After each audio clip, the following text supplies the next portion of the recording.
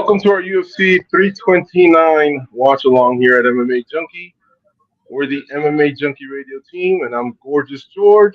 That is the Goze. What's going on, everybody? How you doing, Goze? So I'm hanging in there, but so far good fights. There's World Cup going on. There's a lot going on in the world of sports, so I can't wait to get at it. Norway versus England is about to end the first 90 minutes plus injury time. The Mhm. winner advances to the semifinals. So this is a monster, folks. Trust me. I bet you there's a lot of people in Las Vegas and all over the world tuning into this. But at the same time, we're here to do our job because the UFC 329 is well underway with 5 early prelim fights already taking place. We're with you guys for the next 9 fights.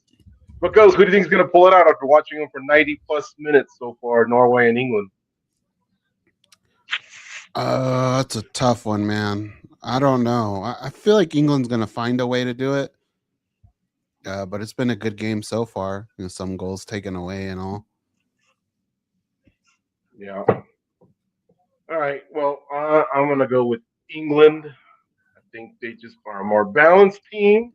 So we'll see what happens. But as far as here in the on the UFC 329 card, we do have a few results to share with you guys, and we also want to get our first pick in because we like to gamble on these fights. So what we'll do is we'll get our first pick in, and then we'll go back and rehash the early prelims. So coming up next is Kai Kamaka versus Luke Riley. Who do you like here, Goes? Well, going forward, guys, things are gonna be a little different because we are no longer partnered with Panda. So we don't have the odds the way we normally do. But it doesn't mean that we're not going to gamble on fights, and it doesn't mean that it's not a big part of what we do, right? So uh, I kind of like Kai Kamaka in this fight. Maybe I'm being a little bit of a homer. You could say that, but he's just tough, man. He really is, and I just like the way he thinks in fights. I'm gonna go with him. How about you?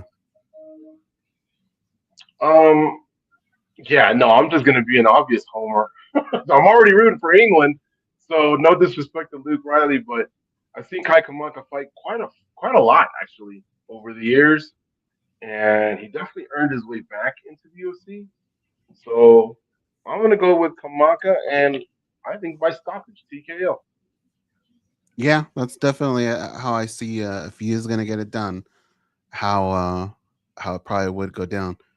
But I don't know. Either way, I think it's going to be an entertaining fight. I think we've had some pretty good ones so far. I feel bad for Yeah, Tracy Cortez. She gave everything she had and just couldn't get it done. Kong's just tough. yeah. And so I've also checked in with some of the sharps around Las Vegas. A lot of them do like Kamaka as well. I have actually picked from a lot of different sources, people that do one or both of these. For one, they all do the research, and two, a lot of them win. You can't win them all, man. I'm telling you, you cannot win them all, no matter how much you know MMA, soccer, NFL, what have you. What you want to do is just win a unit if you can, or two, and move on to the following week. And if you're $100 better, that means you win $100. All right. Now you can play 10, 15 fights, but if at the end you still come up plus 100, it's the same as just winning one, right? So don't look at it as you have to have something on every single play. I mean, look, I just think Kamaka's going to win. I'm not saying I'd necessarily run out and bet him, but he is a kid that's always in the gym at Extreme Couture, and so I know he's put in the work. But I got a couple sharps here. I'm looking at my notes. I got a couple sharps here that do agree that think Kamaka's going to get it done. So again, we'll see. Doesn't mean I'm not rooting for the three Lions in soccer, but as far as this next one, we'll go with Kamaka.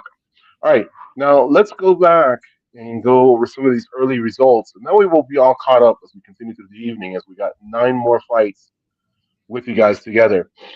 The opening bout saw Alessandro Costa defeat Cody Durden. Uh, I feel bad for Durden. I met him once in the studio that we were using over at Sticky Paws. Nice guy. Seems like he takes fights on short notice all the time. Tough wrestling kid, and I thought he might turn the corner as long as his cardio held up because I don't know if he's got poor cardio or if he really just takes fights at late notice. But Hmm. regardless, Costa was too much, and once he secured the rear naked choke, he tried, palm to palm, and then he went with traditional.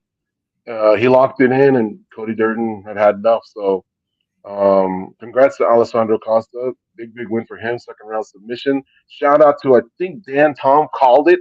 If you check out his fluid thoughts, he's our colleague. He's our fight analyst. He called the second round stoppage by Alessandro Costa. Ryan Gondra defeated Nice. Zach Reese. Zach Reese has been training a lot in Las Vegas. Uh, and again, I guess I was hoping he would get his hand raised. I don't know Gondra too well. I just know that he's a little bit of a gasser, if I'm being honest. But he got the job done. He's a beast within that first round for sure.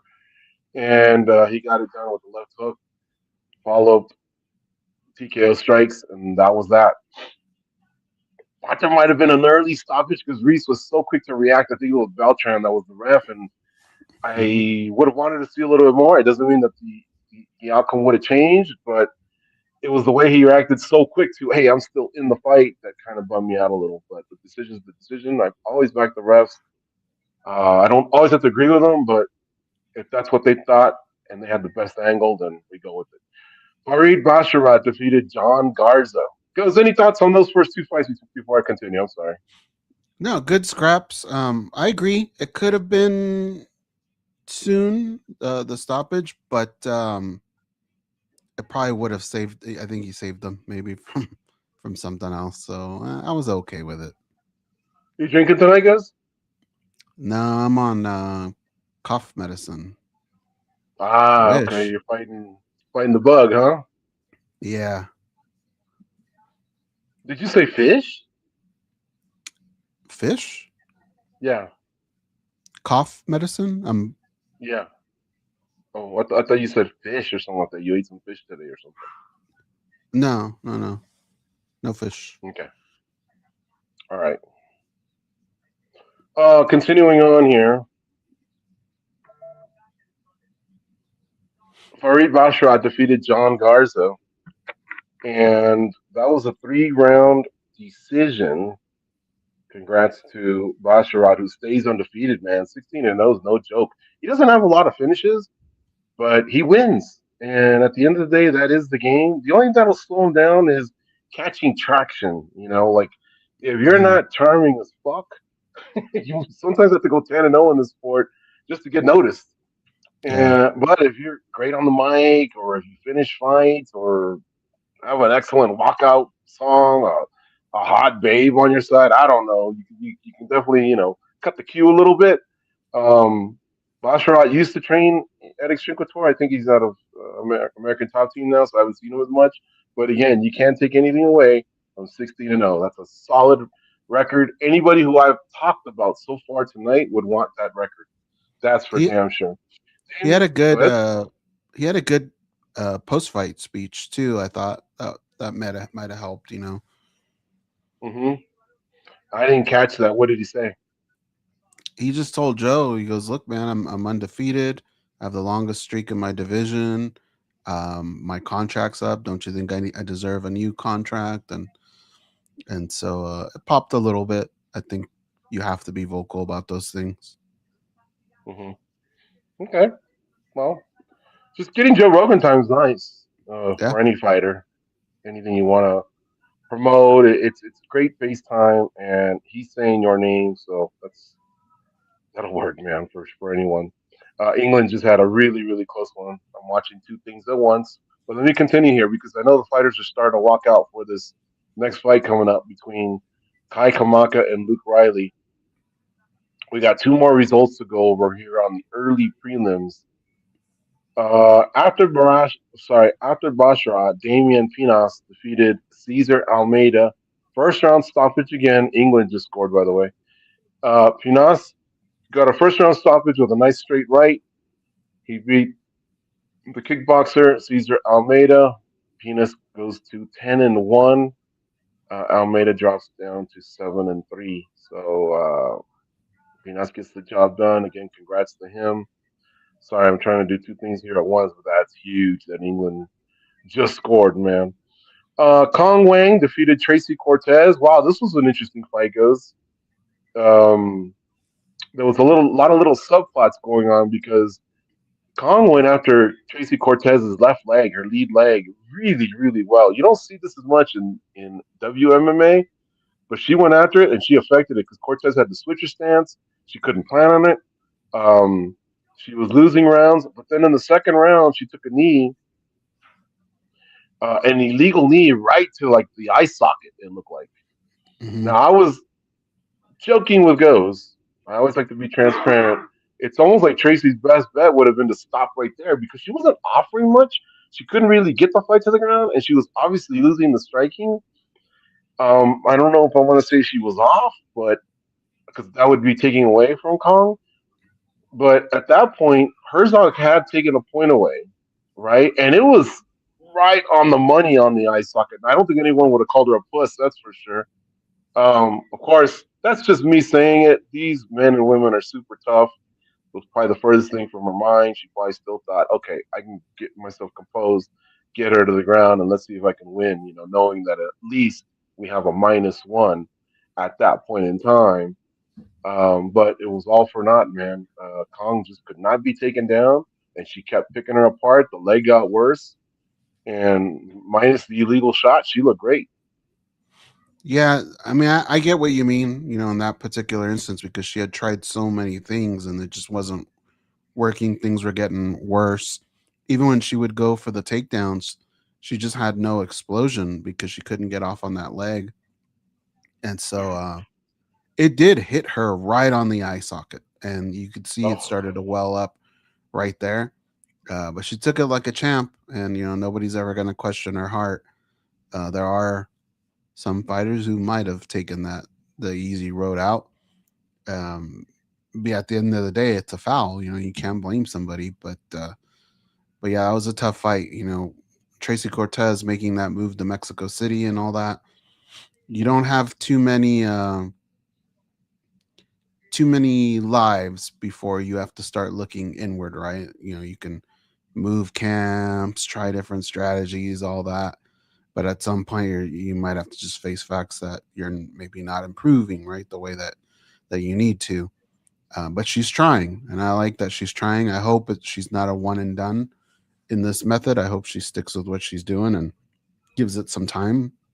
Things don't just turn over so quickly when you change camps like that. Sometimes it takes a few fights. So we'll see what happens with her. yeah, and I think a lot of that too might have been just getting away from maybe social media. She didn't have a great early 2026.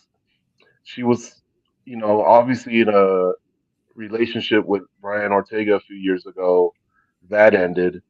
And then, if you'll recall, at the beginning of this year, let me make sure this fight hasn't started. I saw Kamaka already in the octagon. Luke Riley's in the prep point. Okay, so I'll continue. She put out or I can't remember if it was her or Alex Pereira put out a picture wishing everyone a happy new year and I guess announcing themselves maybe as a little power couple. And I think a lot of people were like, all right, good for you two. No, I don't remember anyone hating on that, including Ortega, who's already moved on, got back with his baby mama, and so he's got his family going on. Then a week later, or less than a week later, it seems like they're on a plane. She's saying something about let's get married. Alex, half asleep. Alex on the plane says Shama, and then like 48 hours later, that relationship's over. So I don't know if she put the full court press on the fella or what. And he said, "I am out."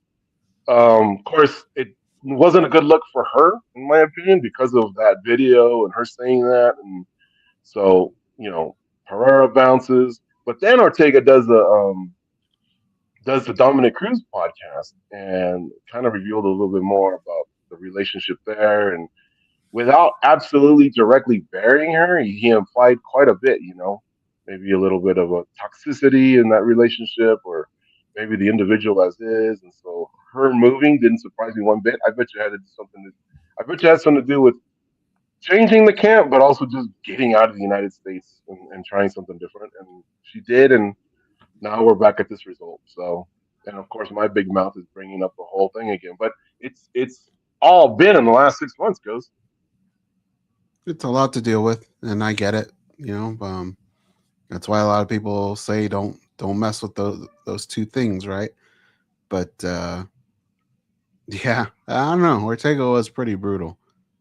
Um, we'll just have to see, man. We'll have to see how she bounces back from that. To be fair, he's 0-1 too, since meaning Herrera since the breakup. Uh, but yeah, who knows? Who knows how that ended? Who knows if they're in friends at all? I know they're both in Las Vegas this week because I've seen Pereira doing some media. He was the Forrest Griffin Community Award winner. Hopefully, I said that correctly. But congrats to him. That's a great award to get, man. When you're obviously super famous, rich, and Mm-hmm. you can impact lives. Um, and you're one of the best in the business who probably doesn't need to do all of that, but still you choose to do that. So he was part of the Hall of Fame ceremony. Actually, Pereira kind of went underneath the radar, but him, Cruz, who we mentioned earlier, Demetrius Johnson, Chris Weidman, and Thomas Gerbasi, along with Joanna Jacek and Zhang Wei Li, all of the newest members of the UFC Hall of Fame. Well deserved. This is a really good class in my opinion. When you look up and down what they've done, what they've accomplished, really good one. Yeah. Now, as this fight is approaching here, or it's underway, I'm sorry, um, England has been awarded a penalty. I think they're just reviewing it, so they could take it to 3-1 with still plenty of time to go. If I'm being honest, it's a 30-minute overtime, but 2 goals is a long time. Mm-hmm. And it looks like the referee is going to look at the VAR just to make sure he got the call right. Anyway, this fight's underway. They're both still standing. Kai Kamaka kind of in the center of the octagon here. It's a 30-foot octagon tonight, the big one. More real estate. Luke Riley on the outside, peppering jabs. Both in the orthodox stance, and Kerry Hatley is the third man in the octagon. Why does Kerry Hatley go like this, Goes? That's an L, a clear L for loser when they announce him. Mm-hmm. It's not a K. It's not an H. Why does he do that? He just goes like this. I think some people use it for love, right, or something like that. Ah, is that what it is? Okay. I'm not sure though, but I think I've seen girls do that. I think if you put it up to your forehead, it means loser, but I'm not sure. All right. I hope that's not what he's Did doing. Yamasaki used to do a heart Yeah. or something like that? Uh-huh. Okay, the referee has looked at the video, by the way, in case you're wondering, and Ooh. no penalty has been awarded after all. Some of these calf kicks, man, when they land solid like that you just don't get that back. And Kamaka's already put a lot of red on Luke Riley's left calf. It's another one. Now he's more fair skinned, so it'll be a lot more obvious on him or anyone else. But you can definitely tell some of those kicks are taking their damage. And there's another one. I saw Mick Mick Maynard yesterday, George. And I swear to you, he might have been darker than Kamaka right now. Yeah, I know what you're talking about. I saw him at the weigh-in standing towards the back. He got himself a good tan, huh? Mm-hmm. Man, there's a Where'd you see him? barrage from... Whoa, this is way early now. Riley gets the stoppage, but I mean, I get it. It was a barrage, but Kamaka's still moving around. He's defending. I don't know about this one. I'm Well, I'll not tell you in a saying it second. wouldn't have You're gone about his half a way. minute ahead of me.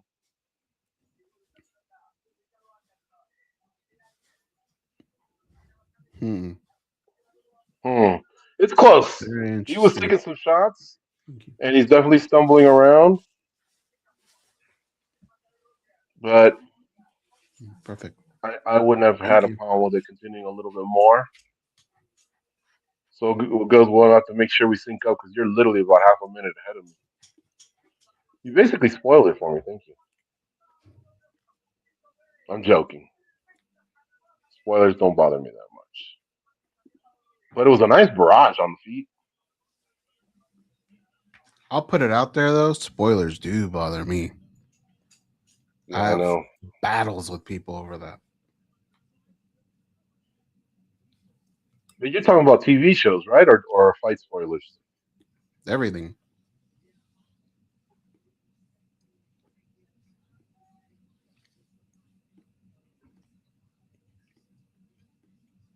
Who was Luke Riley doing the whole, stop chirping at me thing?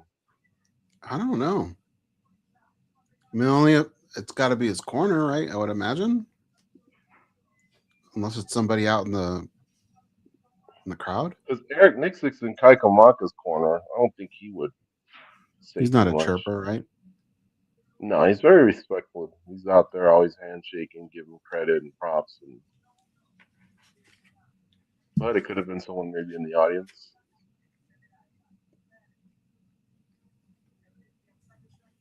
2-1 still in the England Norway game.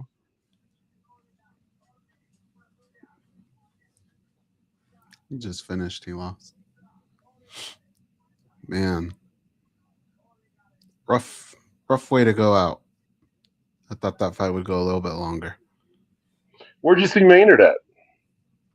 The weigh-ins. Oh, okay.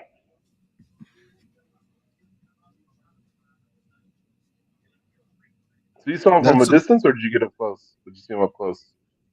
from a little bit of a distance, not that far, but there were a lot of people at the weigh-ins, man. I haven't seen that many people in a while for UFC weigh-ins. The McGregor effect. They actually had to open up the top. Well, it's a big, big month. I was gonna say week, but to be fair, 4th of July was exactly a week ago. But it's been a big month, and summers. I think Vegas is starting to pick up again, so every weekend in Vegas is pretty big. But I think a lot of this, I got to give credit to the Irishman for sure. They had a quick sellout. They say the largest gate ever. I mean, there you go, right? Prices were high, man. A lot of people asking, where can I watch the fight? Where can I watch the fight? Normal people that we're used to seeing that normally have tickets, they're just like, man, I got priced out.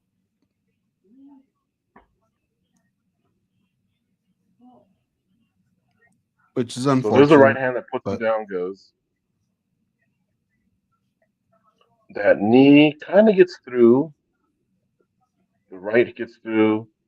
The left. Hadley's right there. He's holding on to him. Ooh, a nice shot. But see, he's grabbing him. Yeah. Kamaka took a shot. He's grabbing him. Now, what saves Hadley is that as Hadley is intervening, Kamaka is stumbling. But that's why you grab onto someone, is because you're trying to clear the cobwebs. And it looked like he had at least some sort of a hold on him. It doesn't mean that it would have lasted. But yeah, again, I just think a little bit of a longer leash would have been fair.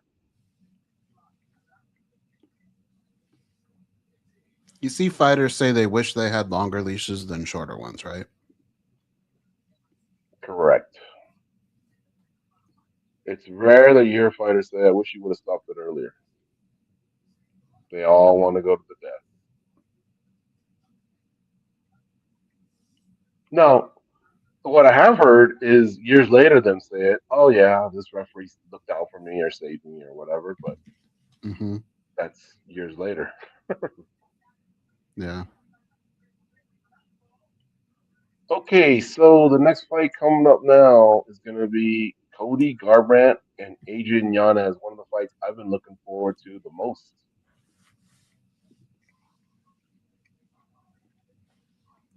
I think this could be fight of the night.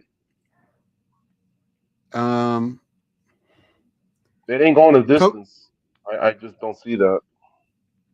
Cody still gives people problems. He's still quick. Like, I don't feel like he's lost much there. Defensively, he still leaves a lot of openings, but to counter on them, you have to get up close. Adrian, man, I don't know. I think if Cody fights a smart fight, he can win this fight. But if he just wants to go out there and bang, I think eventually Adrian will get him with a counter left or something. Like But it should Julian be a Lane, good one. want to bang, bro. He just wants to bang.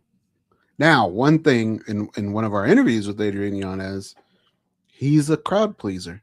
And he said he kind of doesn't want to wrestle. He wants to stand and bang. I don't know if that's the best thing to do here. I think he can be successful, but if the opening's there to take him down, why not, right? So that mindset is a little troubling for me, but just the younger fighter, man. I think Adrian Yanez gets it done. Mm-hmm. You?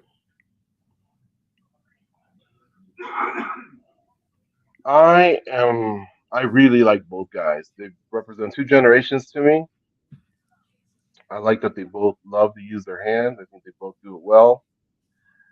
I know Cody's definitely past his prime, very injury prone, doesn't fight very often, but he's still a showman, and he always looks good. Like he uses those first 5 minutes to convince me I'm back, baby. It's the best camp ever, Mm-hmm. And then all of a sudden wheels start coming off a little bit. So longer the fight goes, the more I think Yanez is going to win. I still think Yanez is going to win. I think youth has a lot to do with it. I also think that he'll be well prepared for this fight, and but he does need to be careful because Cody Garbrandt's a great boxer, man. Great boxer, great athlete. So he can throw from I'll odd go with angles Yanez. too. Yeah, he's got power, man. I'll go with Yanez in this fight, but there won't be any losers for me because I like both guys.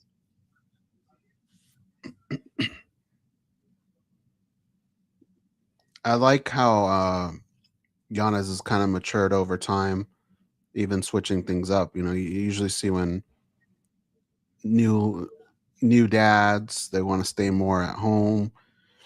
As much as it hurts him, he's had to kind of go away from his family for a little bit to Dallas, spend time there, spend time in Houston. Career, he's putting it right in front right now, and hopefully it pays off, because it would suck to go through all that and not have that pay off in some way. But I don't know. He seems a little bit more focused, a little bit more mature now. We'll see. Yeah, it's still 2-1 here in the Holland and England game, but Erling Holland Goze is coming off the field. I don't know if it's due to exhaustion or what, because I've been watching it as close. But that's one of the biggest. That's the biggest player Norway has, man. That I'd hate to continue trying to get a goal and not have him is one thing, Mm-hmm. and two, if they make it the penalties, that's just another guy that's so used to putting it in the net. And they But lost the reason Ryerson. for it, Ryerson earlier in that guy's legit, the wing back. So yeah, mm-hmm. being down two guys like that, I don't know. But if he can't go, he can't go, right? Right. If I'm the coach, I would not have done that unless he told me I wanted to go out. Right. There's just stars in the game, and you keep them in there until they can't go anymore.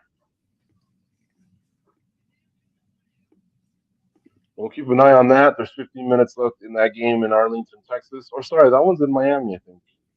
Yeah. Oh, it must be ridiculously Humid. humid there. England's had to play in almost 8,000 feet altitude in Mexico City less than a week ago, and now they're in this swamp known as Miami. Mm-hmm. It's not easy. All right, so you're gonna go with Yanez, so am I. Yeah. I just think the fight going. I think the fight won't last the distance.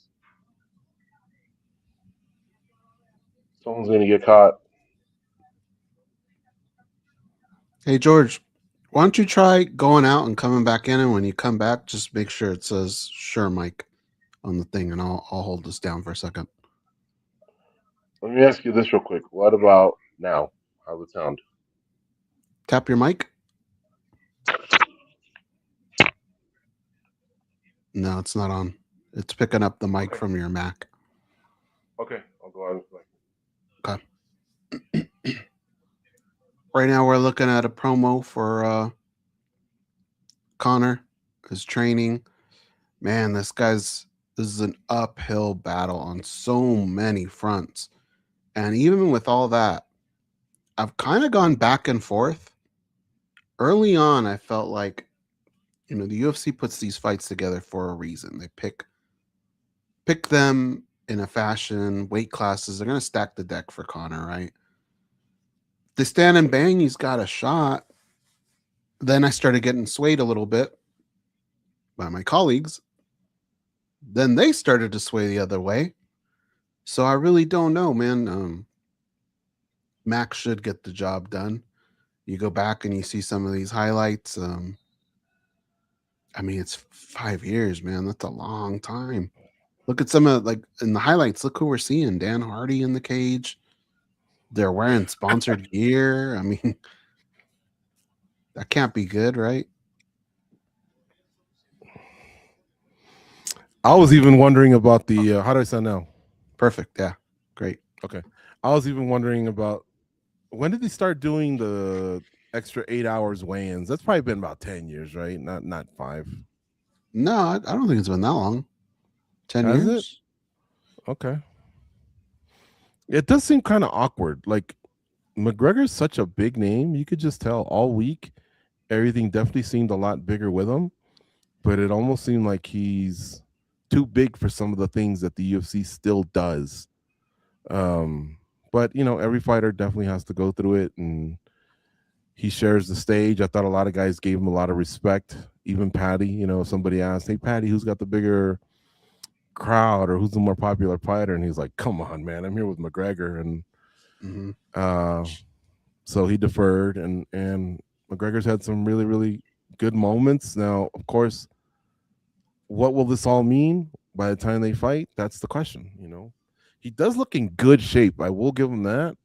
But he's fighting a guy that's not too far out of his prime, if the declines happened at all. I can't tell. Just because Charles Oliveira takes you down and smothers you, it doesn't mean you're, shot in any way. He's also beaten Dustin Poirier and Justin Gaethje both in the last year. This is coming up from 45. I know he had the 3 losses to Volkanovski, but I still think this is an excellent fighter in Max Holloway, and he definitely looks confident out there. And Mac, I think, has pulled a gear out of him. Max isn't used to the trash talk. He doesn't really dish it, so he doesn't really get it either. And but Notorious was shifting back and forth, talking a little bit of smack, a little bit of respect, a little bit of smack, a little bit of respect. Ooh, England just almost scored again. But it's still been a fun week. I caught when I went out and switched out my mic, I heard you say something about my colleagues. So I thought you might have been talking about the World MMA Awards. Have you talked about that yet? No, I haven't mentioned that. I was talking about when we were first talking about this matchup, I felt like Conor had a better shot than people were giving him. Just because of the way the UFC stacks the deck in his favor. And, it's not like Max is going to shoot on him right away. They are going to strike. That's where Conor would want it. But everybody else was so Holloway that I was like, man, maybe I'm just not seeing something. Then as I started seeing them a little closer, I was like, well, Max is not. He's up there in height, and he's filling in a little better. So I started feeling more Max Holloway. And now I'm starting to see my colleagues more dabbling with the fact that maybe Conor can pull it off. So I've been a little back and forth, but everything's just in Max's favor. It's there's just so much. Just the leg break alone, coming back from that is tough. Coming back from 5 years, that's tough. This was yeah, I think we're all being very kind here, man. I think we're all being very kind, and he deserves it. He's a legend. He's going to go down as a Hall of Famer and everything.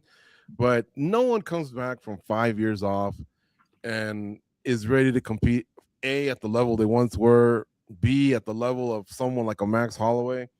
Um, I'll hold my breath for about 3 minutes. I just don't see, other than haymakers, making a difference in this fight. I know I've even heard something about watch McGregor, he might take him down. Man, you know what? I've sung that dance before, or heard that song and dance, whatever it's. I've said it because I like to keep veterans in the game. They're special to me, right? But I got it, man. The youth is a big thing. Fighting frequently is a big thing. This is a serious injury that's going to mind fuck him as well when he's in there, when he throws those first kicks or when he feels anything, on those legs, even putting pressure on that leg. That's a lot to deal with. And then you're going up against a guy who's improved his boxing defense. It's not going to be easy to get a lick on him. I don't think it's going to be easy to take him down. Yes, I just finished saying Charles Oliveira manhandled him, and he did, but Conor McGregor can't do that. So if McGregor wins, put a big fucking pie in my face. I got it wrong. I'll go buy the pie. And then you guys can line up and put the same pie in my face anytime you see me. But I just don't see it, Goze. I don't see him being strong over 25 minutes. If it goes, but he doesn't have to be. He just has to be strong enough for a round. True. That's the thing, right? I agree with you. I don't think he can make 25 minutes, but he doesn't need to. That's not his game plan. Yeah.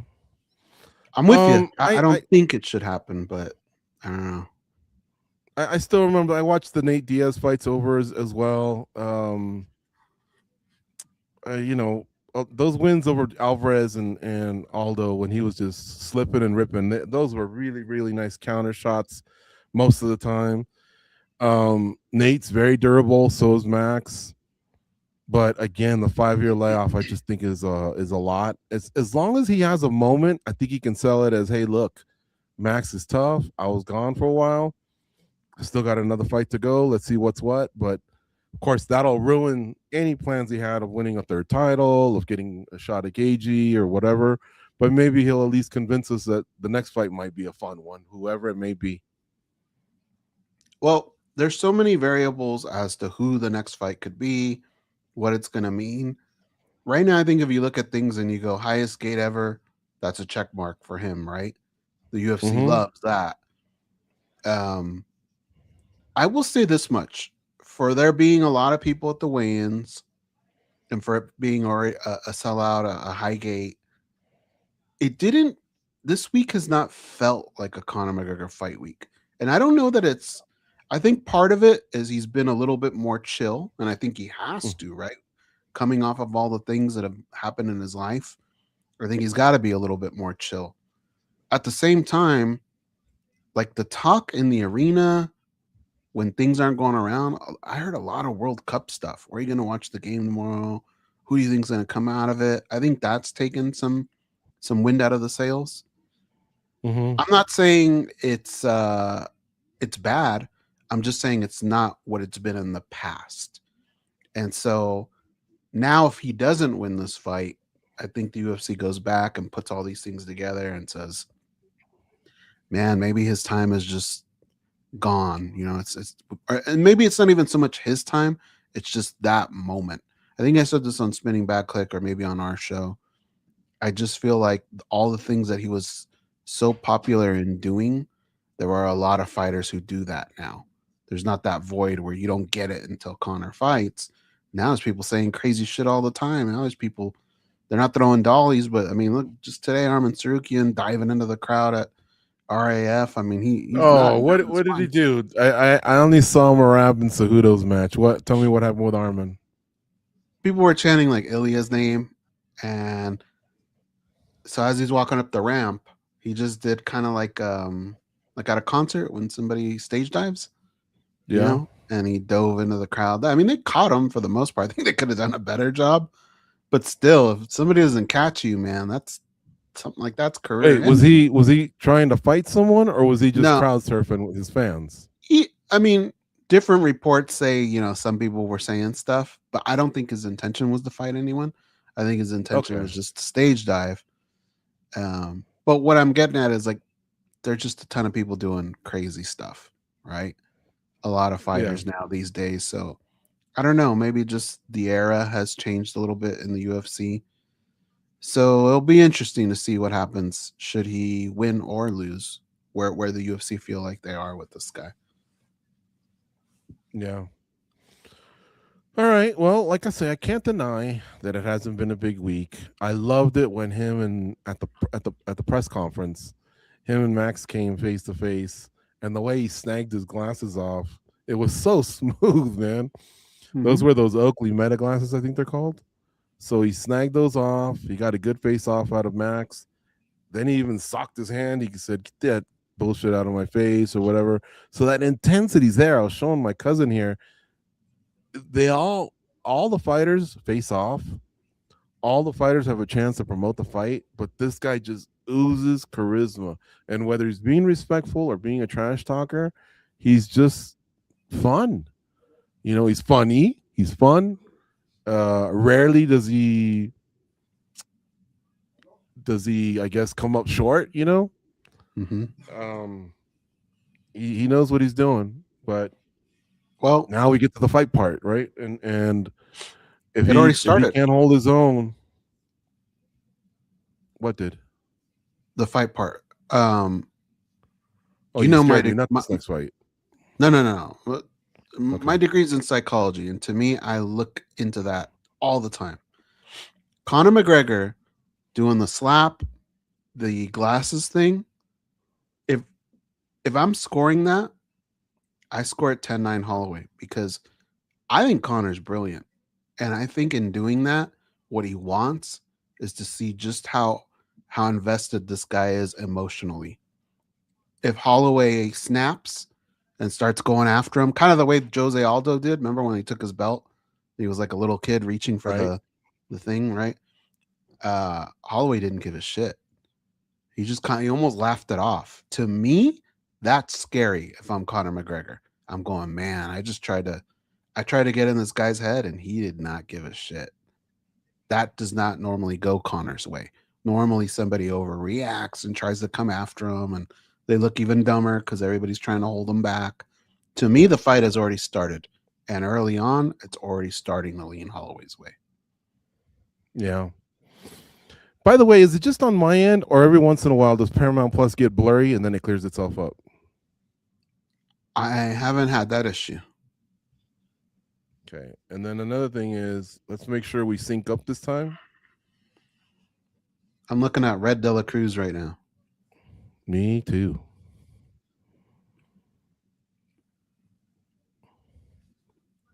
So you tell me when you start. Now. Yeah, I think we're pretty close. Does your thing say 56, 55, 54, 53? 51, 50, yeah, 49. Spot on. Couldn't be any better. Okay, here we go. Oh. Right away, Cody exploding on Yanez. Snuck in a knee there. I don't know if that got him, but he's throwing punches. I told you, this guy's a lot of fun. A good check mark in Yanez right now was he was defending that and not trying to let out his own. I think had he done that, Cody probably would have hit him. But defending that and getting out of that kind of shows us a little bit where Adrian's head's at. He's not going to be. Is Yanez a little soft, Goze, around the middle? Maybe. I think we've seen him look different. 4:10 left here in the first round. Cody had that opening blast.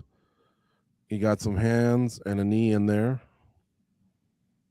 I don't know that he hurt him too much, but I think he scored points with the judges. Crowd getting into it a little bit. Both guys starting to measure the distance here a little bit. Yanez sneaks in a nice knee. Sorry, a kick to the knee. Like linear style, too.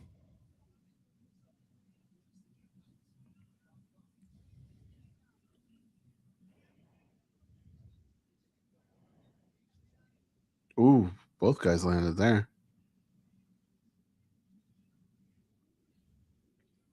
I think if I'm a judge right now, I just stand up and go get a hot dog.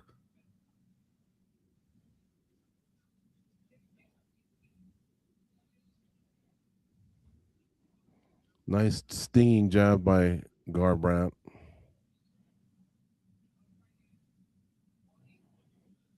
He's got a nice one.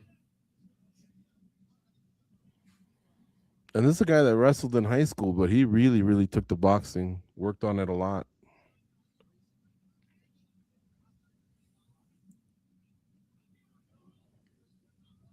Oof. Big right hand from Yanez that backed up Cody. It sure did.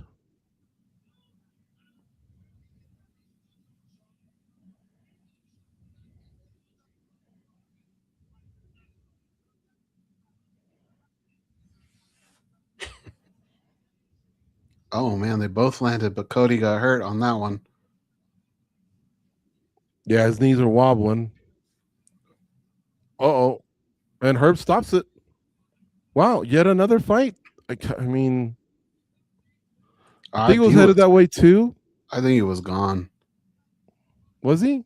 Yeah, his legs. The camera work didn't help a lot because I couldn't see what Garbrandt was doing. If I'm him, I start spending the money right now. Hopefully, he got a bonus. He's going to get a bonus for that. But you know what? It's the same right hand. Like it had already landed a couple times. Cody just wasn't adjusting to it.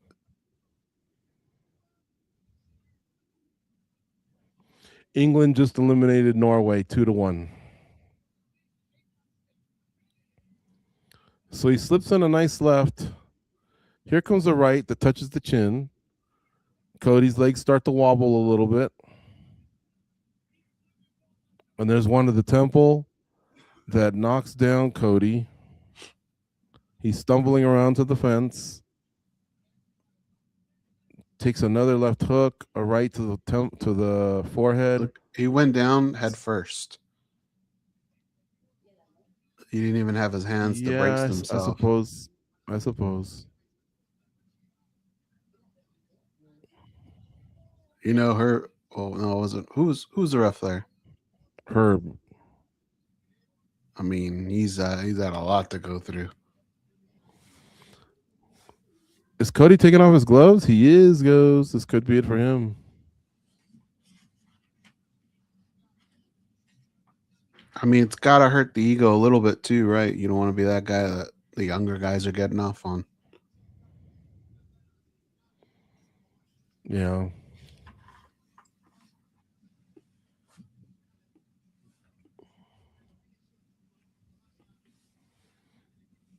I just feel like I've watched the last 3 or 4 stoppages, and I felt on all of them, oh, he could have let it go a little longer, but I'll leave it at that. Like I'm not leading any parade. I think Herb's an outstanding ref. I think it's bullshit that people think he needs to retire or whatever. You see the 3 cowardly lions at the soccer game representing the 3 lions? I saw in the stands, the guys dressed up as the lions. Yeah. For those that don't know, the English national team is known as the 3 lions, but the 3 cowardly lions cracked me up. Okay, so Bruce is announcing Adrian Yanez. Cody Garbrandt is standing there. He's clapping for him. He's got his gloves off. So we could possibly hear from 2 fighters. Let's see what Rogan does with this. Oh, it's John Anik.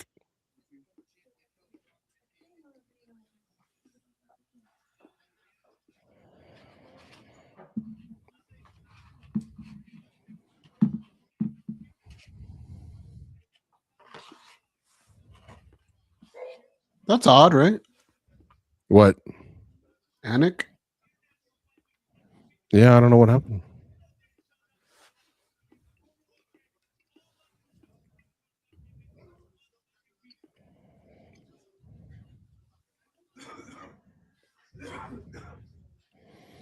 All right, I like that Yanez is kind of flexing and thumping his chest a little.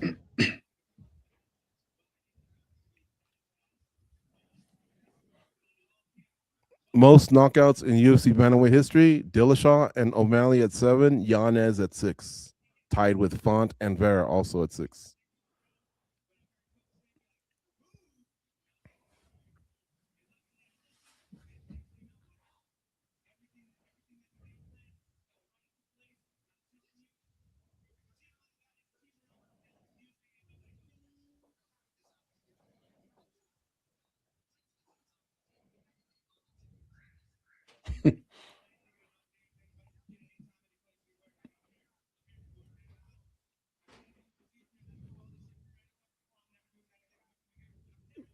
Do you think Adrian's kind of like, oh man? I mean, they love them some Joe Rogan time.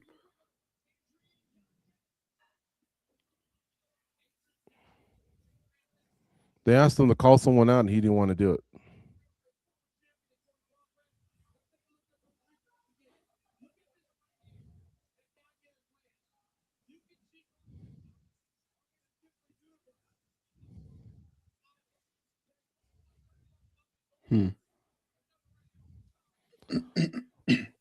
So no moment for Garbrandt goes. He just wanted the gloves off. He's maybe not retiring. I guess it seems that way. Because I think he's respected enough that they would give him that moment. You know. I don't know, man. These now, are as far massive. as why Rogan isn't in there, I couldn't tell you. He was in some of the other ones, right? Yeah. These are massive Maybe he had paychecks to take a wicked shit that they cash at this age. But at what expense, you know?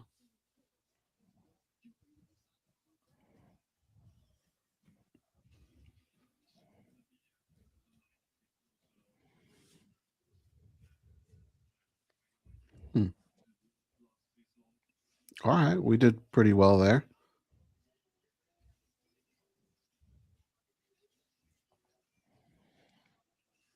Man, this is really starting to hurt. What? My throat. I'm going to be right back, right? I'm going to grab something. All right. Next up, it's going to be Gable Steveson against Elisha Ellison. Steveson was minus 2,500 early in the week. I saw him as high as minus 3,000. That's crazy. That means you got to spend 3,000 to win 100 if you just take Steveson, who's a multiple-time national champion in Division I wrestling. And further to that, he's a USA freestyle gold medalist from the Olympics in Tokyo. He's no joke.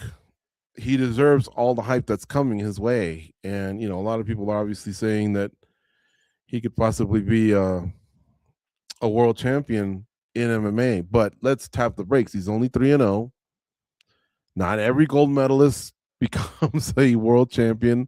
We still got a long way to go. So to spend $3,000 to win 1,000, I don't know. I think it's a little bit too soon. I would never do that. I would rather just put 100 the other way and see if I can win 2,000 by some miracle, right? They wear 4-ounce gloves or just stay away altogether. Now, of course, I think Stevenson's going to win, but I just wouldn't bet him is my point. We spoke to him on Thursday.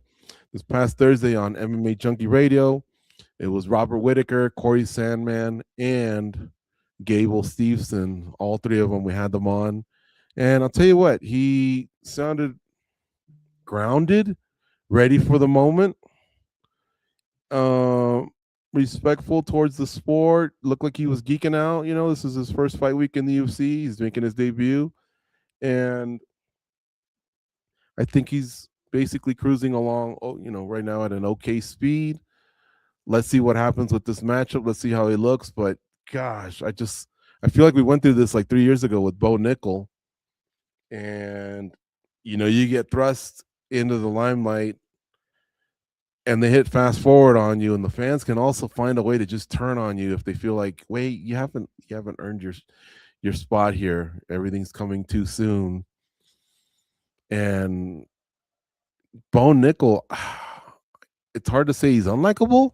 You want guys to be a little cocky, a little bit arrogant. And I don't think he came off as being overly cocky or overly arrogant. And yet it's still divided on him. A lot of people like him and a lot of people can't stand him and just want him to get his butt kicked. And I think it's because they feel like he's the UFC favorite. So we'll see what happens with Gable Steveson. I think the right thing happened here in him not getting an immediate spot into the main card. I think they're just going to slowly ease him into it. Now, let's say he starches Ellison. Then I could see the UFC from here on out just going, this is a big guy. We're featuring him, like it or not. But I think on this one, they made the right move to just say, okay, featured prelims. Let's see how he looks, and then we'll take it from there. Gable also told us that when he was trying out, in the NFL, he hadn't really played football. He hasn't really played other sports other than recreational, but he feels like his athleticism just makes him pretty damn good at anything. He told us he thought he could be a pretty good soccer player or baseball player. Now, I tend to disagree. He doesn't have a soccer physique. But when he said first base, baseball, all I kept thinking about was he's from Minnesota. And I know up in that neck of the woods, mostly in Michigan, Cecil Fielder, was a first baseman who was big and stocky, and that guy could hit. He's got a son who also plays. I think his name's Prince Fielder, and he's in Wisconsin. Does he still play for the Brewers? I don't know. But there's been a lot of stocky first basemen over the years. So I bought into that one, but I didn't buy into the soccer. I asked him, I go, could you go 90 minutes right now with the shape you're in? Because you got to imagine he's in as good a shape as he's going to be. And he said that and 5 minutes of injury time. So he had a sense of humor. We cracked up with that. Sounds like he follows a few teams, a few players. So we had a decent conversation. He's a big Erling Haaland fan. And if you didn't hear me earlier, Norway just got eliminated by England. So Haaland's runs over. Not Haaland the country, but Erling Haaland's runs over. So England proceeds. And I guess Gable Stevenson, I'll have to go back and look and see who else he was rooting for. But he kind of knew his soccer teams, and he had a little bit of World Cup fever going on. He was a cool cat, huh? Yeah. But then I started hearing that he's media savvy, he's been trained, he's giving boring answers, and I'm like, come on, man, what do you want out of the guy? Like, for one, yeah, if you're an Olympian, I imagine somewhere in that training center, they take time out of coaching you, on what you want to say and how to deal with that. He was also part of WWE. I'm sure he got a little bit of training there, but one thing I figured out is somewhere someone is going to always have a problem with you. And I know he's got these allegations from a case that he had in college, and it could be that some people just aren't over that. I'm not saying I am. I've never really dug into it as much. I only started hearing more about it as he got popular. But like I say, somewhere someone's always going to find a reason to dislike you. You're just never going to be everyone's cup of tea. It's very, very rare. So we'll see. But I imagine some of the media coaching might have come from the legal side too. I don't know that I heard McGregor have to answer questions like that this week, but I don't think I heard Stevenson have to answer questions like that this week. And that includes us. Like I said, we had him on for 10 minutes. It was quick. It went by quick. We chatted about a few things. But I didn't know enough about the case to really dive into it. So I personally left it alone, but perhaps in time for the next fight, we'll see, if it needs to be brought up or not. What athletes would you say are everybody's cup of tea? Can you name a couple? I'll give you an example. Yeah, one guy that I found very few people say bad things about. And maybe it has to do with he's no longer with us. Kobe Bryant is spoken of very highly, but even he had an incident. I think it was in the early 2000s. He had an incident as well that he had to crawl out of. And so trust me, like I've seen enough sports to see that, your life is going to be uncovered, and the bad stuff's always going to surface, to the top, no matter who you are. And hopefully it's for things not related to what Kobe and Gable alleged to have been to have done. But I guess if I were to think of that question and say Tom Brady, I guess. Oh, in our sport? Oh, in any sport, but I'm thinking in MMA, Jim Miller. I don't hear a lot of people say bad things about him. Neither do I. No. Tom Brady's a good one. I was going to say Joe Montana, because Tom Brady gets hate. Joe Montana doesn't really get hate.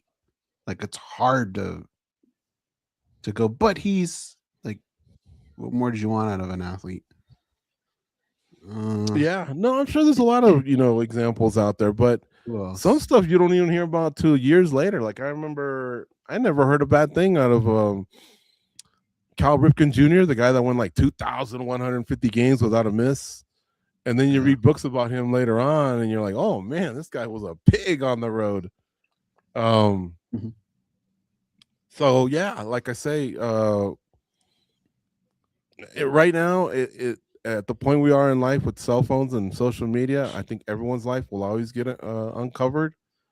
And so that saying, never meet your heroes, is even more true. But I would find it hard to find it hard to believe that there's too many people amongst us that haven't made mistakes. Again, sure. I'm not in no way dismissing what some people have alleged to have done, some people that are participating in fights this week or whatever. But like, look at the Dustin Poirier thing. Dustin's never been arrested, apparently. This was his first time. Did he have a bad moment? Yes. Is he coming clean with it? Yes. But I started hearing things this week saying, oh, he's blaming it on his dad. No, he's just sharing where all this may have come from. I don't think he put it on his dad. In fact, he said, I don't want to make the same mistakes as my dad. He says he hasn't had a drink in 20 to 21 days. Or since this thing went down, he's working on himself. I just think he opened up a little bit, but I've actually appreciated the way he's handled things, to tell you the truth. But he was very, very beloved in our sport all the way to the end. And I can't find anyone that says anything bad about Dustin Poirier, but this happened 3 weeks ago, and there they are, people with pitchforks. Yeah.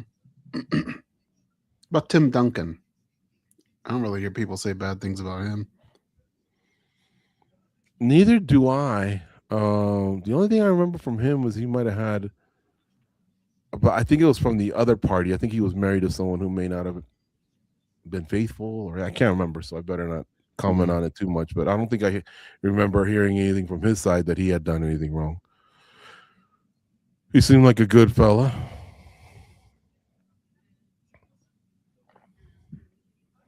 Well, we're both taking Gable Steveson. I don't think either one of us is betting on it. I'm gonna put $10 on the other guy just for shits and giggles. Yeah, I mean, come on, those odds are somebody that's had 3 fights. That's just it's too much. There's always the banana peel, right? Like, throw a little something on the other guy.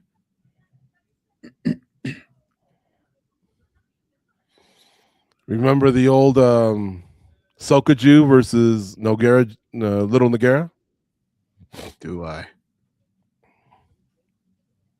Wow. Stevenson's down to minus 1,100 on one of the books that I use. He was minus 3,000 the other day. Let's see. I wonder if other people did the same thing.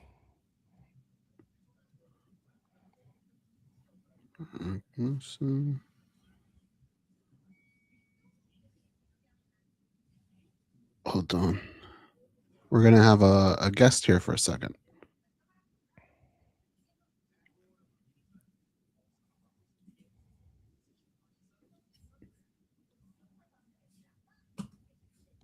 Do people hate Messi? Nobody hates Messi, right?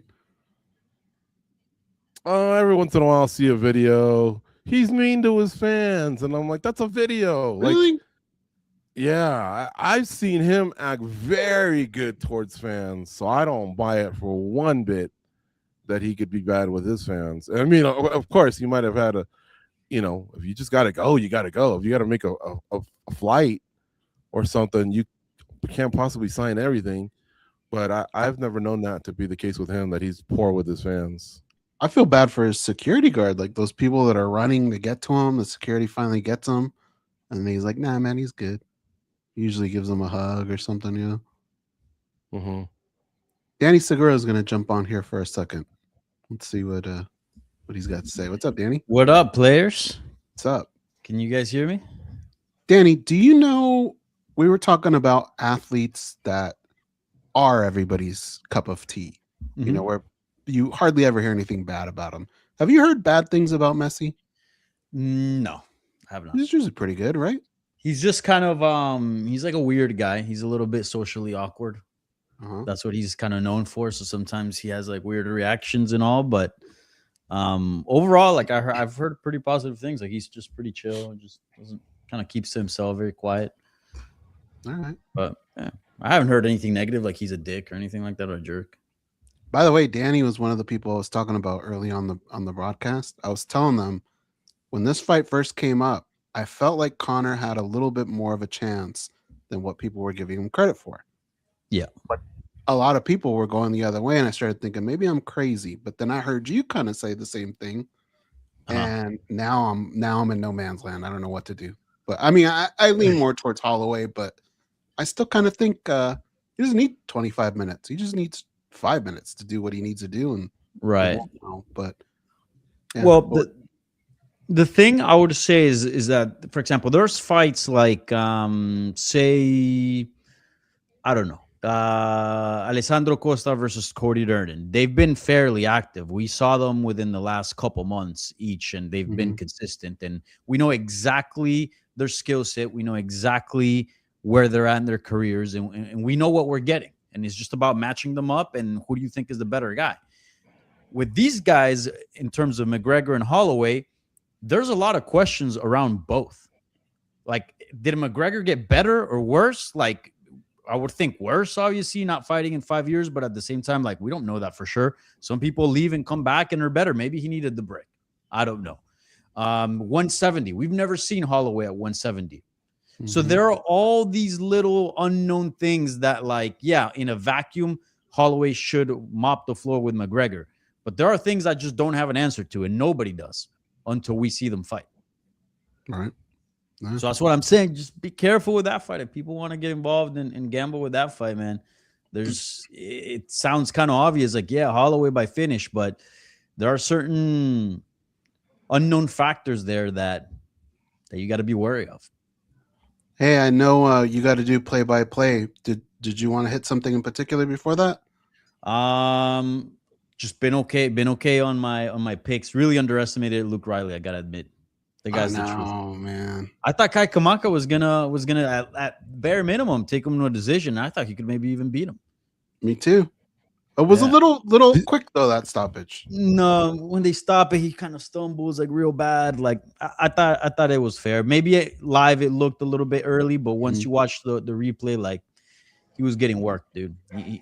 So he was holding on to his opponent, though. They separated him from him. So he did stumble, but had they not pulled him away from him, he would have held on to him and stayed upright. I don't know. It was right there for me. It wasn't the worst thing ever. I thought it was okay. Yeah. Anyhow, I can hop in and out if you guys want every now and then in between fights. Fun. If there's a lot of finishes, I can get some gaps in between fights. I could be your. Are you on play-by-play? I'm on play-by-play. Yeah. So I got this. All right. Yeah, hop in. We'd like that, and then we also want to get your take on what happened in the game earlier. Oh, so I just kept getting notifications, but I didn't. I wasn't watching. But yeah, 2-1. I told GG I called the tie. Yeah, the first 90. But yeah. Anyhow, gotta bounce. Yeah, he did. He's got some good picks. All right, Danny, pop in later. Cool. All right, this fight's about to go. Let's see if we line up. I'm looking at Nina Drama eating popcorn right now. You? I am. Right, here we go for me. I am at 56, 55, 54. Okay, we're exact. Two big dudes throwing bombs. Elisha Ellison does have 4 TKO stoppages in his 5 wins. So there's some power in those fists. Wow, Gable looks really light on his feet. Some of those kicks look really nice, actually. Oh, Goze. Those are some cracks there. Joe Rogan said it. Elijah can't crack. Oh, there comes the wrestling. Elijah's tacking the neck, though. Oh, Gable's out of it.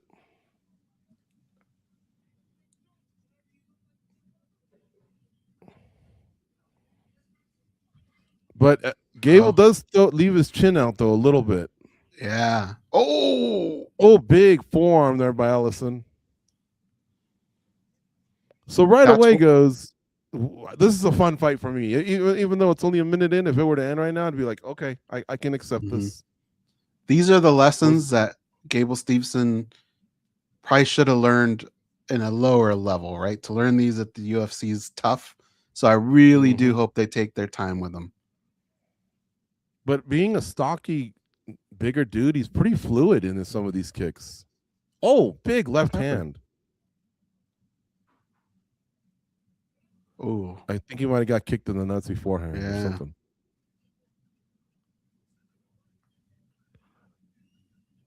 Yeah, prior to that big punch, he got to land the big punch, though.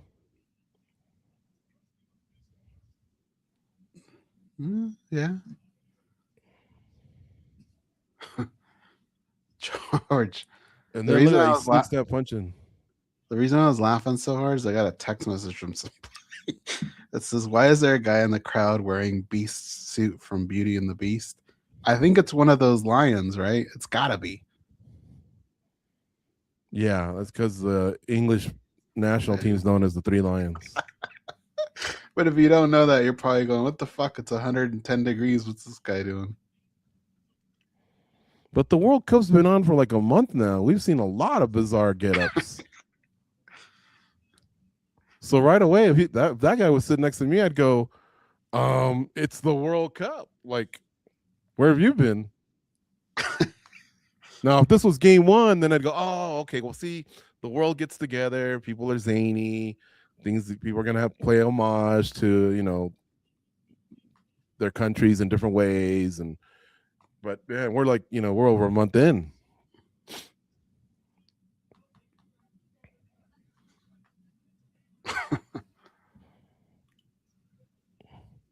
Stevenson is just, oh my God, he is getting into it. I thought he might take it a little bit slow, but he's enjoying this moment.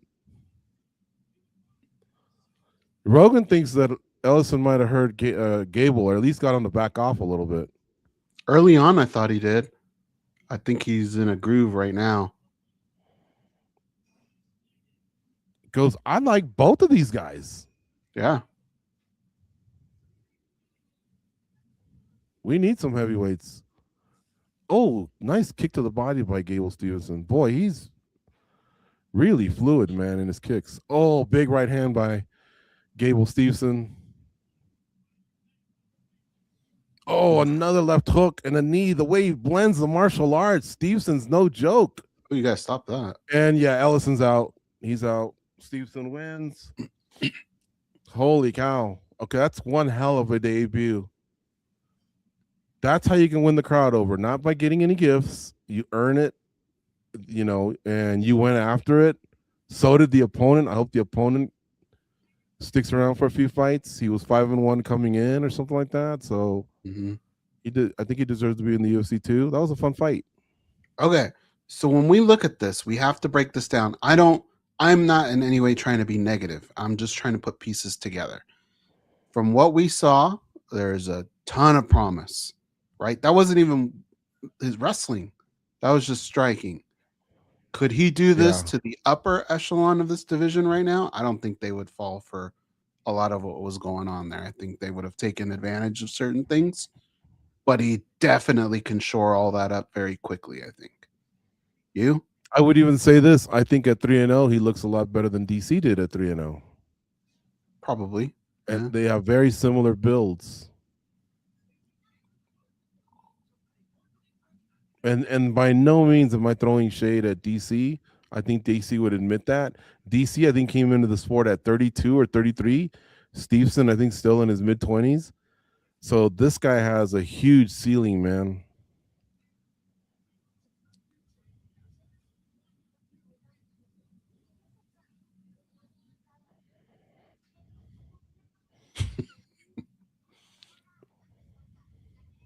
Wow. Great performance. Both guys, you know, both guys did. So look, right away I could tell you I don't see how he doesn't get a bonus for that. I agree. I mean, there's still a lot more to and play. Adrian Yanez. I wonder who's going to interview Stevenson. Is it something wrong with Rogan, or was it just for that one fight? We'll find out shortly. I'm watching a commercial. Man, the commission hates when you get up on that rail. I'm watching a commercial for Lioness. If you guys haven't seen that show on Paramount Plus, it's actually pretty good. They have Season 2? quite a few. Mm-hmm. August 2nd is when it comes out.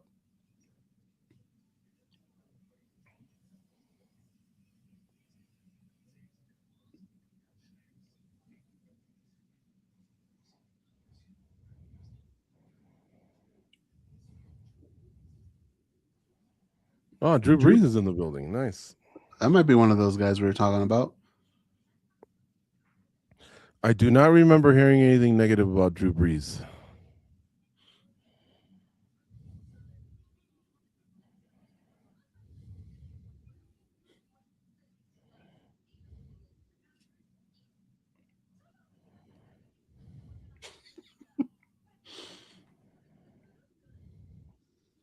Oh. There's Rogan.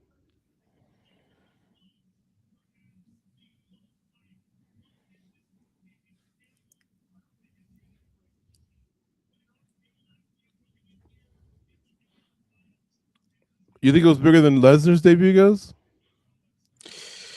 Nah, just because Lesnar is such a big name.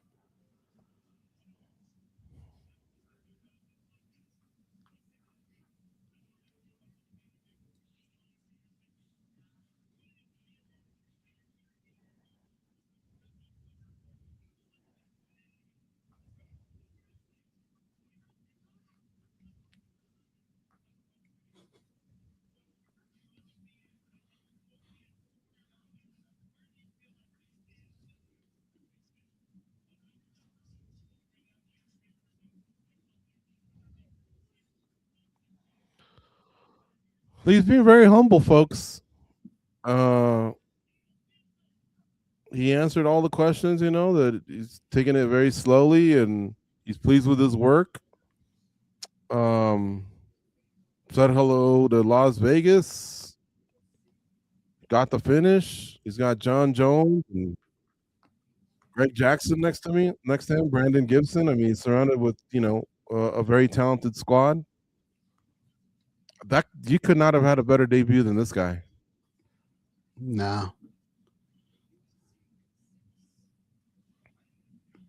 John it was Jones definitely worth the wait. I think if it would have helps. came 2 years ago, it might have been too soon. This looked like good timing.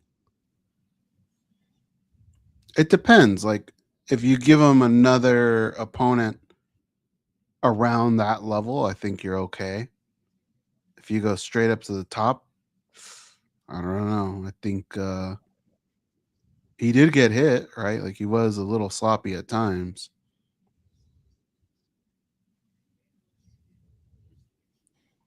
What do you think of UFC BJJ? You a fan? Yes, but those shows take up so much time. It's not like RAF where they're just taking two guys by the scruff of their neck and they throw them out and bring two more out real quick. That show takes a lot longer, in my opinion. So I don't know that I have the time for it. As where RAF just moves really quick, I'm really into that. Today was awesome, by the way. If you guys didn't see that. So you saw the Cejudo and Dvalishvili match? Yeah, he was up, I think, 8-0. And Dvalishvili came back. The crowd was going nuts, dude. How did you know I had seen it, by the way? Well, earlier when I brought it up where I said Sarukian jumped in. Remember? We were talking about it? You said you hadn't. No, but how did you know I had seen that actual match and didn't know the result? Oh. Well, how do you cover the sport? I mean. All right. So what happened? You might as well tell me now. I mean, what happened? He took an 8-0 lead and then what? Well, if you want to watch it, if you haven't seen it, it's fun. You just told me it was a great comeback. So what happened? Well, then why are you asking? Because we just went over how spoilers suck, and you had no problem unleashing one. Well, it's like but if you're I'm all right. If you're hosting the NBA right. playoffs and there's a game before you, kind of assume the people that are watching the NBA playoffs know the score of that. A lot's been going on with soccer and all that.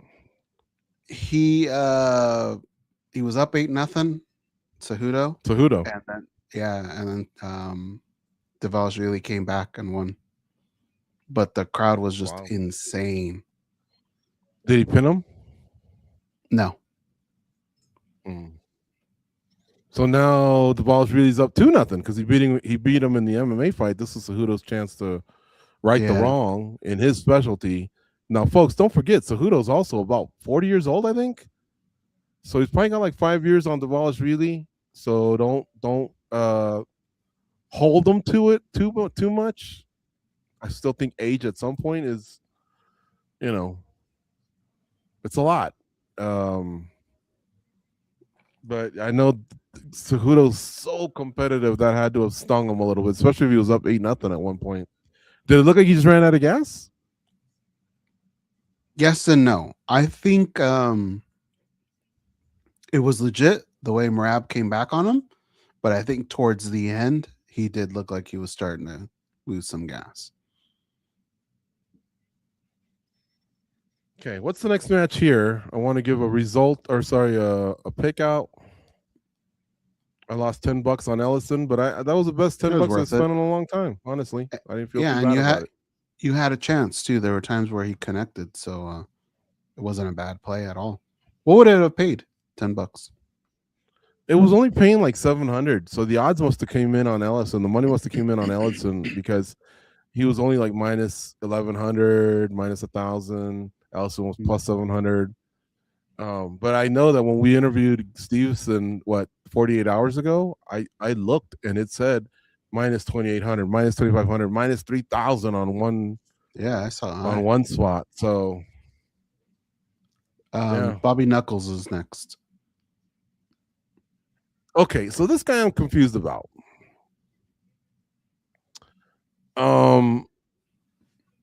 I've heard from enough experts that think he actually is going to do well at light heavyweight, and I don't see it, Goze. I thought he came in a little soft.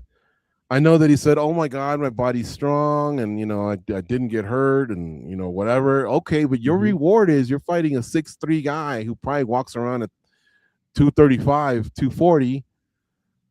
So it's not just you, dog.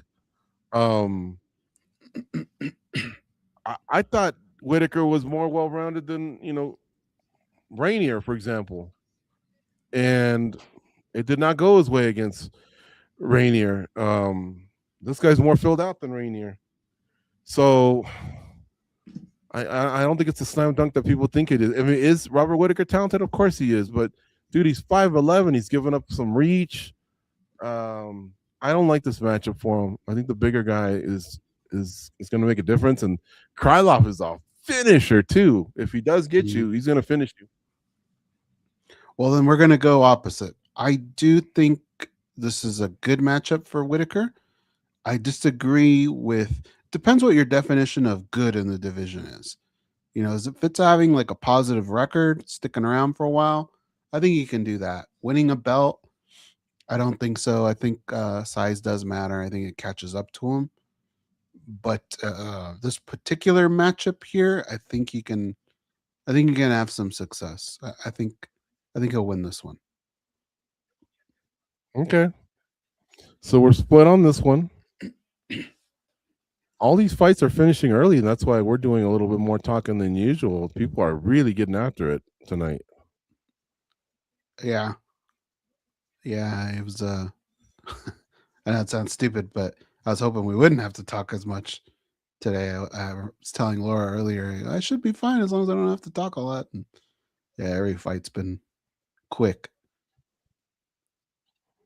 A lot of finishes, a lot of bonuses going out tonight.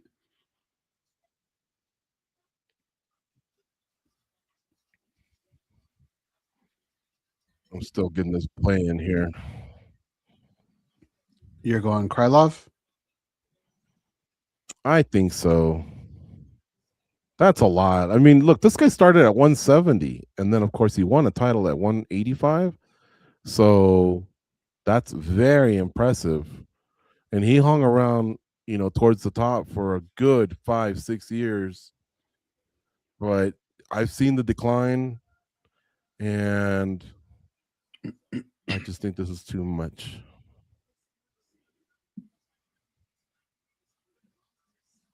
So remember I told you somebody texted me about the lion or whatever? Mm-hmm. I was wrong. It was somebody in the crowd. I'm hoping you could see this on my thing. Do you see this person? Yeah.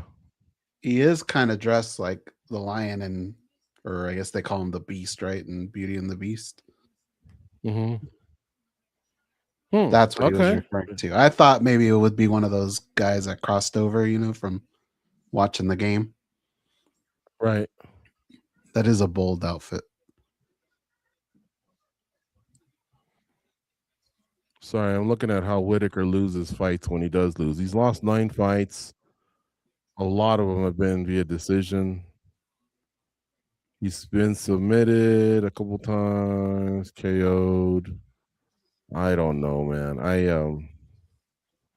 Because Krylov can submit you or stop you. I just want him by stoppage, but I'm finding that I got to pick one or the other. Damn, even Cruz is taking Whitaker. Did you hear that? Mm-hmm. Maybe I'll just take, will the fight go the distance? No. Should have took that from the get-go.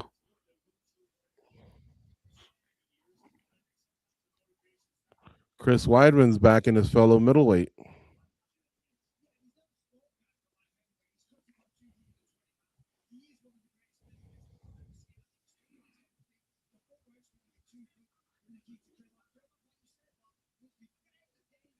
Have you ever heard a conversation, like say in a bus or something or an airport, where somebody is so wrong so many times that you can't help but just butt in and say, enough, I gotta stop you guys? Did you do that? I didn't, but I was on the verge of it. I was on that tram from Mandalay Bay to going towards the weigh-ins. And there were 2 guys that I thought I was on Impractical Jokers or something. Well, they were saying the Redskins are going to the playoffs? George. One guy was saying, oh yeah, the Las Vegas sign is just right down the road right here. He was pointing in the wrong direction. But I didn't want to be that guy to be like, hey man, I'm listening on your conversation. I let that one go. Then the next one was, what are all these people doing? And the guy goes, oh, I think Carol G's here. She's not. Then he goes, they must be going to those UFC things over at the MGM Grand. And I was biting my tongue, man. I wanted to jump in there and just go, I don't know what's going on in your guys' lives, but you can't possibly be more wrong right now. And then what was the kicker? There was one that was, I couldn't believe it, dude. I'm trying to remember. I think, they didn't say Conor McGregor was fighting. They said that John Jones was fighting. They go, yeah, John Jones, I think he's fighting at the, dude, I wanted to dive off of that tram. I couldn't believe it. I was waiting for you to pop out somewhere and hand them like $50. That was funny, guys.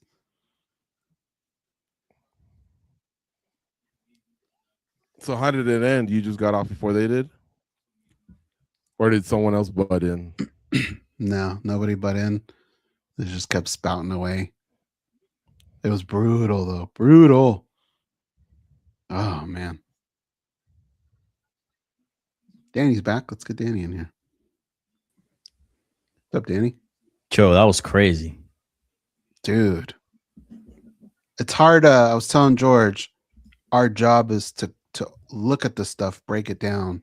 I thought it was a great performance, right? But you do have to kind of look. Our job is to also take in the negatives. So for me, the negatives are, if he goes slowly, I think this is good. He had some moments where he probably got hit, where you would feel like some of the bigger names in the division might take advantage of some of the things that he's doing.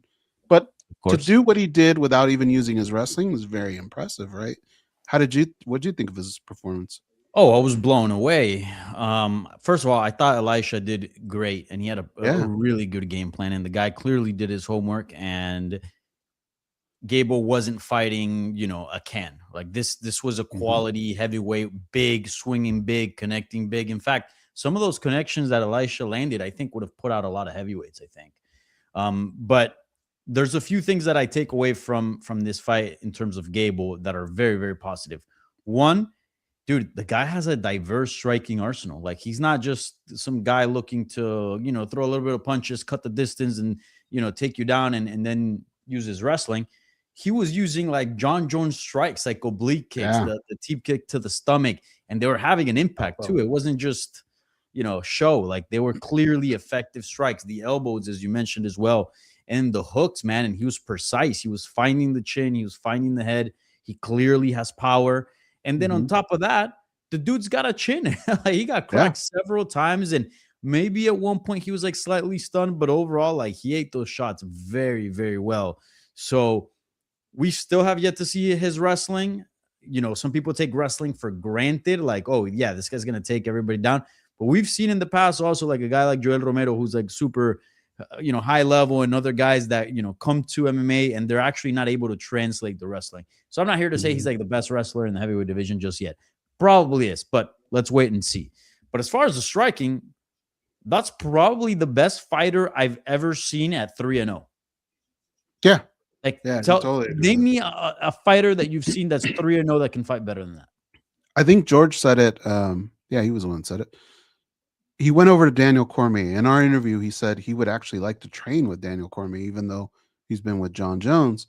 Yeah. But George said he thought Gable looked better at 3-0 than Daniel did at 3-0. And I have to agree with that. Yeah. Yeah. That's overall, it's pretty amazing at a high stage.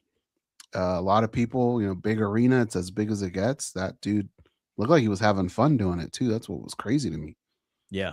That's another thing. The guy has wrestled at such a high level that he is used to arenas. He's used to interviews. He's used to big outlets reaching out to him and talking to him. So the bright lights are not that scary, right? And that's another component. Like, some people are great at the gym. We've heard stories of amazing fighters that are just gym fighters. But then when the lights shine bright, then there's somebody else. Dude, Gable has checked so many boxes at only, I guess now, 4 professional fights. It is crazy. It is crazy. And think about this. It's not just 4 professional fights, which some people might do in, a year, a couple of years, maybe trying to take it slow. This guy hasn't even, like, he turned pro like late last year.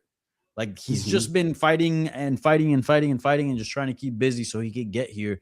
So it's like about a year or a little less, and he's looking like that. I mean, it looks like it might sound like I'm rushing, but if the escalation and the rate continues of growth, I feel pretty confident saying this guy's going to fight for a belt and probably be UFC champion. I mean, that was very, very impressive. Again, there's still a lot of steps ahead, but I'm just saying at 3-0, that's the best fighter I've ever seen with that record. There's not a heavyweight on the planet, I think, that wasn't watching that going, oh shit. Yeah. We need to get our stuff done and quick before this dude gets up to us. But that was impressive. You want to break a tie for us? Sure. I think Robert Whittaker is going to win this fight. I'm not one of those guys that thinks he's going to be massively successful at this weight class. I think size will catch up to him. But I think this particular one, I could see him winning. George is going to go the other way. You want to be the tiebreaker? Oh, GG, you're going with Nikita? Yeah, man, I'm not sold on Whittaker's decision to go up. He just, his frame, man, it just doesn't work. I didn't like the way he looked. I know he told us he feels wonderful. Yeah, well, no shit, because you're not cutting like everyone else. Right. And you're going to be fighting someone who's 6'3", probably walks around at 235, big frame. And Krylov goes for it, dude. Look at his finishing record. He's like 90%. Yeah. He's gonna test this guy, and he can submit him or knock him out. Who knows? Whittaker, he had a nice run. He beat some solid middleweights along the way, but I don't know. He just likes competing. I don't feel like losing hurts him as much as other more competitive fighters that have risen to the top like him. Yeah, I guess the hunger and motivation factor is not really there. I share that with you. I also like look at some of the Krivlov's most recent wins, like Modestas Bakauskas, Ryan Spann, Volkan Ozdemir, Gustafsson. Like those are some pretty good guys. You know what I'm saying? Like Whitaker is far better than them, technically speaking, but also I think less durable as well. And this is a bigger weight class. I'm going with Whitaker. Like I was telling Goze, I think he's more well-rounded than Rainier de Ritter as well. Yeah, Robert Whitaker, sure. but yet in that fight, he just, I don't know, man. He checks out quickly. He looks like he's just lost the love for, being a top boy. Yeah, Krivlov can get so sloppy sometimes and make so many mistakes. I'm going with Bobby Knuckles, but I don't think you're crazy at all for going for Krivlov. And look at that reach advantage. I don't know if you guys caught that. Yeah, that's crazy. All right, boys, I gotta hop back out. All righty. Okay. Thanks for stopping by. Argentina coming up soon too. Yeah. Well, hopefully we'll get Danny back in here throughout the card, but could be a battle of the Falkland Islands again. For those that don't know, there's some islands off the coast of Argentina that belong to Britain. And in the 80s, Argentina took them over. And the British Navy sailed all the way down the Atlantic, had a war with Argentina. It didn't last very long, and they took them back. Las Malvinas, they call it in Spanish. They're the Falkland Islands in English. But those two countries have had a lot of history because of that incident. And then obviously they've shared some big games on the pitch, of which I think one could say Argentina's gotten the best of, including the hand of God goal by Diego Maradona in Mexico City. But yeah, that should be a fun one. They both have a ton of history. All right, guys, I guess we're getting ready to go here, huh? Yes, sir.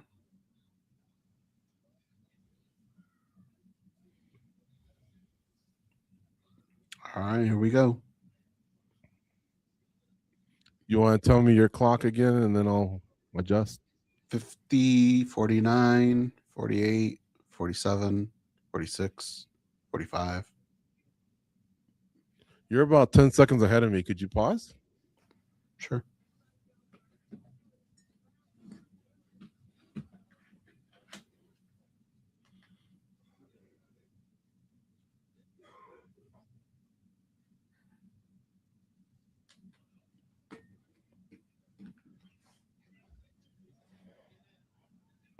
These guys are getting after it against the cage.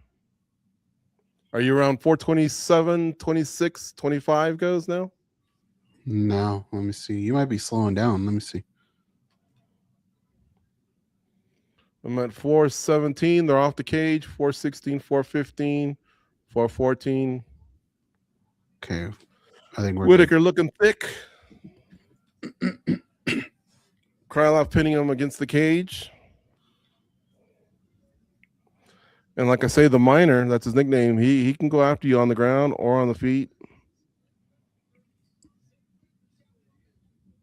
Whitaker, one of the more decent wrestlers that you find in that part of the world, meaning New Zealand, Australia. Born in New Zealand, lived in Australia.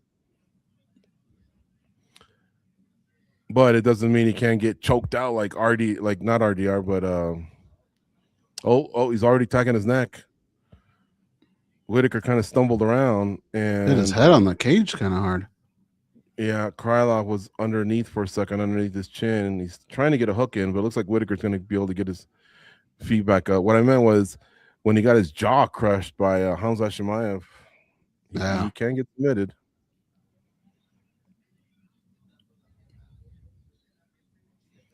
I mean, we'll see. If this guy wins, again, I have to take everything back. But a pie? Yeah. You'll take a pie in the face? If Whitaker wins this fight, I'll take a pie in the face. Do I get to pick who throws it? No, it's just got to be you or Juliet at home sometime when I'm not expecting it. Okay. That's even worse when you're not expecting it. That's the fun part, though.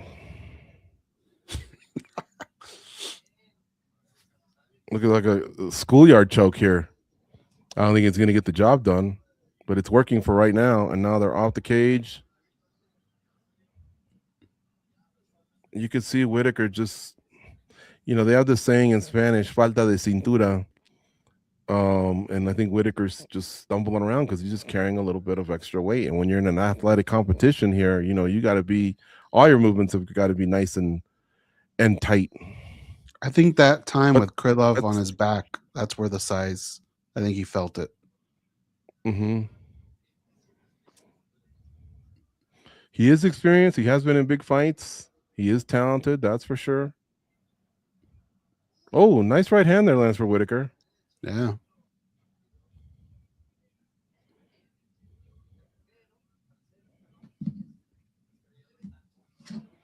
Kick to the body by Krylov. I'm at 126, 125, 124. Right. Exactly aligned. Whitaker landing a nice 1-2. The crowd popping for Whitaker as well. They loved him at the weigh-ins. He had one of the louder pops. Nice jab that he's able to hit considering the reach advantage. But that right hand that Whitaker throws, if you look at Krylov's left hand, keeps dropping. If he times it right, he's going to hit him with it. God, that big right hand looked awful for Krylov. I mean, when you're a veteran in the UFC this long, you can't be throwing ugly punches like that. Yeah. If he throws another one like that, I might as well start picking the pie right now. Nice kick there by Whitaker. Sorry, by Krylov. Man, you won like a full-on. I thought you just want. I thought you just wanted whipped cream in a tin. Holy shit! You want a full-on pie? Well, like apples and shit all over your face? Nah. It could be one of those lazy ones, like the ones that they sold for Revenge of the Nerds. Remember? Yeah, that's what I thought. Where if you licked all the ice, all the whipped cream, you could see Betty. Was that her name? I think so. You know what was interesting about that movie, Goze, was Betty was one of the gals on a show called 8 is Enough. You remember 8 is Enough? I think so. Is that the one that also had the girl from Nightmare on Elm Street? And I can't remember. That was like another girl from another show that was on there. I don't think so. But basically, it was about a journalist, Dick Van Patten. He had 8 kids. And yeah, they lived in Sacramento. And anyway, man, Robert's sucking wind. Now, I know he's going through breathing exercises, but he still looks like he's a little winded. Anyway, he had, I think, 5 daughters and three boys. And 2 of the daughters are kind of cute. And this is when I'm probably like entering my pimple face stage. Hormones and shit. But I just remember going, wow, one of them's cute. And then when she was in Revenge of the Nerds and I got to see her boobs, I was like, hell yeah. George's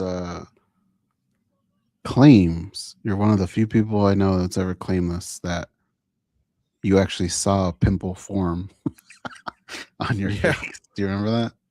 I do. It looked like a magic act. It's probably like lightning striking. Like I don't think you could, I don't think I could ever do that again.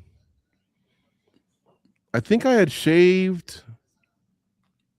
And so that's why, because I was obviously standing in front of the mirror. And so I must have shaved, or maybe I'm just doing whatever. And then all of a sudden I just saw a little pimple form right then and there, the whitehead type.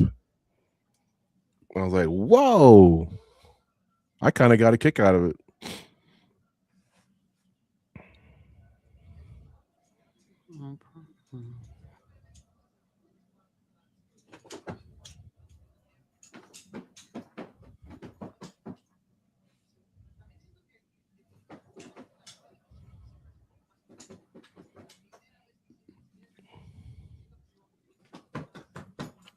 Are you getting a side cast on this fight? What does that mean? On the left-hand side, I'll take a picture for you. There's Theo Vaughn, Dean Thomas. Let me see. I'm not getting a side cast. No, I can just see the whole fight. It's weird.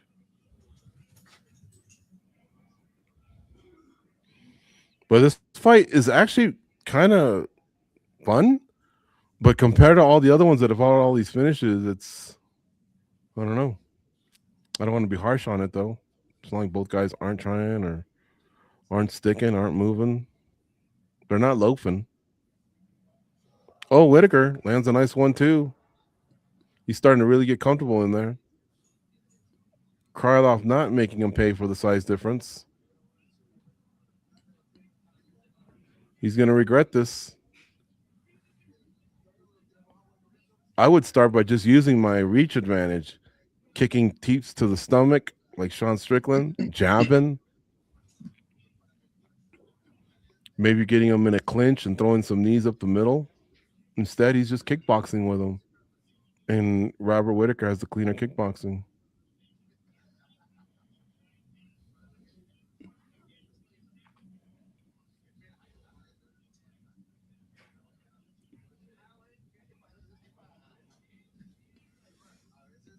Still on his toes. Ooh. He slipped. Oh, he just walked into a left hook, did Krylov. The crowd pops for Whitaker again. Whitaker had just slipped, and I thought Nikita might pounce on him, but he didn't. I think he might have. Oh. Something's bothering really Whitaker. rocked. Whitaker's right leg is bothering him. He keeps kind of like shaking it out. He just did it again. I think it's from when they crashed.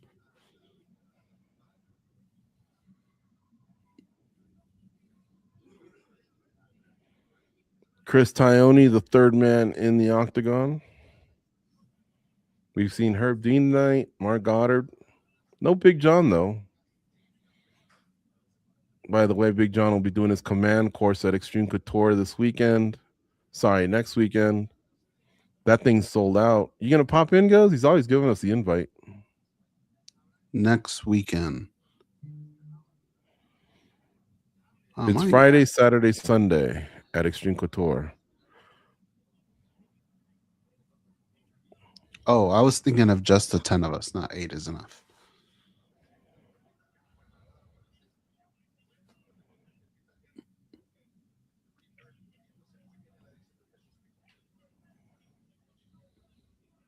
Robert's stalking.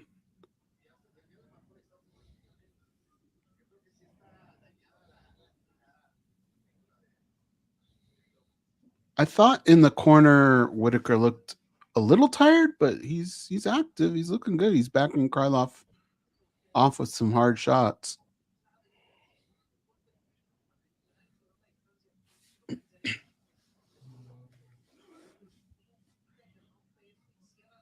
Oh, he just checked a nice kick by Krylov. Mm-hmm. He turned his leg outward. He does shake out that kick or that leg again, Goze. Maybe it's a tick. Should be warned about his hands.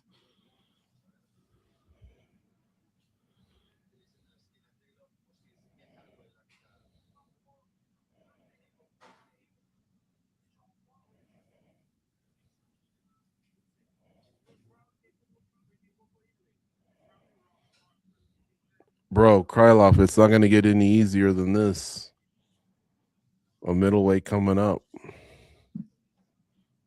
I mean, he is a former champ. I'll give him that. But still, like, if you ever... This is a high-profile fight for this guy.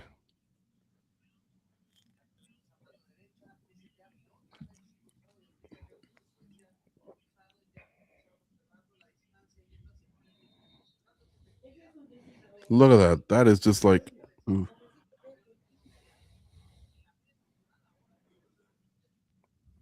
Leaving that chin out, asking for trouble.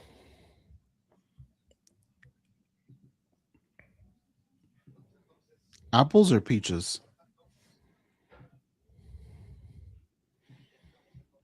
Just the whipped cream. I think that's the funniest result, right?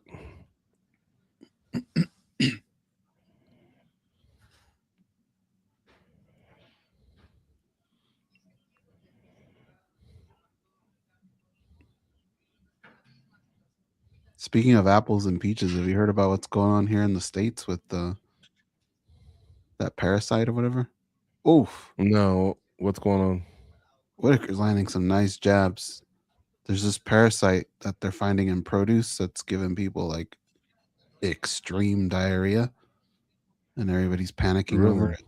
It hasn't hit Vegas yet, though. Is it an East Coast thing? Where is it? I think it's been in like 20 states, kind of scattered. Oh my gosh. He's shaking out his jaw. He broke his jaw. He had to have broken his jaw. Jeez. He knew right away. This fight's over. Fight's over. Yeah, he just kind of pointed to his jaw. Tyone recognized it, waved it off. Didn't look like the hardest punch, but then again, I'm not the one that took it. And now we got to hear Whitaker say, this is the right move.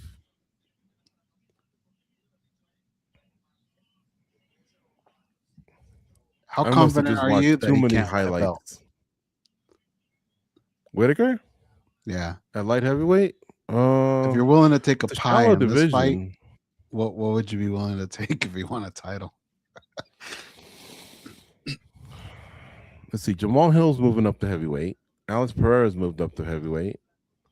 So you got to deal with who? Yuri Prochazka, Carlos Solberg. I guess it's not the most impossible thing. Paulo Costa's now up there. If my cardiologist says, "You fool, you ain't gonna die from a heart attack anytime soon," I would skydive. I'm not scared.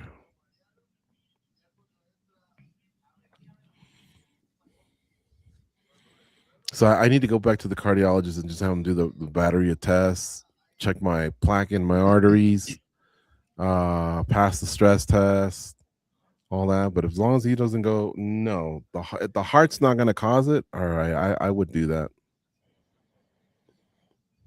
What is it, like 6 weeks? I think that they wire your jaw shut. You have to eat through a straw. I think it's 6 weeks.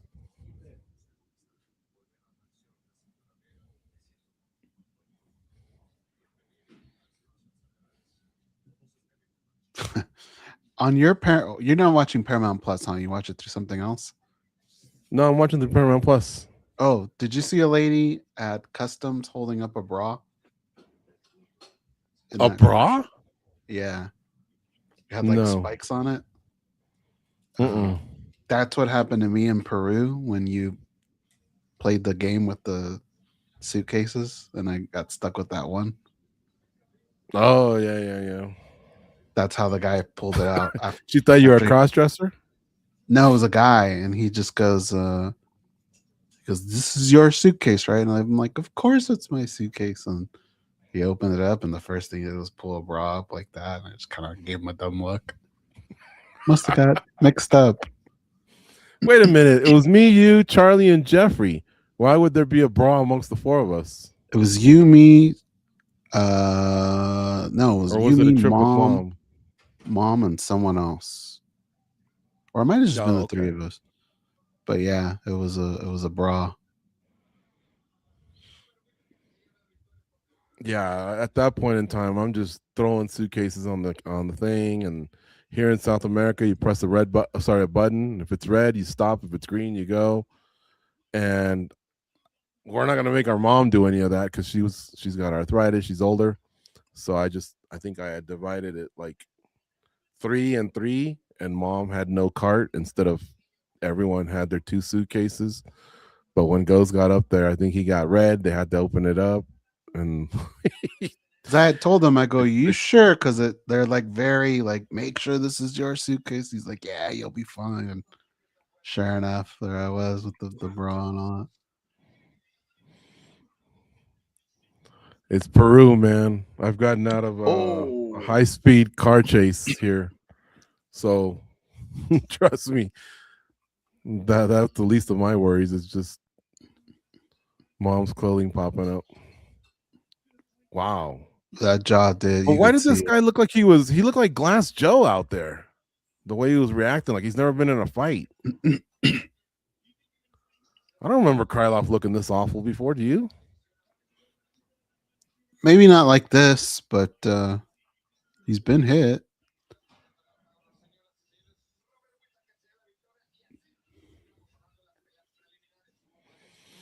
Look, I don't think he can be a world champion at 205. But putting that aside, what I disagreed with was that that was the move. Like I might disagree with a lot of things that Sean Strickland says, but I respect the fact that it would have taken him like 2-3 years after he lost his title, but he still kept chugging along, and actually took out the boogeyman in Khamzat Chimaev. He did not get the, he wasn't gifted a vacant title or nothing like that. And I thought Robert Whittaker, one thing that was hurting him was he had the 2 losses against Israel Adesanya, but Israel Adesanya has no longer been the champ. So now it's just a matter of, can you get back there and can you beat someone like a Sean Strickland or whoever's next? And I thought Robert Whittaker still kind of had those skills. Now, he came up short against Khamzat Chimaev, but it happens. Strickland came up short against DDP. DDP came up short against Khamzat, and DDP and Khamzat came up short against Strickland. So sometimes it's the matchup too. Just because that happened with Khamzat, it didn't mean that he couldn't just keep going. So I thought it was more like, I'm getting older. I just want paychecks. I like to eat, rather than this really is some sort of a defining career move. Yeah, I could see that.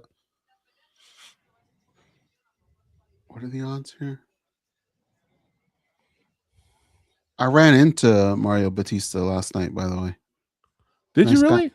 Yeah. Where at? After the weigh-ins at the hotel. Oh, okay. What's the fighter hotel? Is it New York again? I think some of them are there. Okay.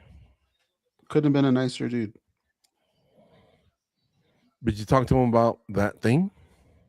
Yeah. So I was off to the side and he came over and he goes, "What's up?" And I gave him a hug. And then I told him, by the way, that thing we're talking about looks like it's going to happen. So we'll talk about that at another time. And he said, yeah, just hit me up.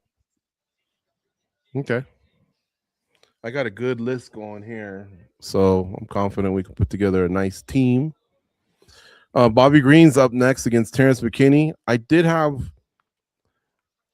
I thought McKinney looked a little softer than usual. And then I had someone tell me that they were at the weigh-ins, non-media, by the way. So I don't want to sell out a media member, but somebody just told me that out of all the fighters that weighed in, Terrence McKinney looked the worst. He was weak and like brain cloudy or whatever. They had to bring out the shower curtain. So that together with what I'm hearing, with what I saw, I think King has a shot in this fight. And I when it comes to the age gap difference, usually I'm starting to shy away from riding with my boys, the old guard or whatever, and just keeping it real. King keeps defying age limits. Sometimes he gets iced. He's not perfect. I find him colorful. He's from the Dino in Southern California. I still can't believe he's fighting, to be honest. But he's on a 3-fight win streak ever since he got posterized by Mauricio Hufi, who, by the way, Hufi won Best KO at the World MMA Awards this past Wednesday. But since then, he's won 3 in a row, including 2 stoppages, one against Jeremy Stevens and one against Daniel Zellhuber. King Green, formerly known as Bobby Green, is 39 years of age. Terrence McKinney, also known as T-Rex, he is 8 years younger. He's 31. But I'm going to go with King Green on this one, Goze. I'm going to go SoCal love here. Me too, basically for all the reasons you just said. It's pretty much exactly the way I feel.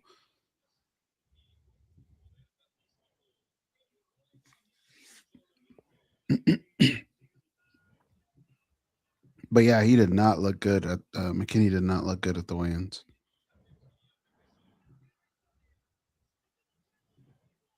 Do you think this would have felt different had there not been World Cup going on right now? I still think fans compartmentalize.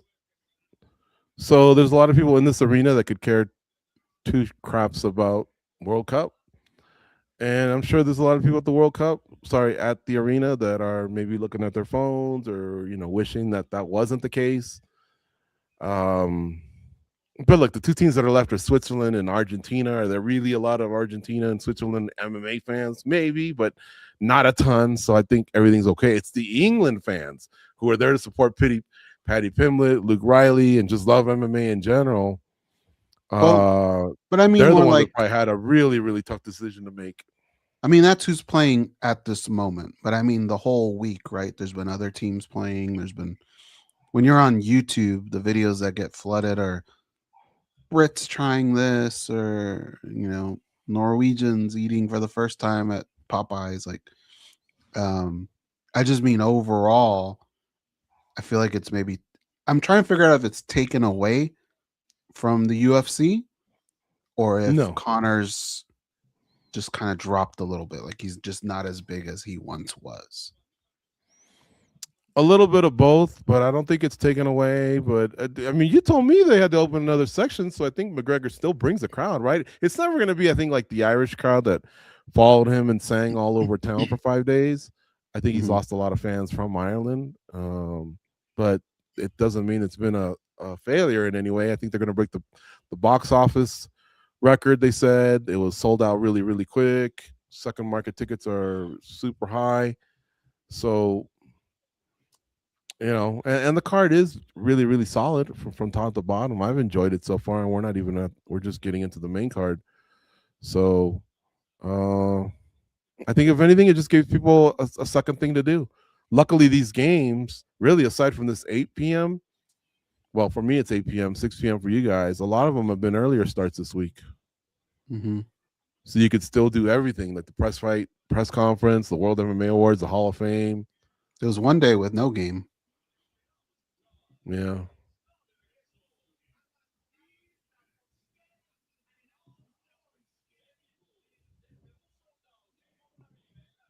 There was a big pocket yesterday of French fans, and then a very big pocket of English fans.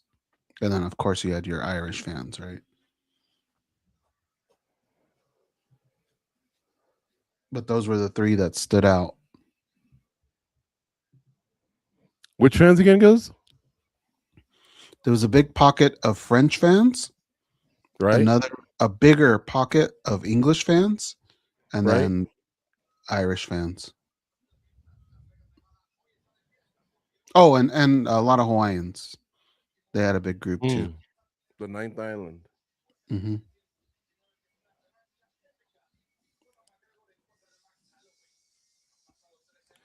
That one question that Paddy Pimblett got, are you more nervous for your fight or the Three Lions? And he goes, neither. And I like that response. Then he goes, are you more excited for your fight or the Three Lions? And he's like, what do you think, lad? He goes, 11 guys trying to get the win, or me? Come on, think this one through. But you could tell by that guy's voice that he was, I don't know who he was, but he was just kind of like, it almost looked like an inexperienced young person. Like, I don't think that's a bad question, to be honest. The World Cup comes every 4 years. And if you're passionate about soccer, football, whatever you want to call it, when you've gone through the motions of fighting and all that, I don't know. There's some fighters that we talk to all the time that go, man, I'm cool, calm, collected. I just want the fight to come. I love doing this. But I mean, you got to be more excited about your own career than the national. I thought he said team, nervous. Right? No, he did. He did. That was a good question, and Paddy answered it very brilliantly. He said neither one. So he backed his team. I think England's going to advance, and I'm not nervous because I'm confident in myself. But then he said, who are you more excited for? And that's when Paddy said, what do you think? Of course, me. Doesn't mean I'm not excited for the English national team, but I thought he handled it pretty funny. So Argentina's about to start right now.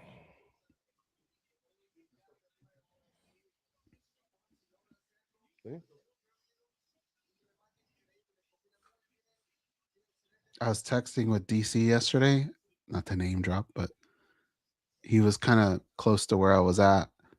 And dude, they must have put makeup on Weidman for about 5 minutes. And then they just walked right past Daniel Cormier like he was Michael B. Jordan or some shit.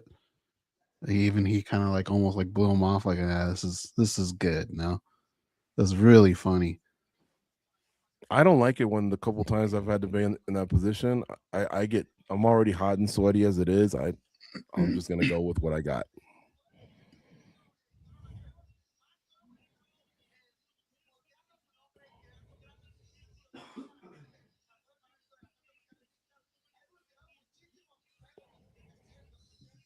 I think in our case, it's just the hot spots, right? The shine or whatever. Could be. I had to do it on Inside MMA. And I think one time I did do it, but I was sweating through it, and I was like, just dab me up. Like, I'm wasting everyone's time here. Man, look how small Conor was back at 145.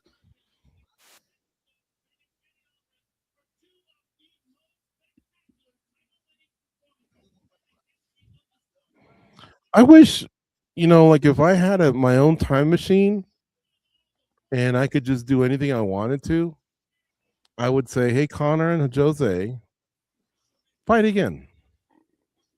Let us just enjoy you two preparing for each other for 8 weeks. Mm-hmm. Go out there and have a fight. Doesn't mean that I think Aldo's going to win, or, that the result would be any different or anything like that.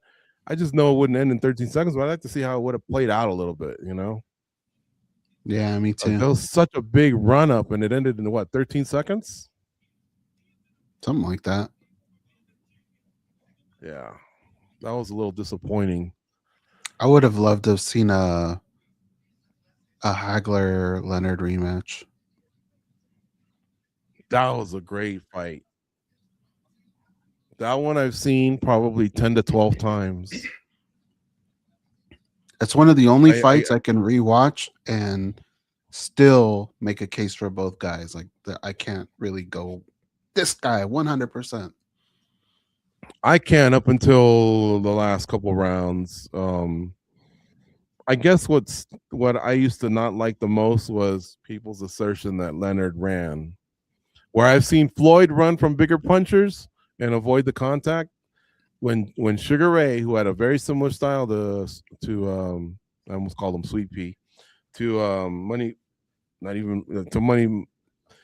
What was he first of all? Before he became Money Mayweather, he was he had another nickname. Yeah, Pretty Boy Floyd. Pretty Boy. He I'll give Floyd this. I think he wound up with 50 fights altogether, professional. 49 really. The last one against McGregor shouldn't have counted. But through like 25 goes, he must have knocked out like 20 or 21 out of his first 25. And then he really slowed down when he became Money Mayweather's. Obviously, the boxing skills were always there. He always looked good and, whatever. But as he went up in weight, he also avoided the contact, something I didn't see from Manny Pacquiao. And so his finishing rate just declined. You and I went to the what fight was it? Robert Guerrero. He's clearly styling on him. He's hurting Guerrero. And then he has 3 rounds to finish him, in which Guerrero is already getting outpointed, out-cardioed. He's injured. I mean, like beaten up. And Floyd really could have stepped on the gas and finished him. He didn't. And I saw people from the Money team walking out, booing him, just kind of like, even his own fans turned on him. So anyway, my whole point is back to Sugar Ray Leonard. This guy threw down, man, and Hagler's assertions that he didn't want to throw down, bullshit. He threw down and he landed big punches on Hagler. Hagler just couldn't accept the L. I don't know. Like I said, I could make a case for both of them. I felt like night of, I felt Hagler would go back. He could talk me into Leonard, but yeah, that's one that I wish they would have ran back. I wish Conor got ran Watch back. it again. To me, it's about a clear 7-5 fight. But it's been a while. Watch it again. I think he makes it pretty clear he was the winner.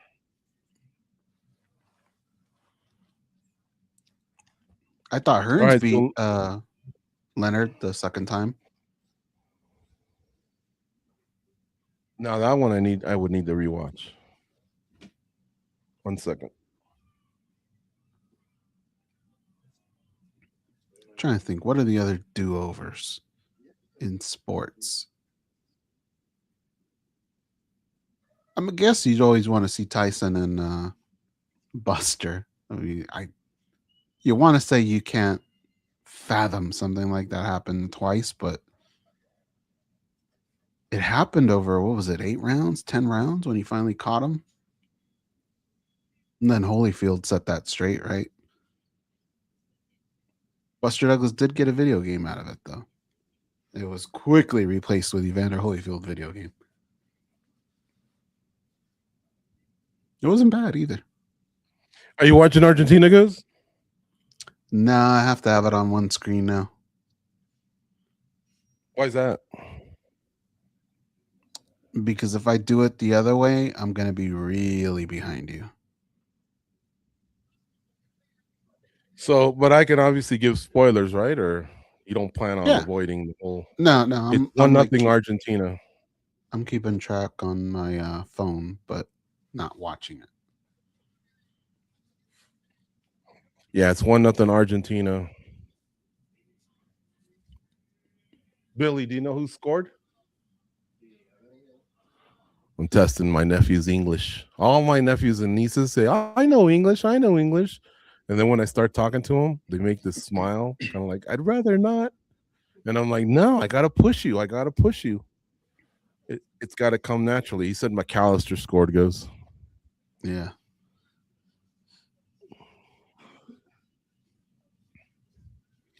I mean, that would be quite the foursome.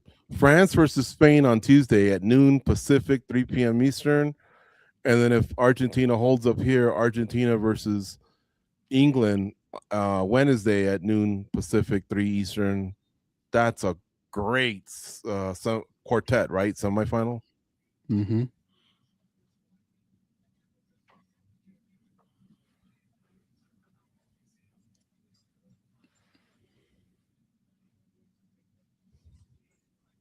So let's talk a little bit more about the World MMA Awards. First of all, Goze and I have already done an MMA Junkie Radio show since then. And we thanked everyone who voted for us, for our colleague Mike Bond, who unfortunately did not win Best Journalist. But if you took the time to vote, we appreciate you. It's decided by the fans. So the fact that you guys think that our website's the best, great. Even if you voted for someone else, the fact that you voted, I just think it's great. It's big for the sport. But if you did vote for us, it means the world to us. It really got the whole staff pumped up, excited. We just recently had a big addition to the staff. We hired Hero Guerra, who is a videographer. He's part of that team, but also will jump in front of the camera. He's young. He's a rebel, like Goze from UNLV. I think he's got a fresh mind, a fresh set of ideas. He's already been with us about 2-3 weeks, maybe more, and already making a difference. And so he replaced Abby Subhan. And I don't like using that word too much. What the fact is he replaced the position that was held by Abby Subhan. But of course, I always tell people Abby Subhan was a special human being, a good friend of all of ours. We worked with him, some of us, for at least a decade. And, and even though he lived in London, we saw him a few times over the years. A few of the other guys saw him even more frequently. But we communicated every day. And so will he ever replace our friend? Of course not. And even he could tell you that. It's not a slight at Hero one bit. But he basically is now in the position where Abby was. So we're excited about that. I bet you Abby would be the first to congratulate him as well. That's just the type of guy he was. He was just full of great energy. Everyone loved him. And I'm glad that Mike referenced that when he went up to receive the award on Wednesday. If you haven't seen it, the World MMA Awards, their 17th edition took place. MMA Junkie got Best Media Source. And if you go to MMA Junkie or just put 17th Annual World MMA Awards results, you can see some of the other results from some of the other fights or some of the other categories, including Male Fight of the Year, Merab Dvalishvili. Female Fight of the Year. Who won that one, Goze? Female Fighter of the Year was Kayla, I think. Was it Kayla? Okay. So yeah, I mean just a great night overall. And big shout out to Rob Hewitt and Fighters Only for keeping it going. I know it's not the easiest thing for them, but it's the standard, the industry standard, and everyone's definitely proud of the awards that they get. So yeah. Yeah. Okay, guys, I think this fight's gonna start soon, so let me just grab a couple slices of pizza. Okay. But I'm right here with you. Oh man, this commercial's getting beaten to death.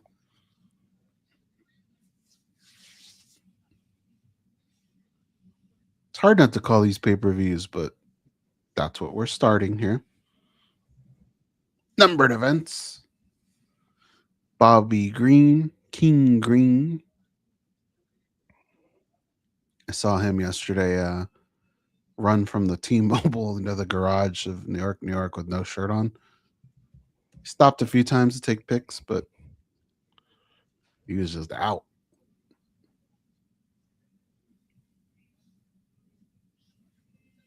Kayla Harrison was the Female Fighter of the Year. A lot went on that night. A lot of awards, a lot of new categories that have been kind of others that have been splintered off. But it was a fun night. It was cool. It's nice, like George said, to get the win column. But look, in no way are we like the other guys don't do good work, only we do. There's great sites out of there. I really do hope you guys consume as much as you can. We just ask that you start with us. But yeah, all the other people, I mean, hell, I gave one of the people a ride home. We all get along. They were the MMA fighting guys were some of the first ones to congratulate us. So, you know, you kind of form a little bit of a brotherhood. There's not much of a rivalry or anything like that. These are all guys that we have meals with, talk to all the time. They're good people. But we appreciate it. I moved this award over here on this side because I didn't want to cover up Abby. What I have over here.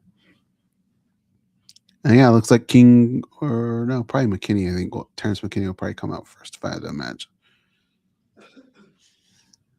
There he comes. Packed house at the T-Mobile. I would imagine by now all of the English fans, because there were a lot of English fans at the weigh-in. I imagine by now they've all funneled into the T-Mobile. They were watching their game. This one should be interesting, but I don't know how long it's going to last. A little bit of a heat factor here. Bobby Green was upset with Terrence McKinney. McKinney said they weren't going to fight. And then he started. What'd you think of that, by the way, him saying that? Honestly, it just seems like Green's just sort of have, I don't want to say he's sensitive, but he just has that in almost every fight, right? Like somebody's wronged them or done something. Mm-hmm. That helps build the fight. I'm all right with it. I mean, look, if he did say we'll never fight, and then was the guy that was pushing for the fight, well, guess what? You get to beat him up. It's not a better scenario there.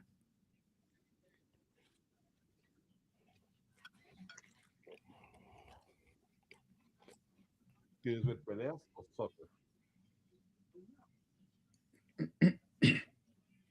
here comes King Green.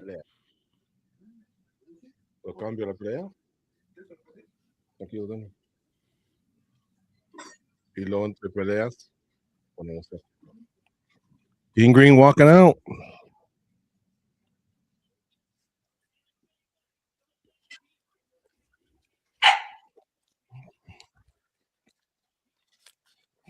This is one of the slower walkouts. He's from the Dino, Goze. Where's he from? What's the CJ's from there too? What is it? Fontana, right? Mm-hmm. Is that where he's from? But he claims San Bernardino. He does? All of it? Yeah, that's why he's always saying, I'm from the Dino. He's got a strip club there. Kind of like us, we say LA, Santa Ana, the OC, the 714. I bet you there's a little bit of all that. Maybe where he lives, where he trains, where his strip club is, where he went to high school. But I have heard Fontana and I think San Bernardino the most. He's got a strip club? I didn't know that. You know that? Mm-mm. He bought it about 2 years ago, I think.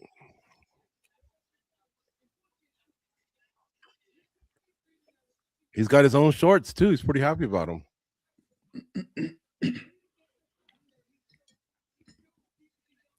As Lorenz Larkin, he's does he claim San Bernardino or Corona? Riverside, yeah.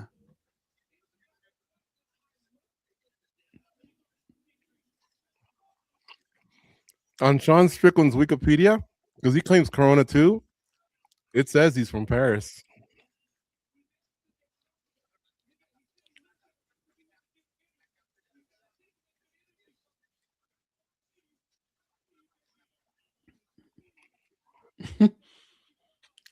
He's walking down the announce booth right now, telling them I see you. Oh, thank God, another commercial. I really didn't want to see that.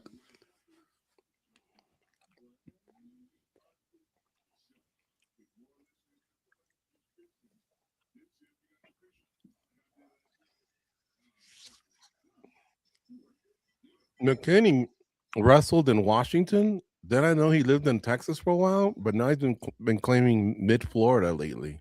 Did you see that? No, I didn't. I've always known him as a Texas guy. I think Michael Chiesa was his wrestling high school coach in Washington. So he's moved around, but lately, I guess Florida is where he stay at. Pizza, primo?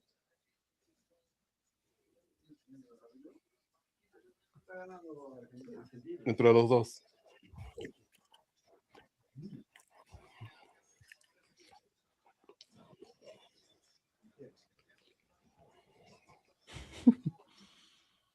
George, do you remember who used to rep Santa Ana Cali Refrigeration? Abel. I just talked to him like 2 weeks ago. He's got some kids now. He's in school. One of our listeners, Abel from Santa Ana Cali, told one of the funniest stories about a moth that flew into his ear and he couldn't get it out. And he also couldn't get up because it was making him dizzy. It was throwing off his equilibrium. So he was just bouncing off the walls, he said. I don't remember that. When was that? Remember we used to have that drunk line or whatever where we tell people instead of calling your buddies when you're drunk, call us and tell us what's on your mind. So he left a message. And he says, I'm laying on my bed right now. I don't know what to do. My buddy's going to take me to the hospital. A moth flew into my ear and I can't get him out. And it's driving me crazy. Every time I get up, I'm... All right. Well, Do you remember Steve Straub, right? Oh yeah. His brother Adam got a cockroach in his ear. Yeah, that's gross. So a moth probably would have felt like a walk in the park to him. I think I'd trip more, that it's a cockroach. But the moth would suck because it's flapping its wings and shit. I guess the cockroach maybe crawling, that's gonna suck. I don't know. But he didn't know it was a cockroach until they pulled it out because it was in the head thing, right? This guy heard like, he was like, oh, what's that? And then just went back right into his ear. They both suck for sure.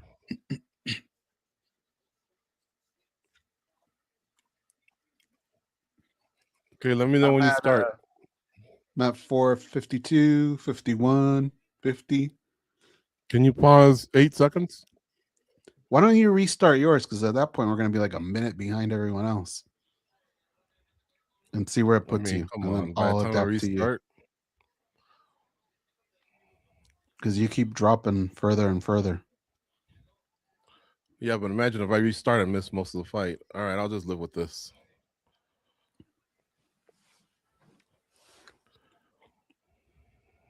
They are throwing bombs. You can tell it's personal. McKinney said, we could be homies after the fight. And I don't think King's rolls that way. I think he takes this very personal. McKinney always has great starts. I mean, he brings the pain for sure. So I think King has to, weather that. In fact, he's bleeding already. That's a lot of blood. It came from a left hand. And he just took another big left hand. And like I say, I know McKinney looked like he had a rough weight cut. At least that's what I heard. I would try and just get out of here, not get out of this storm, and let the fight play out maybe into the second and third round where maybe the cardio can make the difference, the experience can make the difference. Where I know McKinney's lighting him up pretty good. And King Green, of course, using that head movement, reaction time, which I don't know how good it is still at 39, but when you're bleeding the way you are, I think you want to be a little bit smarter. Mm-hmm. Terrence McKinney's doing a good job of being patient, though. Not falling for traps. To the body. At some point, he's got to throw back, though, and get his respect. He's still going in their hands low. Poor IQ, honestly, from Green at this point.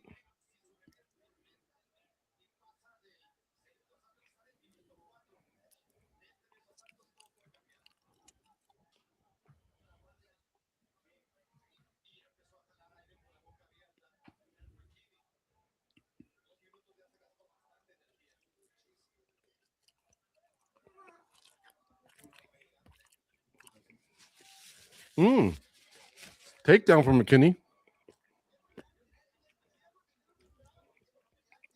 It's kind of weird. I still feel like the cut's only in one place, but because Bobby Green keeps like picking at it now, it looks like it's in both eyes.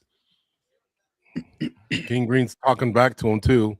McKinney's kind of mounted him against the cage. 2:20 left here in round one. Green's starting to now turn his back, which is not a smart move. Green needs to focus on less talking, getting out of this position. Nice to see Jim Neidhart in the corner of one of these two guys. Yeah, King Green's got to be more like cognizant of where the referee's at and what he's saying. And he needs to turn into him. He cannot give up his back like this, not with that much time left. I mean, he's got both of his hooks in. His legs are intertwined. King Green knows better. He needs to roll back and then use his hips to regain at least half a guard. Okay, he finally frees up one of his arms. Well, but McKinney's just on top of him. Now he's underneath the chin. He's trying to lock in a rear naked. Bobby doesn't look concerned. Now he's fighting it off. There's 1:20 left here in round one. Green punching back. They're up against the fence, and McKinney has Green's back. He's trying to slip underneath. He just can't get both hands going. The canvas is getting bloody. Green's definitely bleeding. Green's still talking back to McKinney. I'm telling you, Goze, if he can get out of this round and they clean him up a little bit, round 2 could go a little bit differently because I don't want to keep harping on it because McKinney's looking great, but McKinney just looked a little more out of shape than I remember seeing him in the past. It is possible. But yeah, everything seems to be going McKinney's way right now. His timing is great on his punches. Green's up. The crowd pops too. Now Green's throwing some hands, but McKinney is punching back. McKinney's the thicker boy out of the two. Oh, did he just kick him in the nuts? No? Okay. 10 seconds left. Oh, nice body shot by King Green. Can he finish him? There's 5 seconds left. He's pounding on him. Kerry Hatley's taking a look. 2, 1. And I think he called the fight. Yeah, it's over. It's over. Wow. What a clutch win. You know, McKinney was covering up. You could only do that for so long. He was blocking the shots, but you know when you're in that position, that's what they're going to do.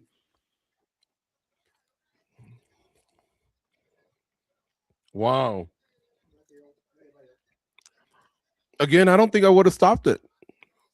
I have this 10-second clock in my head, and you know, I got the longer leash, man. I just, you're right. He wasn't intelligently defending himself, but I also didn't think he was getting clobbered like other fights I've seen. I probably would have let 2 more go by, but the fact that he wasn't even trying to move or anything was just weird. Like, he didn't leave him very many options. It all started with that body shot, though, right? Mm-hmm. Thing of beauty. So now that they're cleaning up King Green, he had 2 cuts, one above the eyebrow, one on the eyelid.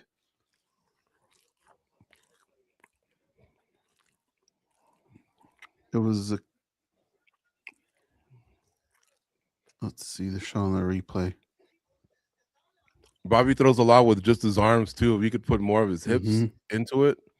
Yeah, it was a body shot. Know. Here's the I thought it was the final sequence. Here we go. Here comes the body shot. That crumbles him down. You know what? Right there. See, you know, some of these aren't landing necessarily, but it is unintelligently defending himself. I'm okay with either side. I'll take the finish, but I'm hoping for more. It would have been nice to see the round 2 drama, but maybe I got the round 2 drama in a late first round stoppage. One thing that's interesting is his corner is right there. And his corner, if you read their lips, they were screaming 2 seconds, which might have been what made Terrence just kind of hold the spot rather than risk trying to move or whatever. That might have been why he held up the way he did.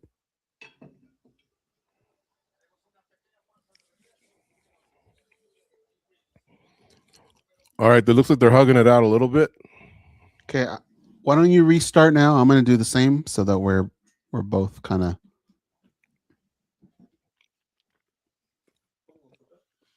updated.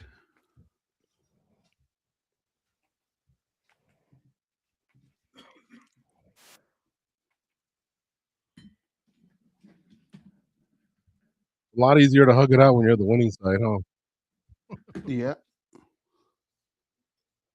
I didn't think they would do that, to be honest.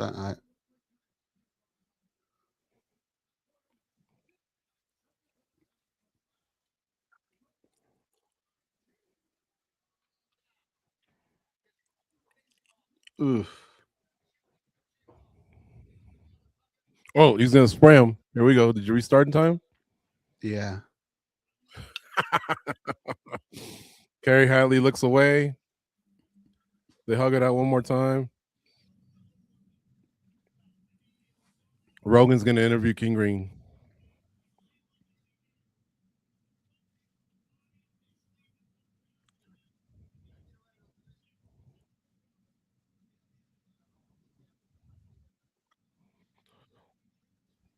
Rogan's saying that the front kicks of the body pay dividends.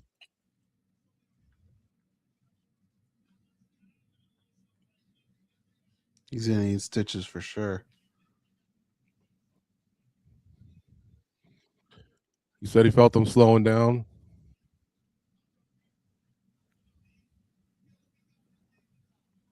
Rogan's bringing up the fact that they were friends at one point.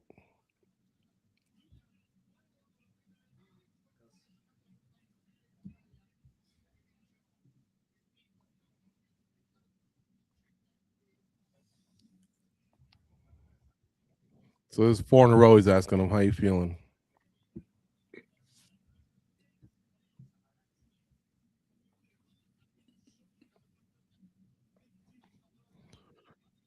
He wants to fight in LA in September.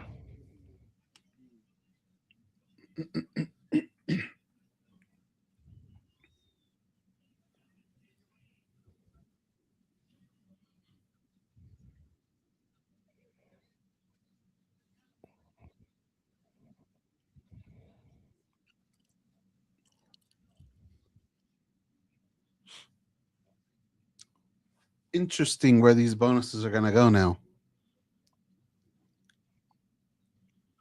Chael Sonnen just tweeted comeback of the year. He's got a point. That was a great comeback, man. Yeah. Argentina up 1-0 in the 36th minute of the first half. Michael Chandler's in attendance. It's cool. Joanna Jędrzejczyk and Alex Pereira. The zombies in the back. Charles Oliveira always gets a good pop. Justin Gaethje. I think that's his twin, right, Goze? Next to him? Yeah. It looks like it. Mm-hmm. Next week, Dricus du Plessis against Kamaru Usman, Jared Cannonier against Christian Leroy Duncan, Chase Hooper against Mitch Ramirez, Tabitha Ricci versus Fatima Klein, Tommy McMillan against Alberto Montez. But big fight there for the middleweight division.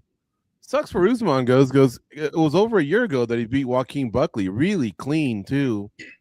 And with him being a former champ with 5 title defenses, I just thought he would have got a little bit more consideration for a title shot. Yeah. You just never know what you have with that guy in this whole situation. It's a fun division. What to see. I guess maybe he felt like if I'm not going to get the shot, I'm not going to fight a Michael Morales or anyone else. Maybe I'll try my luck at middleweight. I don't know if that means he wants to make a run or if this is just him feeling out the division. Could be. Just feeling it out. Oof. I mean, let's say he beats DDP. What now? Because there's still a guy named basically out there. He's going to get the shaft again. I don't know why. I just feel it. That sucks, too. Yeah, I don't like the fact that Hamza Chimaev is getting an immediate rematch. If he had a couple title defenses at least, I mean, fine. He was an undefeated fighter. He's super popular. But that fight, to me, wasn't that competitive. It wasn't that exciting. I thought Strickland was the clear winner. And so now what I'd like to see is something out of Hamza that says, okay, I'm going to take out a contender. And I'd like to fight Strickland if I beat that contender. And I think I would say, yeah, that's fair. Let's do that.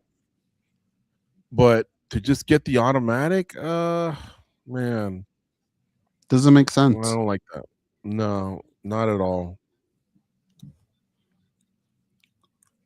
Did you restart? Yeah. Okay. I mean, it was only 8 seconds. It wasn't like, we were off by 2 minutes. But we keep, I adjusted to you once before by like 20 seconds. And then the second adjustment is 8. So it keeps going. So then we're going to be behind like by a lot.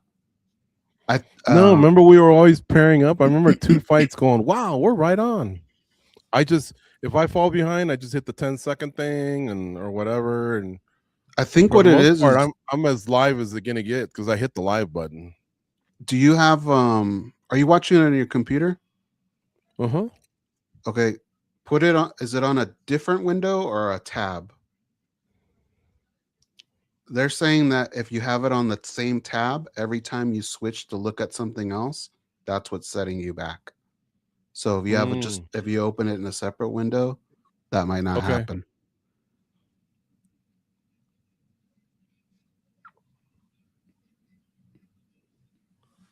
Now, technically, who's there? An expert or just a jabroni that listens to the show? No, they're jabronis. Yeah, uno de cada uno.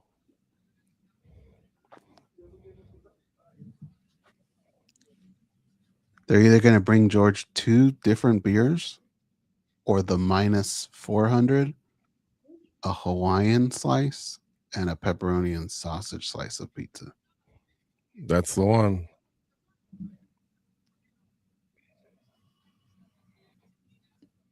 Is Corona easy to get in Peru? Yeah. So many things are now. Amazon's delivering. I mean, you can't do Amazon Prime. Like, it'll be there in 4 hours. But movies that come out, you know, same thing when they're hitting you guys on a Thursday, where they get them over here. And was it always that way? That's for sure. But I clearly remember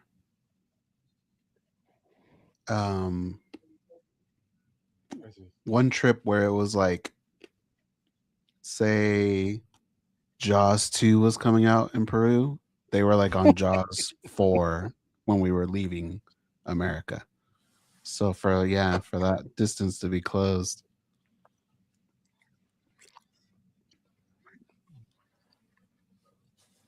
That is pretty cool.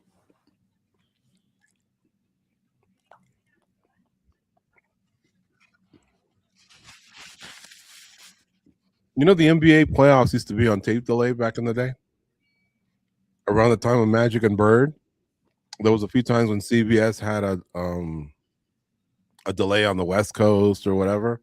What? So I've lived through some shit, let me tell you. I thought you meant in Peru. In the US? No, in the United States. Yeah. Oh, that's brutal. Yeah.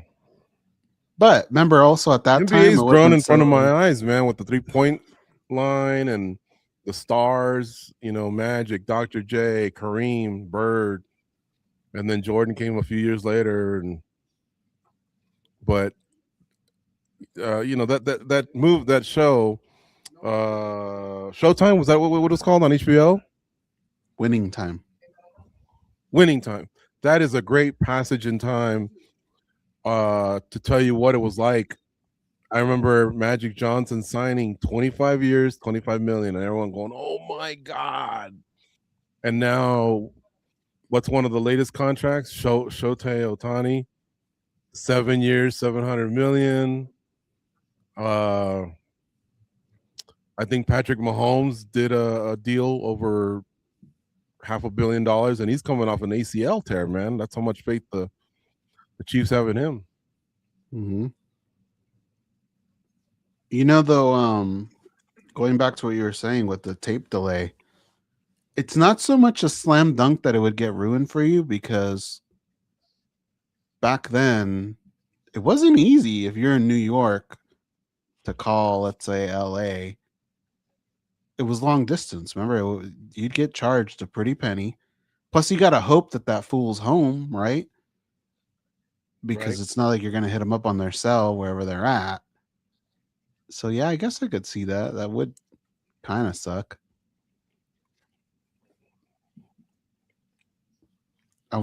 Gambling wasn't as huge.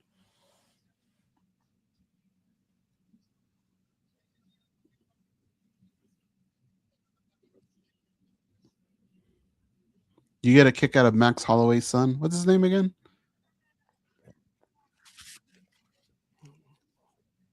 Cash? Mm-hmm.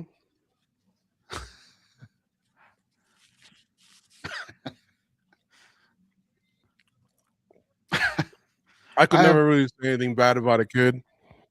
From what I've seen, seems like a good kid, but he's probably a teenager now, so who knows, you know, if he's still a good little wholesome kid or what. But I've heard from a few people that he was a really, really nice kid, really respectful.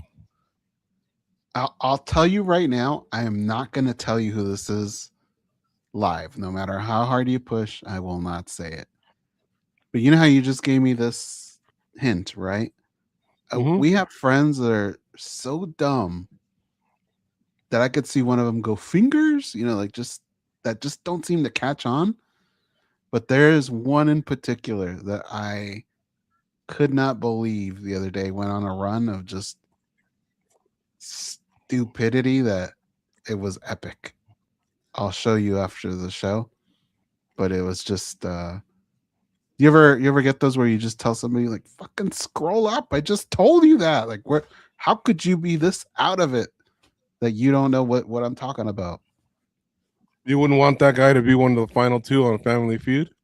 How, dude, I would face plant like Ric Flair at that point. I'd just go, just get me out of here. Somebody get a stretcher and take me out of here. We ain't winning shit.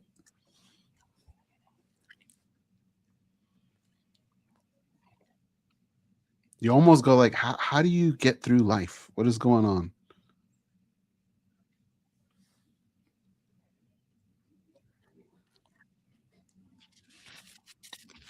First half's almost over. Argentina 1, Switzerland, 0. These commercials are killing me with Paramount Plus. Oh, dude, they're nonstop. I don't mind commercials. I just don't want to see the same one over and over. I grew up on commercials. Right, and doesn't that tell? Isn't someone at Paramount Plus going, give me the sales team? You mean to tell me we couldn't sell more than this same stuff over and over? I mean,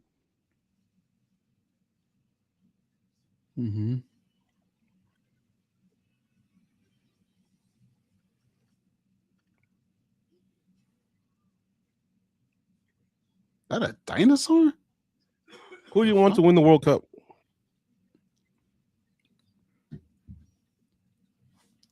That's a difficult question. I'm going to have to explain something because I don't want people to go, you said. So I'm going to say England. But the first thing people were going to say is, haven't you for years said you root for the U.S.? Then after that, Mexico and Peru because where your mom and dad are from. But then after that, I've been very clear about Argentina and Holland. I love the way they play. But Argentina just won it. I'd like to see England win it. I wouldn't be heartbroken if Argentina won it again. But I'd kind of like to see England get it. Plus, we live in North America. Our family's from South America, Northern America. There is this thing too where European soccer doesn't really give South American soccer the credit that it probably deserves. Rightfully so. So the best leagues are in Europe. But it is kind of fun to when a South American or never a North American team, but when they're doing good to kind of throw that back. So there's a little bit of that, but England's got a lot of players that I like, and they've been through a lot. So it'd be nice to see them pull it off. What about France or Spain? Probably France. You? I'm okay with any of them, honestly. I can think of reasons for why I want all and why I may not want one or two or maybe all of them. But my reasons are so petty. It usually just has to do with you get tired of the legion of fans or something like that from a certain club or country where you're like, all right, we've had it, But I hear you. I think out of the 8 teams in the quarterfinals, 6 were from Europe, 1 was from Africa, that was Morocco, and the other one was Argentina. But at the same time, there's a few guys from England that play for Manchester United. In fact, there's one from Argentina that plays for Manchester United. So I'm all over the place there. I'd have to see today what happened as far as goals go. But when you Uh-huh. take the 6 best clubs in Premier League, Manchester United players have the most goals. Oh wow.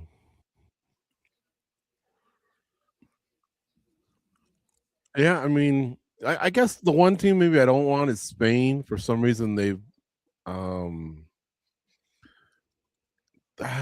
their style of play is a little too vanilla for me. Maybe I agree. That's But exactly why I didn't again, want I'm them. probably being petty. You know, if it was the U.S. and they were doing it and raising cups, I'd be like, hey, you got to stop it. You know, so Mbappe's been amazing. Brandon Royval is in the prep point now, getting ready to go in. For those of you who are saying, enough with soccer. that guy I feel bad for. I don't know why. He's getting overlooked like he ain't nothing. I've been seeing 9 out of 10 people take Loney Kavanaugh in this fight coming up. Almost like Royval ain't shit. Yeah, I like him too. I was very tempted to take Kavanaugh, but something told me, when you look at Royval's losses, they're 2 top fighters. Yeah.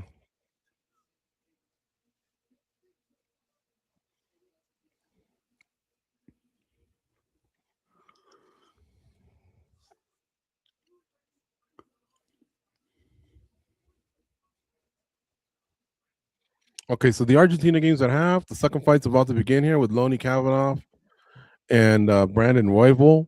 Flyweight division's been on fire, man. They've had a lot of great matchups over the last few weeks. Mm-hmm. The champ is talking a little bit of smack. The last fight against Tyra was amazing. And then you got, Horiguchi got signed again. He's back. He's making some noise. He just took a no, but still. You got Royval, Marino, Asum Mabayev looked phenomenal the other day. Throw in these 2 guys, obviously. The winner of this fight's got some hype. Manel Kopp's a shit talker. Like, the flyweight division's as fun as it's been in a while. And that's without the return of Pantoja yet. That we know he's coming back this year. And honestly, something didn't jump off the charts with him in terms of being like this mega star. But a lot of people respected his game. He got the job done, dude. The way he would go out there and just strangle you was amazing. Yeah, he's a G. When he comes back, definitely look out. But when he initially thought he lost his title, for me it was like I had this feeling of it's only a matter of time. Whoever's got the belt now is a placeholder. I think he's got some bodies to deal with when he gets back. Who's that? Pantoja. Oh yeah. I mean, right now, if the UFC is going to tell me, no, we're going to do Strickland versus Hamzat Chimaev, then what the UFC is telling me, without telling me directly, is, hey, man, we love it when there's a beef or fighters popping, off the charts or for whatever reason. Imavov's just going to have to live to fight another day, dog. And I'd go, okay. Then give me Kopp versus Van, because that fight's cooking, in many different ways. Those guys don't seem to like each other. Kopp's exciting. Let's just run that then, and Merritt be gone. Pantoja, when you're ready, when you come back, you can get the winner.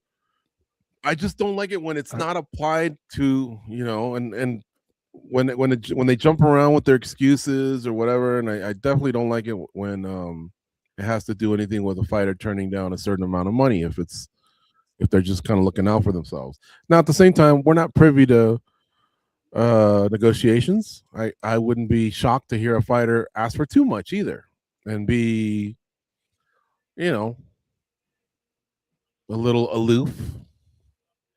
Where are you at right now? I'm at 428, 27, 26, 25, 24. You're 6 seconds ahead of me. Okay. Let me pause. So Royval's taking the center of the octagon. He's definitely got a reach advantage over Loney. They're throwing, they're cracking. Royval's the guy that talked about concussions. He's been pretty open with that. So something to always remember. Maybe he's gotten his bell rung a few times outside of competition in the octagon training or who knows what, but he's here now. And he just landed a head kick to Kavanaugh. Not fully flush, but he got a piece of him. Like I say, that guy can cover a lot of ground, man. Yeah, he looks sharp so far. Kavanaugh's just not thrown very much.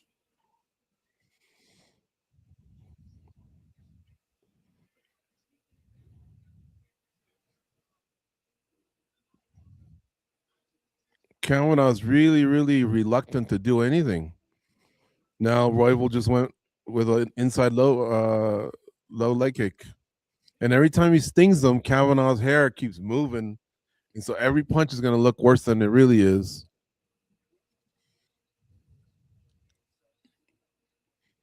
This is odd. I can't figure out what Kavanaugh wants to do here. Another straight left hand by Brandon Royval. He keeps landing the jab over and over. Kavanaugh just not responding. Now he threw a kick and got caught, but Royval let it go.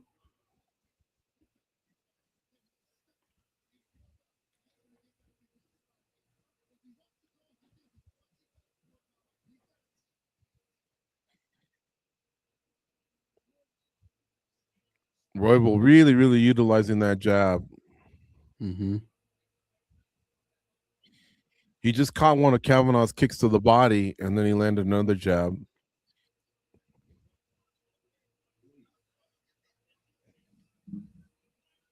I mean, we're more than halfway past this first round. I still can't figure out what Kavanaugh's waiting for, what he wants.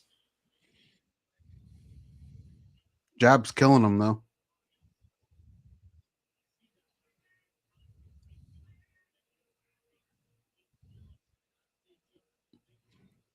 Royval's length is really, really troubling Loney.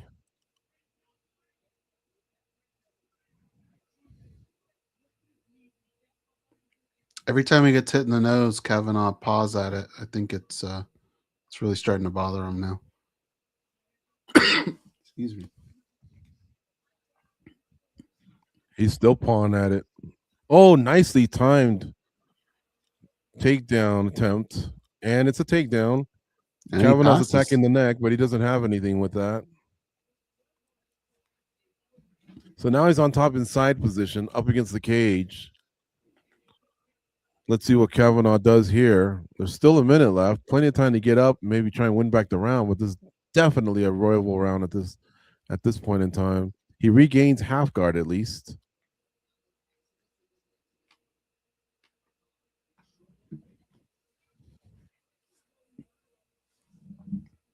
Ooh, nice elbows from Big Brandon elbows. Royval. Yep.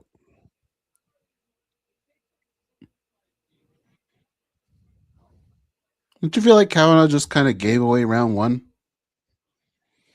Yeah.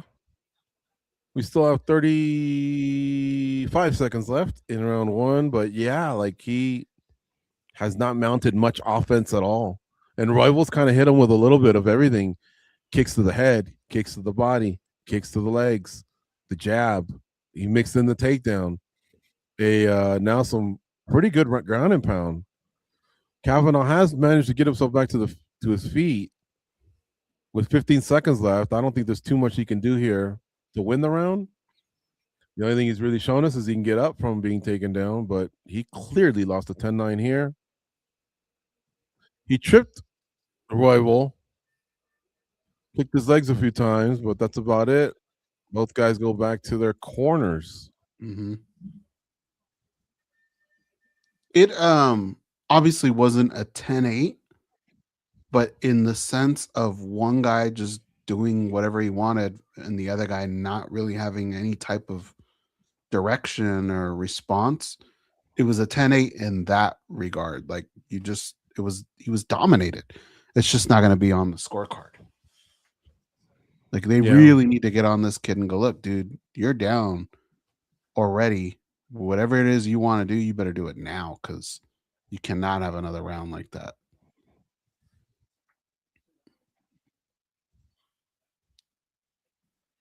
His corners telling him you got better ground than he does. You've seen that already. I don't know how you can say that. You've managed to get up, but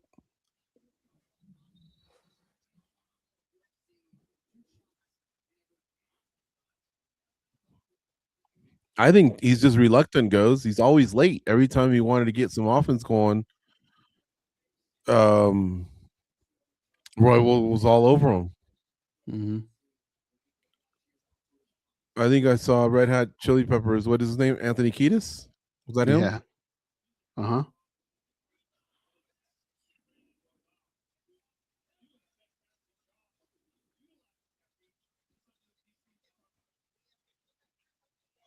There's that jab again. Round 2 is looking a lot like round 1 so far, with the Brandon Royval's main attack being that jab and a 1-2. That length, man. He's just really utilizing that weapon. Something that, for example, Nikita Krylov didn't even try to do against Robert Whittaker. Mm-hmm. And from Kavanagh's side, he's again just slow to the party. He's late to the party.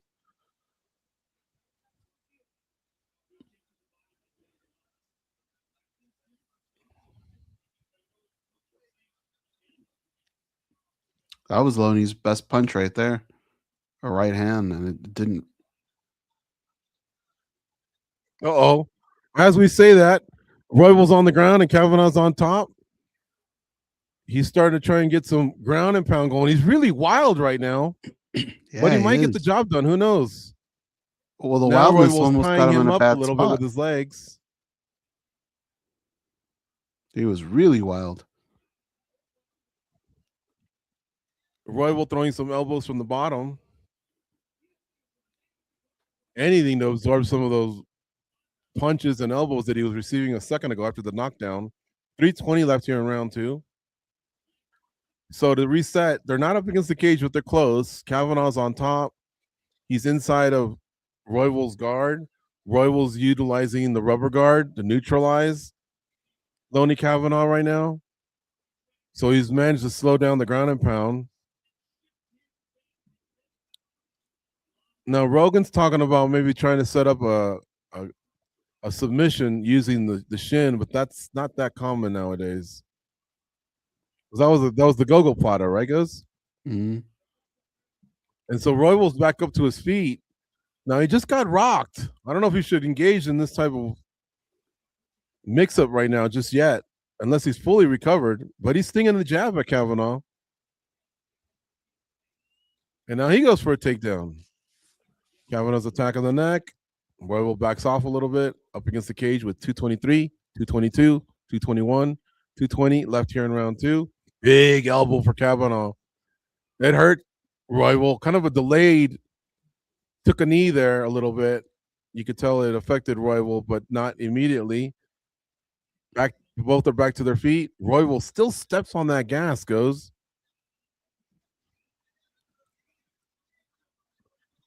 I'd almost have him take 3 steps back, take a deep breath, and just make sure you're good before you go back in that firefight. Yeah. It's hard to avoid, though. Kavanaugh's going for a takedown. Now it looked like Royval slipped and went to the ground, but he's back up. Royval tried a spinning back elbow and missed. Kavanaugh's pinning Royval up against the fence with 130 left here in round 2. Remember, first round went to Royval, second round's Kavanaugh's. They were showing a replay of an elbow that looked like, if you remember her explanation of back of the head, it was kind of on the back of the neck. Yeah, I agree.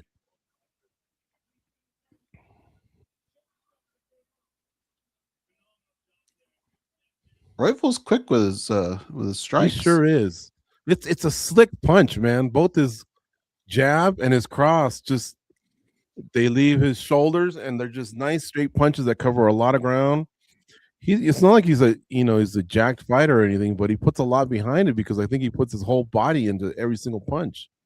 Now he's gotten Kavanaugh to the ground with 40 seconds left. He's trying to win back the round. I don't know if he can do it because he was pretty rocked. But he's putting on a good pace on Kavanaugh.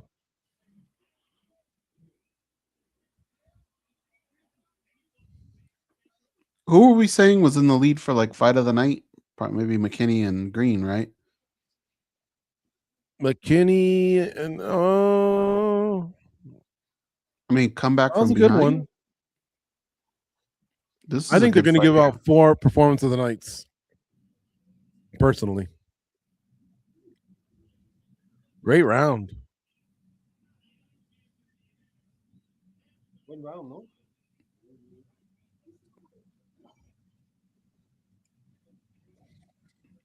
Well, this one's in the running now, Goze. That's 2 great rounds from both guys. 1-1, right? Yeah.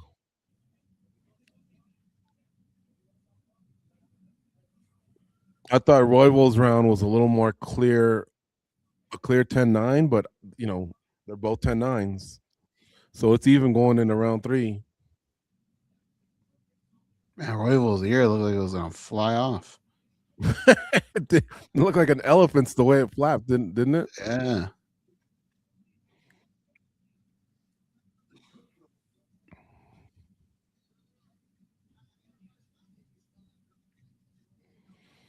All right, here we go. Round 3.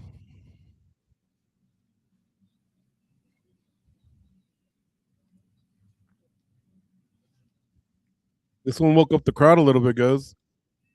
Yeah. Both flyweights come to the center of the octagon. They hug it out. They high five.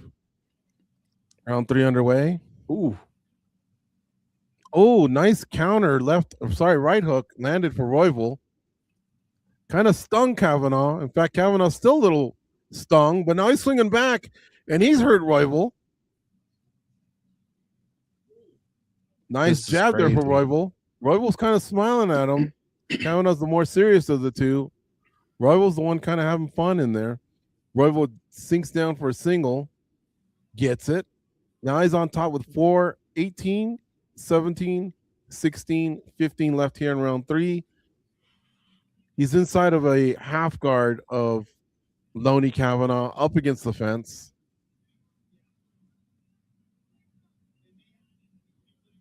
Kavanaugh had him in a guillotine. I didn't notice that because of the camera angle. Royval's now out of it. It would have been really tough, though, from half guard position. I like when Royval gets these positions. He's going for some elbow strikes right now. Yeah, he's aggressive. 2 big ones.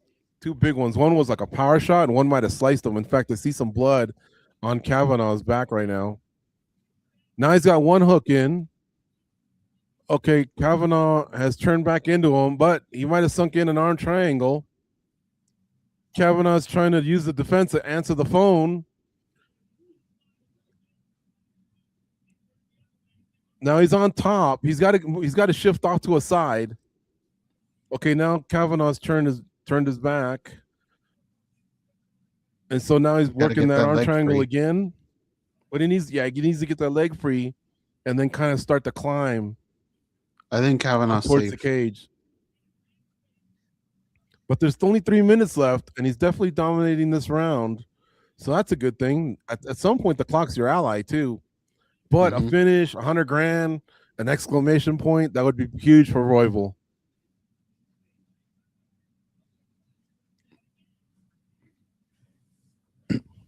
Royval still on top. He will not let Kavanaugh get free, even though there was a little bit of a scramble there. He's got a body lock triangle on him now, too. 2:30 left here in round 3.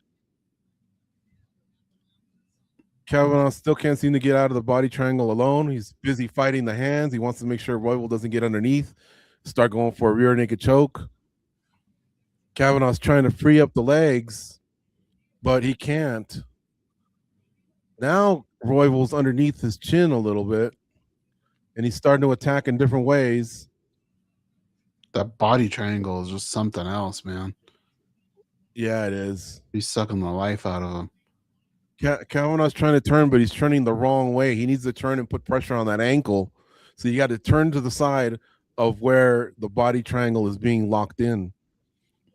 He'd be better off turning that way. It looks like he's bleeding out of his mouth and his nose. Rear naked chokes being cinched up. No, Kavanaugh's If he had more room, I think he might get it now. The fence is now not he seems to helping. be really under. And he's pulling, he's squeezing. Can Kavanaugh get out, or is he going to go out? He taps. 121 left here. Very valiant. Went till the end. And Royval was just a strangler, Goze. He went after him. That's 25 G's, too. There's the importance of getting that. Yeah. Great fight. I don't think either guy's stock dropped. Well, for sure, obviously not the winner, but I think Kavanaugh, huge win in Mexico recently. You know, he's arrived. He's a top 10 guy. But now Royval said, I still got gas left in the tank. Mm-hmm.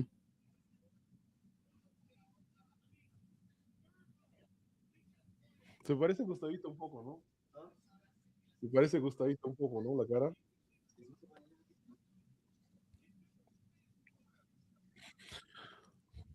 Where do you rank the flyweights, Goze? I know the flyweights take a lot of heat from fans, but dude, we've had some scraps these last 2-3 years. I rank them up there. I think they put up good fights. Like, would you not want to see at least one flyweight fight every numbered event on the main card? Yeah. Like, that would not offend me one bit. Yeah, they deliver.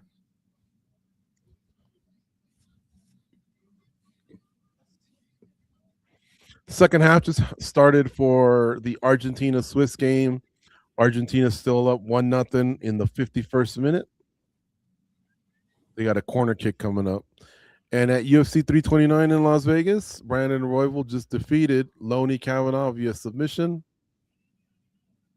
Big win for him.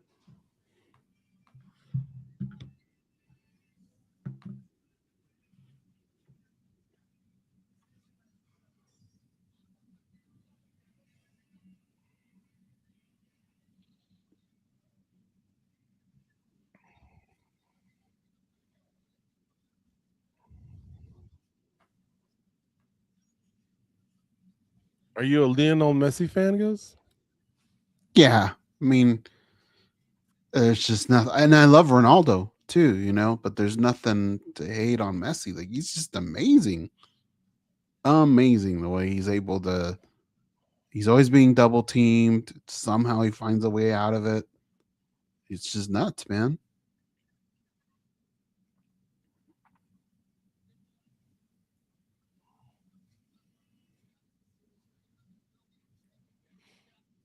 What I like is when there's an opening and he has a shot at the goal. I mean, if he doesn't make the goal, he makes the goalie work, and he creates a rebound or whatever. And he just strikes me as someone that stays after practice and probably does another 1,000 reps, you know, of whatever he needs to do.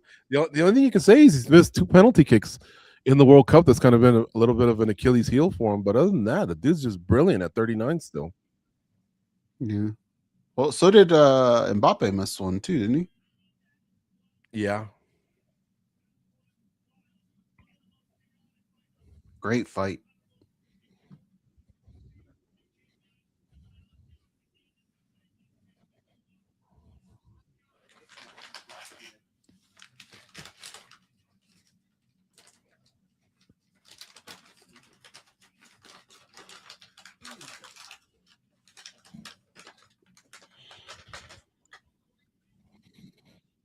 I wonder if they will get a bonus, Goze. Because, you know, with all these finishes early on, you think, okay, let's just give out 4 performance of the nights. But when 2 guys scrap like that, dude, like, that should be commended too. Let's see.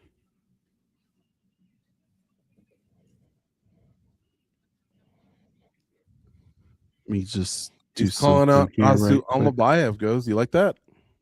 Yeah, I do. But careful what you wish for. Hey, That's a tough fight.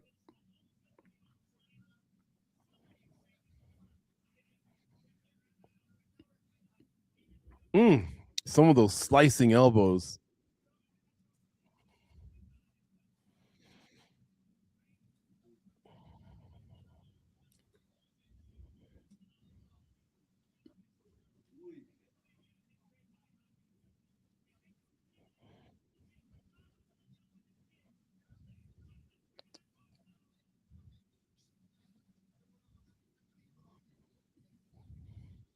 Roy will give him a little bit of love to Corey Sandhagen, both Mile High City base fighters. We actually had Corey Sandhagen on our last MMA Junkie Radio show, and we brought up something to him recently, or not recently. Recently, on one of the first embeddeds, I really, really liked seeing Royval working with kids. He donates his time and works with kids. And I guess he's been doing it quite a lot. And the guys were even saying he'll fight and then get in there. Like it doesn't go to his head. You know, he just becomes one of the guys and goes out there and plays and does whatever. Mm-hmm. Mel Gibson and Vince Vaughn at the fights. Oh, Joe Mazzulla, Max Crosby. Good batch of faces. Theo Vaughn. I thought I saw Mario Lopez close to him. There he is. Anyway, and so we, I told him, I go, hey, I remember you used to work with kids. I think his was a little bit different. He didn't used to like to talk about it. And in his answer, I think he revealed why. I guess it's against HIPAA laws, what his job actually was. So it might have been a little bit more, more sensitive. But he did work with kids. He appreciated us bringing it up. He just said he didn't like talking about it. But anyway, he says that when a kid reaches out to him, he can engage with that kid, whereas he can't reach out to the kids because of the HIPAA laws. But he said it's funny you bring that up because a kid recently reached out to me and just said how impactful it was for him to be a part of his life and, for him to work with the kids of whatever group that kid was. And it seemed like it meant a lot to Corey Sandhagen.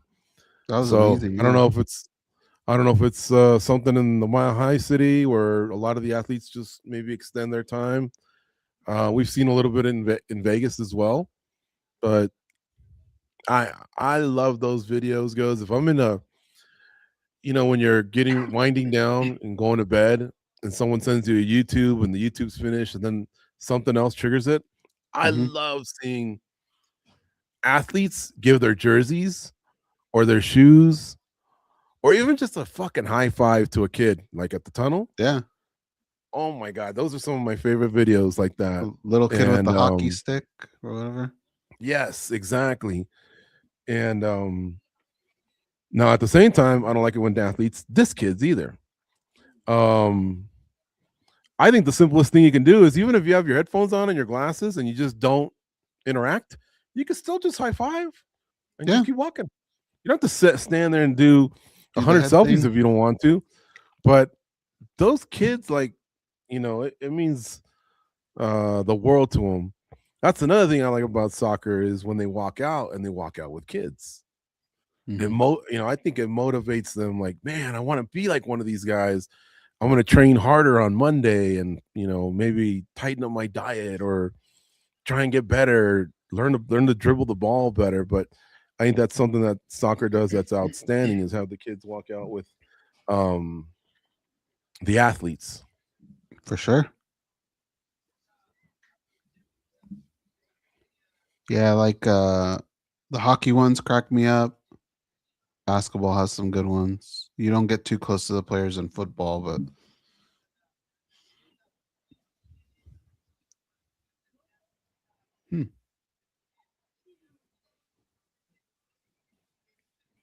So let's see how many fights we have left. 3, right? Bautista and Sandhagen's Sandhagen. next. Yeah. Then the co-main and the main. All right. If I had to give out fight of the night, Royval Kavanaugh is my fight of the night so far. King Green and McKinney was great, but I thought I'd rather reward King Green for just a great comeback. Krylov and Whitaker was kind of boring. Stevenson was amazing. Yanez and Garbrandt went after it, and Yanez got the finish. Luke Riley got a finish. Kong Wang decision, but she looked amazing too against Tracy Cortez. Damian Pinos, he got a finish. Oof, man, there's a lot of good ones in here. Alessandro Costa got a submission as well, but because of the 25,000, I just tell King Green, look, dog, that's just what you get. Because he was getting, because McKinney was handing it to him for most of that fight. It's just the comeback is amazing, right? But I just say, look, you got the finish as your 25. Kavanaugh and Royval, I think, deserve fight of the night. And then I think Stevenson performance. And then the last one's probably going to go somewhere in these 3 fights, if I had to imagine. If I had to pick one, I think it's going to be somebody involved in the McGregor fight, whether it's Conor or Max. All right, tell me something. Does Bautista even the score? Does he win tonight against Corey Sandhagen? What's your pick there? I agree with they just seem like 2 different fighters than they were the first time. Bautista gave Nurmagomedov hell. I just think he's a better fighter now than he was. I think Corey also has improved, but I don't know that he's improved the way Mario has. So I'm going to say, I think Mario does even the score. You? Yeah, Mario's, I think, improved a ton, actually. And you know what's funny is I thought in the Aldo win, I wasn't as impressed. And in the Umar loss, I was very impressed. So this guy is just, he's been coming in even leaner.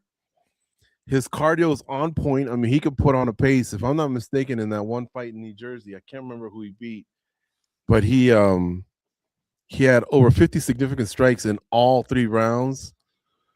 And the one thing he lacks, and I hope he develops it, maybe later in life, like Bisping, Patchy, is right? The one punch power.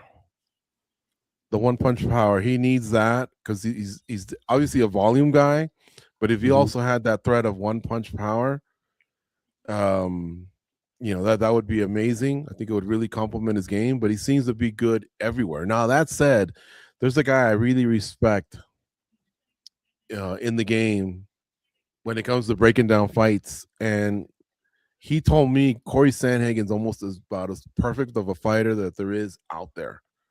Now, that said, Sandhagen's lost. He's lost. It's not like he's undefeated. He's lost some fights. But I think it's Bautista's time. And I think it'll be nice to see them 1-1. And I don't need to see a trilogy just then, right then and there. I think both guys are still going to hang around the sport for a little while. But I'd really like to see a finish out of whoever it is, because we got Song Yadong, who's very popular, and he's fighting Umar Nurmagomedov. Nurmagomedov's already beaten those 2 guys that we just discussed. So Song Yadong could really help those 2 guys out by getting Nurmagomedov out of the way. Correct. But that little foursome is competing to be next of next. What do I mean by that? Either Merab or Sean's going to fight Peter Yan. Right? Whoever doesn't has next. Well, out of this foursome, I think whoever shines the most is going to have next against them. That means they probably have to take a fight, but I think it'll be the trilogy match, Yan against Merab. And I think O'Malley's willing to wait and just wait for the winner. And then obviously whoever comes out of that, by then, these 4 right here, they may have had to take another fight. Or maybe the 2 winners fight each other, depending on who the 2 winners are. But it's an exciting division for sure. But I'm going with Bautista.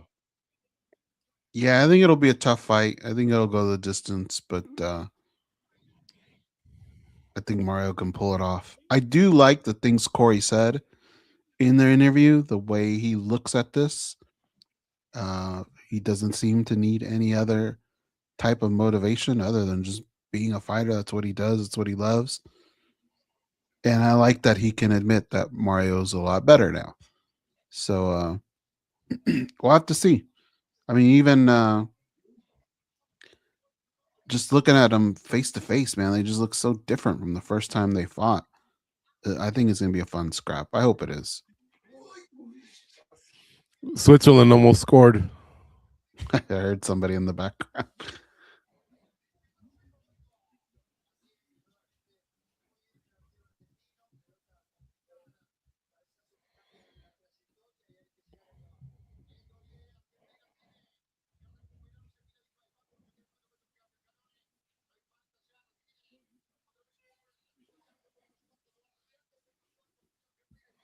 They're in the 65th minute, so there's 25 minutes plus injury time left in this quarterfinal. The winner will get England on Wednesday. Switzerland just had a nice attempt from a distance goes, but he didn't come up close. Emiliano Martinez, the Argentinian goalie, stopped it. Big dude, plays for Aston Villa. Manchester United almost signed him. Yeah, I remember. 34 years of age for Sandhagen, 33 for Bautista. Sandhagen's 5'11", 5'9" for Bautista. They both weighed in at 135 and a half, and Sandhagen has a 1-inch reach advantage.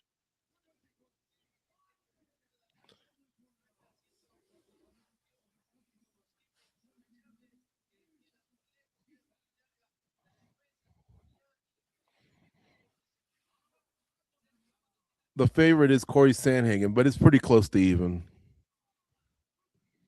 Sandhagen's about a minus 145, I believe.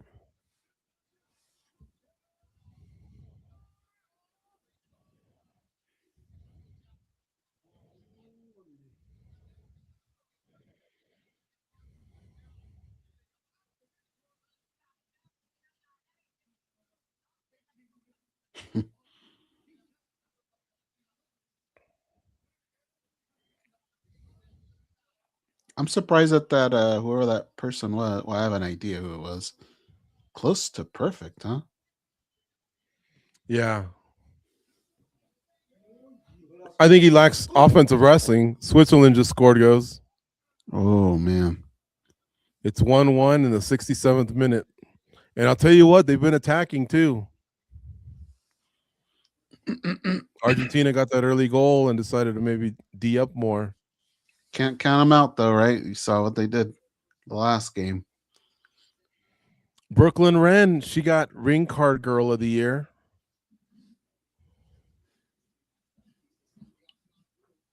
All right, here we go.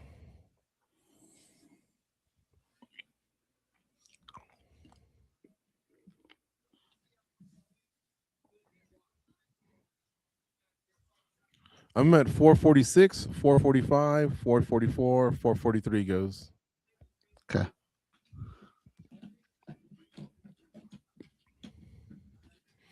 Bautista's the one that's kind of taking the center of the octagon. He's throwing a couple kicks so far. Sandhagen fighting out of orthodox.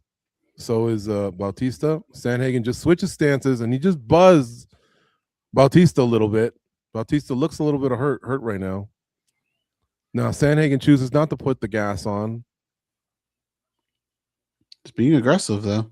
Oh yeah, and Bautista just came right back at him.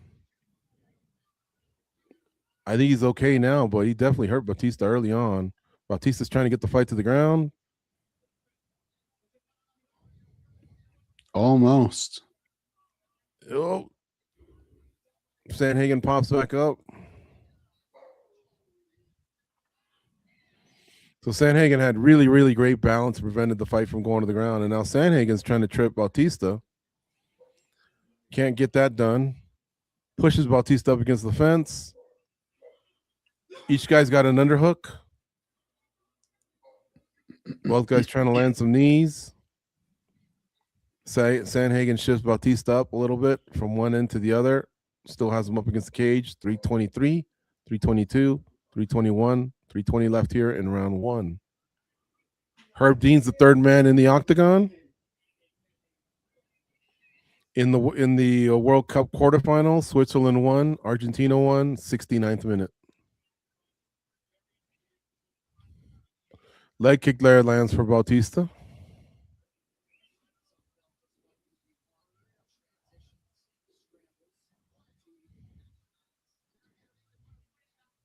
Mark Goddard won Referee of the Year this year, right, Goze? He did. He had a pretty interesting speech, too. What'd he say?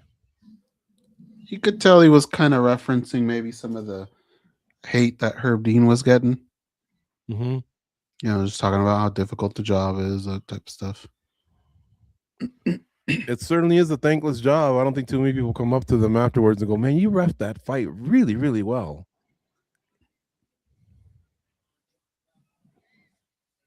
Looks like Bautista's gotten the best of the boxing in the last 30 seconds. Both guys in great shape, though, because they're getting buzzed right on the chin, and they're just coming forward like nothing. Yeah. That head kick that Sandhagen keeps it on, it's getting closer and closer.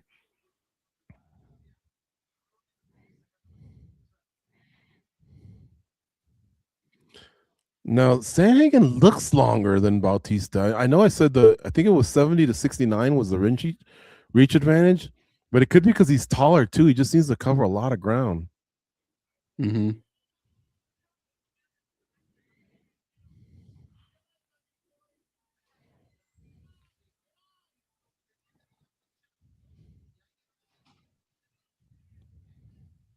Trevor Whitman in the Sandhagen corner.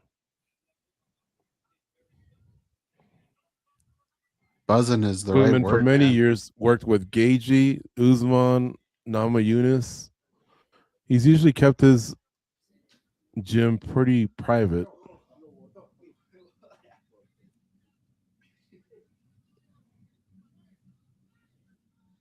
It looks like a Swiss player just got a red card, Goze, and is kicked out of the game. Oh. Ooh. Man, these guys it's a fast pace. Fast pace in this fight. A lot of back and forth, a lot of buzzing is the word that George used. Some of these punches are like knockout blows that are just barely missing. They're in the 72nd minute, and so Switzerland's gonna have to play with 10 players. Batista gets the takedown. Yeah, he does. Let's see if we can finish up with some ground and pound here. The striking on the feet has been pretty even. Oh.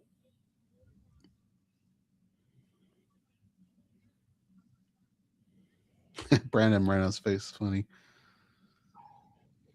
Has Bautista got anything here? He's going after a leg. Sorry. That is a leg lock attempt. Knee bar. But he didn't really threaten Sandhagen. Round ends. Boy, who do you give that 10-9 to? I think you give it to Batista. He definitely closed strong. Sandhagen kind of hurting him early. He didn't like rock him. He just got his attention. But Bautista managed to shake it off pretty quickly. Wow, Switzerland had a lot of momentum, and now they're down to 10.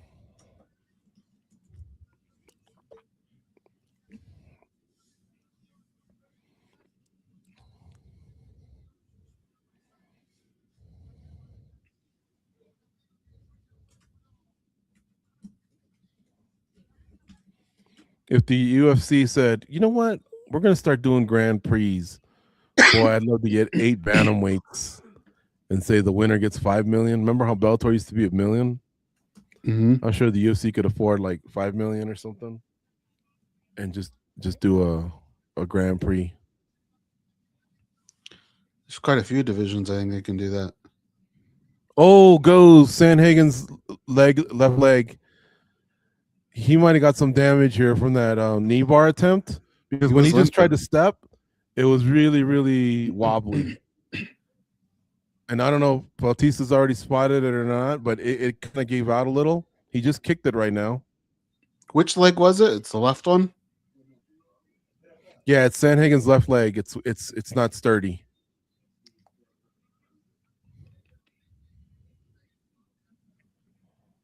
Oh, Bautista goes for it. Bautista's like Terry Silver, huh? Mm-hmm. Man can't stand. He can't walk. Or he can't fight.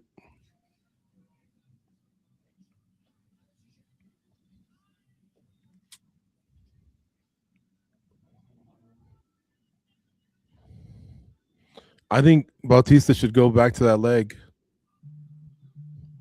Oh, again, it's just not sturdy.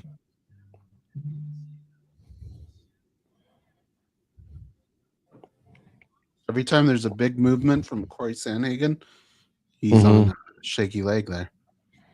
If I'm Bautista, I'm throwing punches and finishing with a leg kick. Punches and finishing with a leg kick. I would not just throw a naked leg kick. And when he switches stances, I would go for the takedown and force him to defend with the other leg. Oh, he just got a good one in here. I'm at 317, 316, 315 in round 2. Oh, that's 3 of them.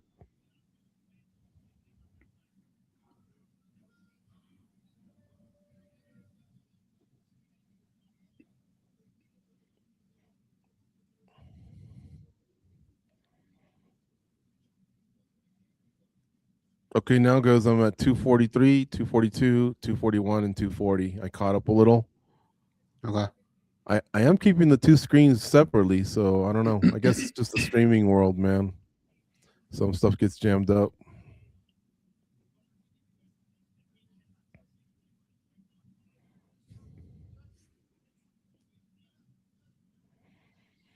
Still half a round left in round 2. Corey Sandhagen definitely fighting with a compromised left knee. Now, to be fair, in the main event, we're going to have 2 fighters compete, and both had serious injuries in their first fight. High ankle sprain, if I'm not mistaken, for Max Holloway, and a torn ACL and meniscus for Conor McGregor. And yet McGregor was able to eke out a win and finish all 3 rounds. So it's not impossible. But I don't remember him having an unstable, wobbly leg like what I've seen out of Sandhagen here. Yeah. It's definitely played a factor in this fight. Sandhagen's trying to get that takedown. Batista, is there some blood now on the forehead of Corey Sandhagen? I don't know if it's come off of Mario or if something opened.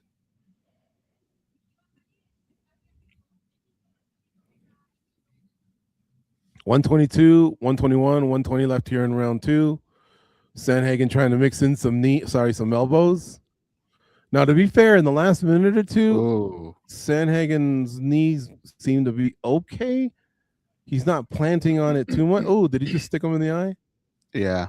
Sandhagen saying it was a knuckle. Bautista's giving him the pass. He was very sportsman, though. And Herb didn't intervene in any way. Sandhagen just threw a kick with that left leg.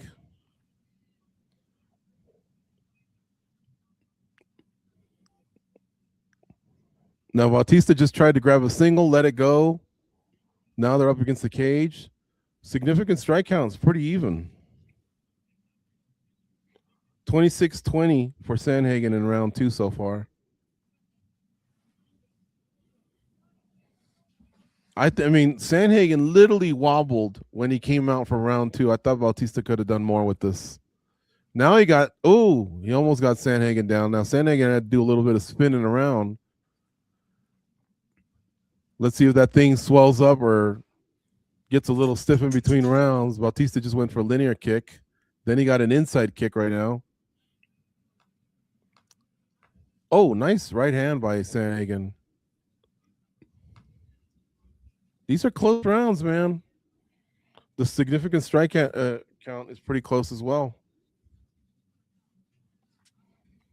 Soccer game still 1-1 in the 78th minute. Switzerland playing with 10 men. We still got the co-main event coming up with Benoit Denis and Paddy Pimblett. The next one. And, of course, the main event featuring Conor McGregor and Max Holloway. The blood was coming off of Batista, right? It looks like they cleaned up. It's on the outside of his eye.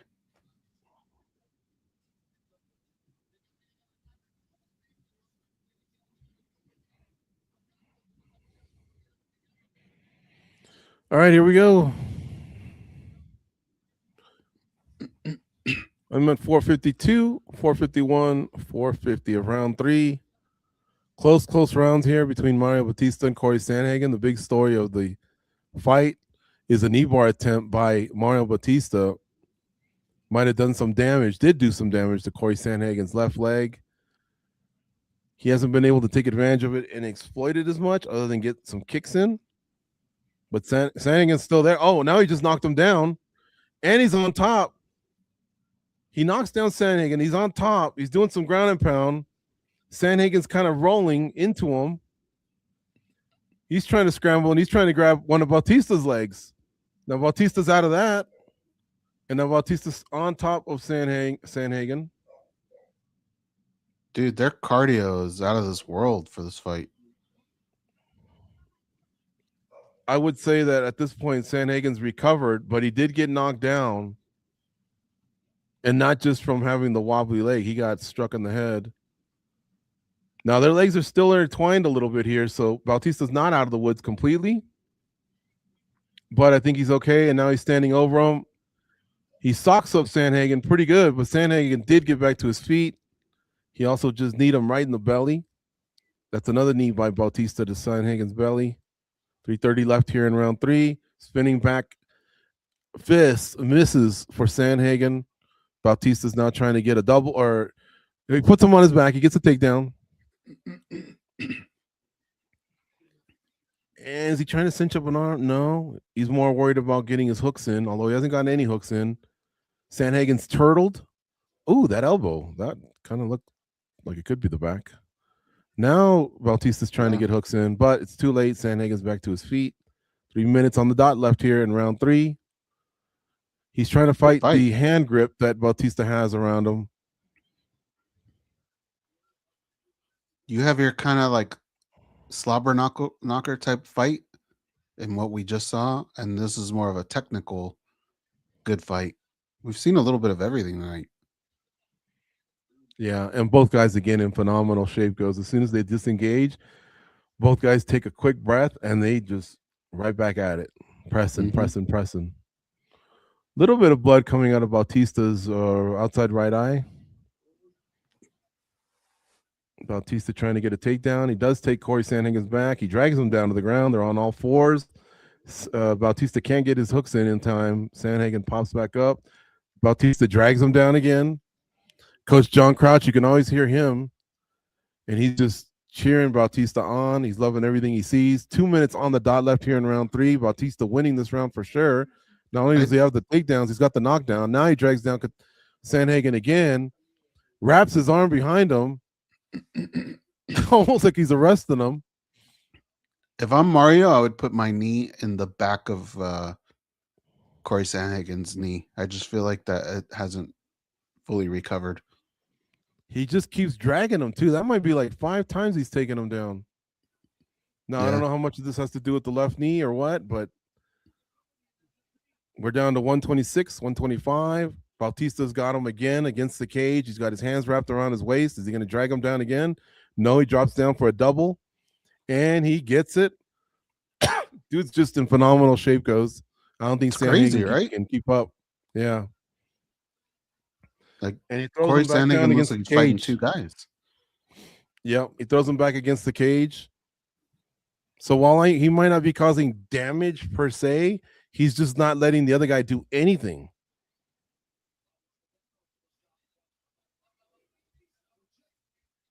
Bautista starting to pull away, but this fight's definitely not over yet.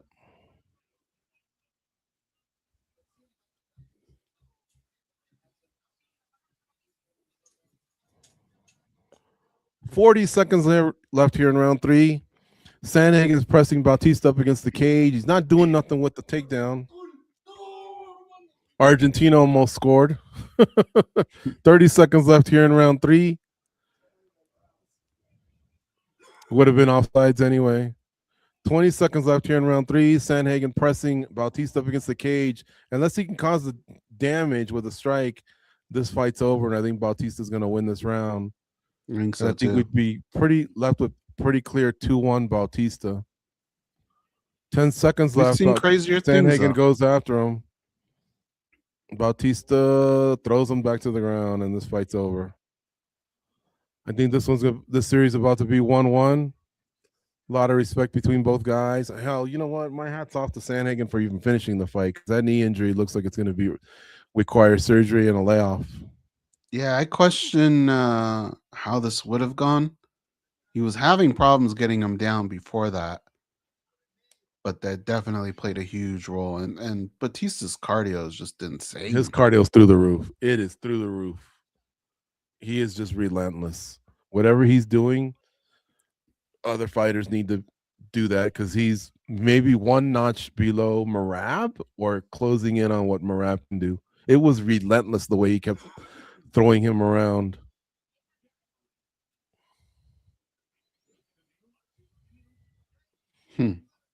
So Switzerland's making a few more switches here with 5 minutes left in the game. It's still 1-1. They're Switzerland? Mm-hmm. Lionel Messi had a shot at a goal. He would have been offside, but he couldn't get past the goalie.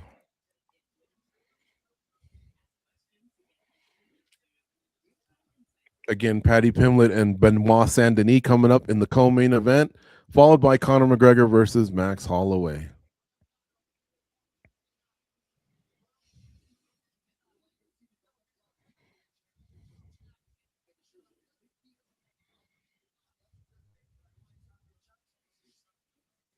Did you watch Embedded this week? Yeah, a couple of them. You? Yeah, I enjoy it. They also won an award at the World MMA Awards. I forget exactly what the, I guess, best content, MMA content.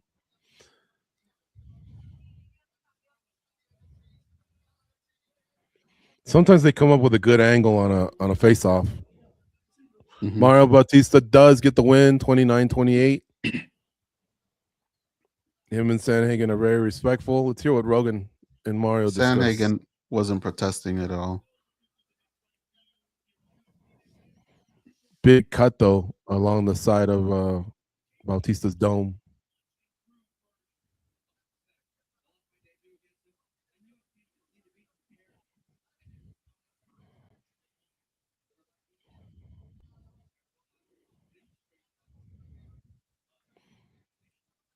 Bautista not even breathing hard at all, Goze. Mm-hmm. He's asking him about the leg lock.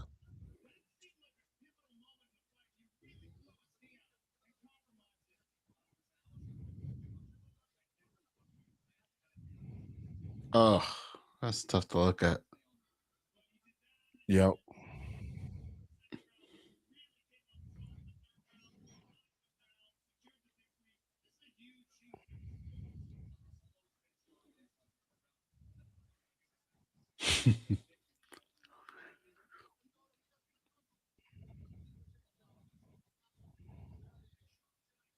What's on his chest? What does that say? What is it? Something before? But it says Battleborn on his forearms. Was it like an earthquake when that guy was writing that, or what? I don't know. Big win for Mario Bautista.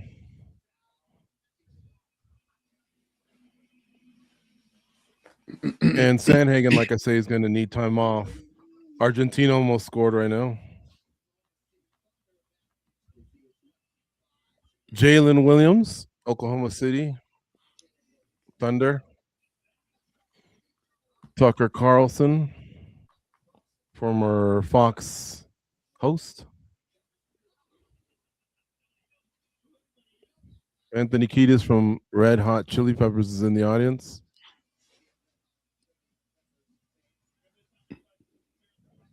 Mike Tyson's in the house.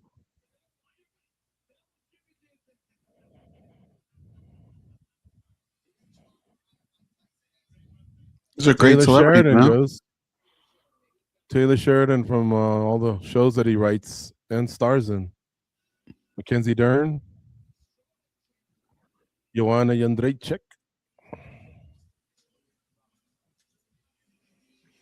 You know what's sad is there might be a lot of people that are like, why do they keep showing that Polish girl?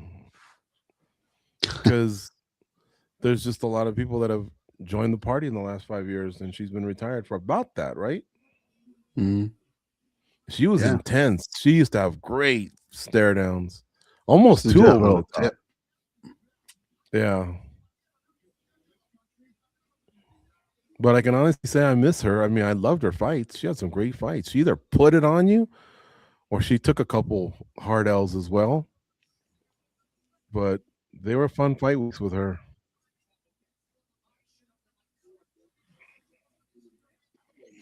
They're now in the 90th minute with 9 minutes of injury time. Now, after that, it'll be 2 15-minute periods of overtime. So there's still a lot of soccer left once they get past these 9 minutes before they even get to penalties.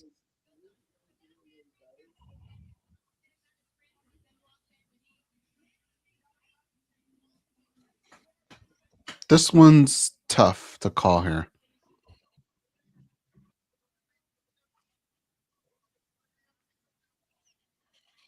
The sharps are split on my end. Maybe Danny can pop back in. He's our picks leader. I know he's leaning towards BSD. Yeah. He was in the preview show earlier. What's that, Goze? He was in the preview show earlier.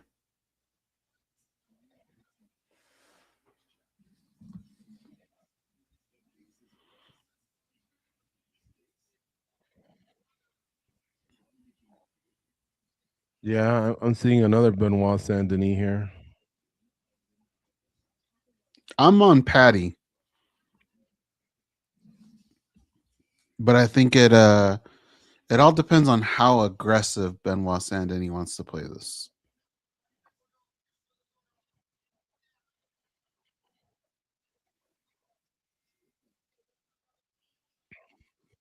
We're closing in on 3,700 episodes. At 3,700 episodes. If you want to give us a shot, you can find us on Spotify, Apple Podcasts, Google Podcasts. And we're in year 19 and a half or so of doing the MMA Junkie Radio podcast. Our last show featured Gable Stevenson, Robert Whitaker, and Corey Sandhagen. You can catch the show straight from the site or go to those podcast platforms, including Omni as well.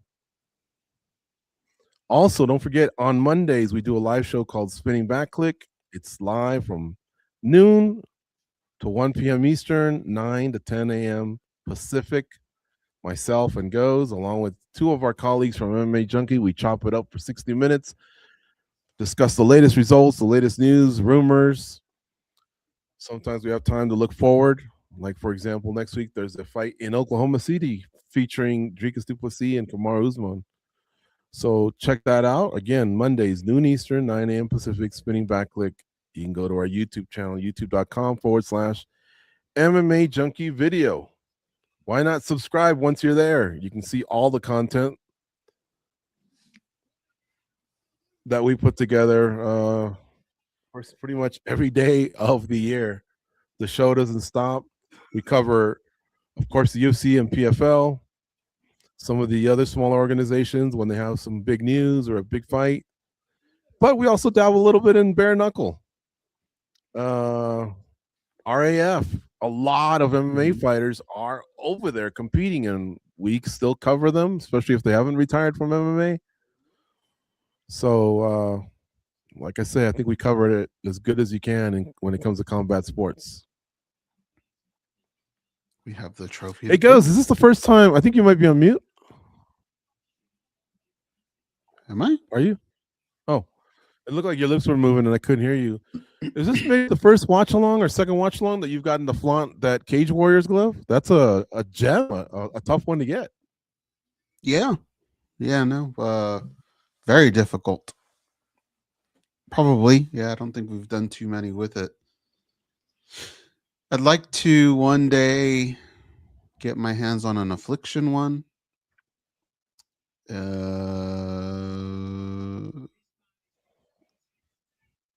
If they have, see, I get confused. That one and like Dream, they just use the what's Pride? that glove? No, Vertex? Vertex. Yeah. So I think so did IFL for a couple years. IFL one would be nice. And then I might just pull the trigger and get like a Dana White's Contender Series glove, the UFC Gold one, but I don't want to have like 3 UFC ones up there. Well, Dana White Contender Series is going to be year 10 this year. Can you believe that? So I think that one belongs. Like it's earned its place. It's not like MVP MMA or nothing like that where they're just starting out. And then what was the other one you said? The gold UFC glove that they use for like 300, 200. Affliction would be interesting. Those shows kind of shook up the sport. That one IFL in 2007, 2008. Even though it was only 2 shows, the third one was canceled. They were great shows, and they caught the UFC's attention. Trust me. Elite XC is one too that would be nice to get.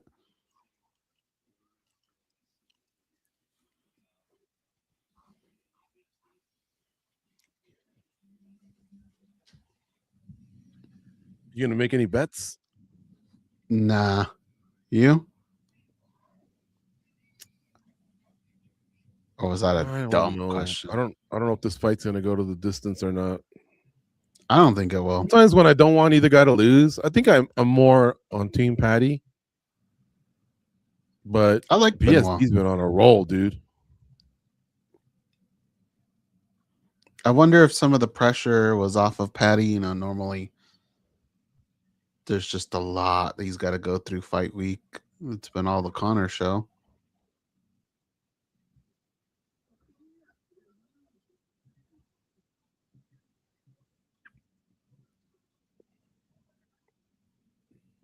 The arena's rocking.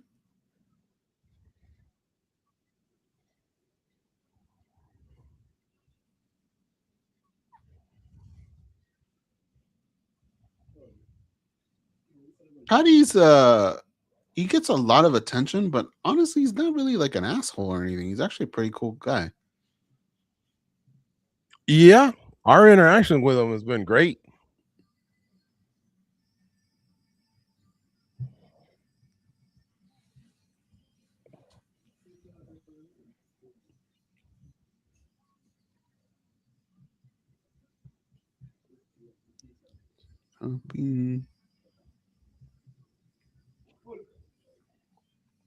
Oh, Argentina almost scored again, Goze. Oh, yeah? Yeah. Look at the UFC going all out for this walkout. Yeah, they are. You must be walking in from New York or something.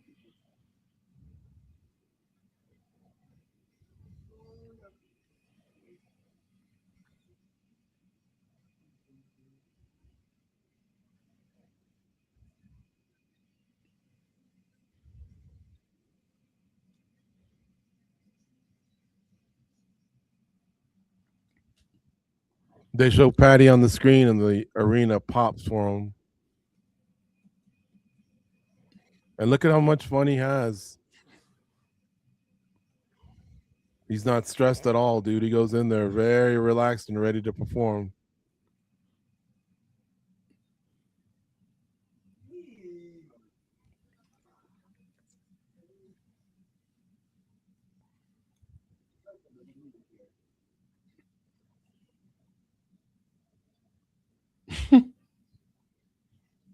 He's having fun, dude.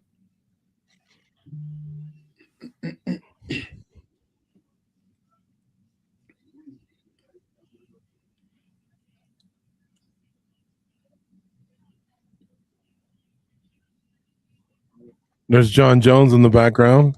He's rarely at events, but he was there to corner Gable Stevenson, who, if we haven't said it enough, looked phenomenal tonight. Mm-hmm. That's one thing about these deep cards, Goze, is some stuff just gets lost in the shuffle, you know? I still feel like we are. To me, I still feel like Gable gets one. I think Kavanaugh and Royval get a fight of the night. And then I think the last bonus gets decided in these last two fights here, unless they're absolute duds.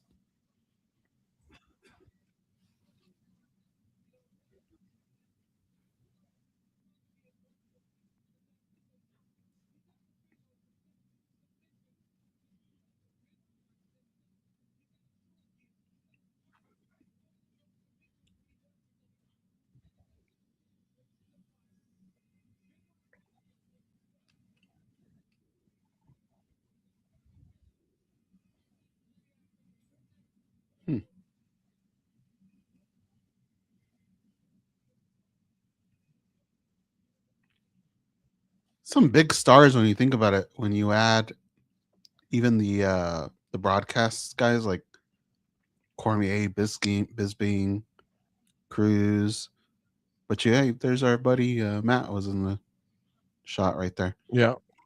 But Paddy's huge. You got John Jones ringside, Conor McGregor, Gaethje in the crowd. Like a lot of big stars there tonight. Why did Paddy come out first? Just because he's lower ranked, or? I think so. I'm going to take a quick leak while BSD comes out, all right? Okay.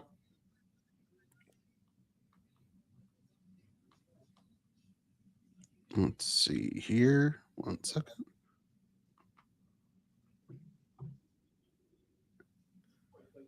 So he's in the ring now. We're in the cage, sorry. Man, Paddy's like, I hope he's in good shape. There's a lot of movement, a lot of jumping around. BSD's going to come out next. Hopefully his walkout's not as long. There was a very big French contingent at the weigh-ins. Like a solid, I don't know. It was almost like a section of them. They all had flags and stuff.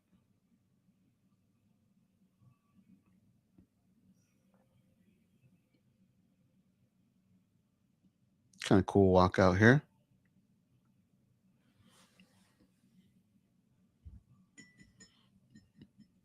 Man, I don't know if I'm going to have a voice for spinning back click, guys, or MMA Junkie Radio. I'm hurting. Some of you might be like, good. Tell that fool to shut up.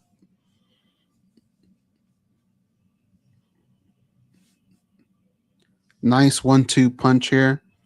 This is why sometimes, I don't know if you want to call it complaining or what, but when they put out a card, I mean, it's just hard. This is such a good card on paper, and sometimes not so much, right? I think what really hurt was the White House card, just putting so many names on there, stacking that up. Hopefully going forward, numbered events will have nice 1-2 punches at the top of the billing.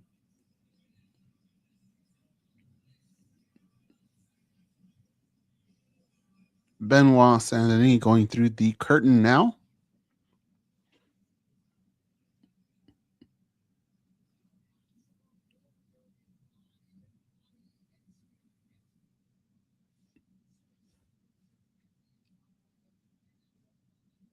France versus England in this matchup.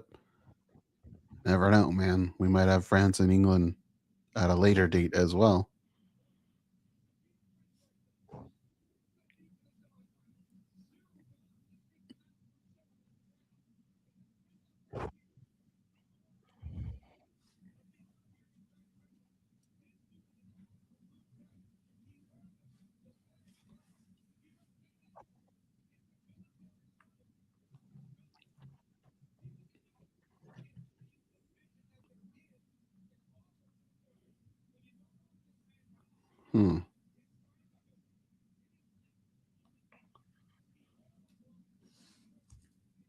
Longest active UFC finish streak at 4.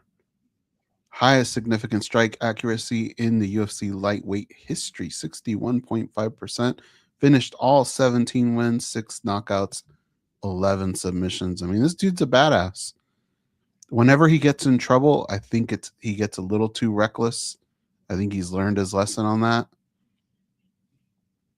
But we'll have to see. Paddy puts a lot of pressure as well.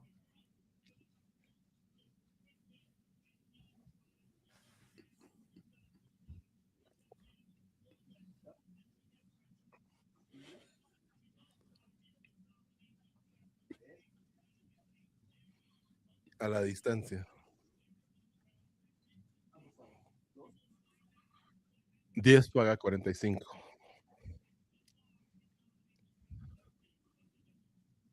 So, Goze, who did you go with your final pick?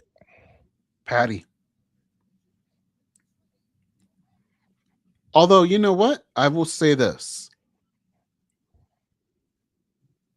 The best Benoit Denis beats the best Paddy Pimblett. But I feel like I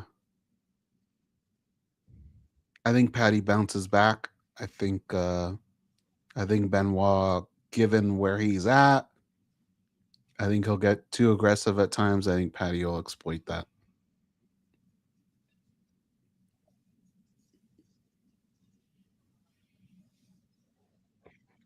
"31 years of age for Paddy Pimblett, 30 for Benoit Denis. No, never mind.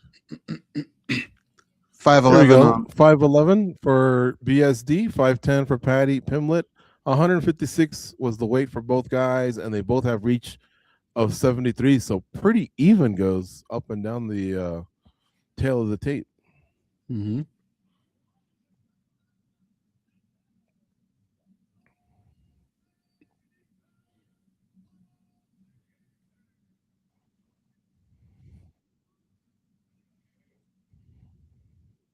The arena's full, man.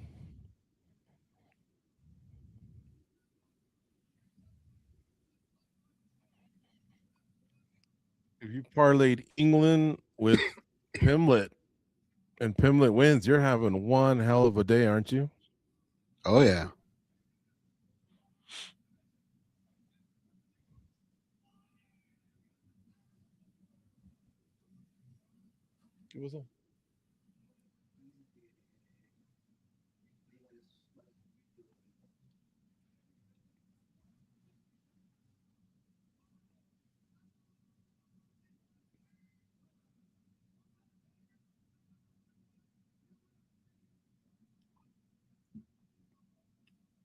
I can't even imagine what our friend Matt will sound like if Paddy pulls off a win here.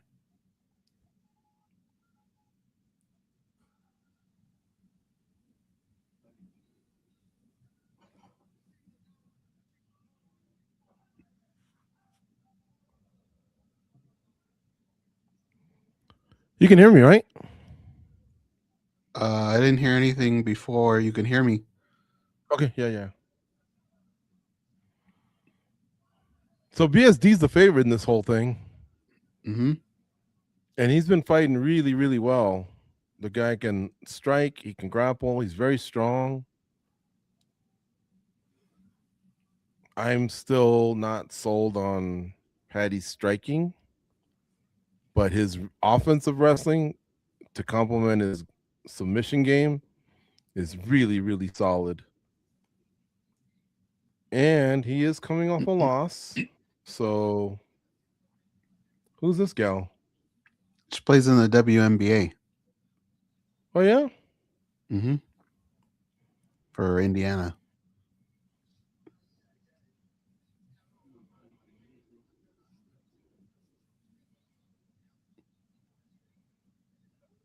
Okay, both guys are getting after it. BSD immediately trying to going for a takedown. He should watch his head though. Paddy was trying to get a nice choke on him. Followed him to the ground. Now he's got a good darce on BSD. BSD's in trouble, dude. Yeah, he is. And BSD's still caught in the front darce choke.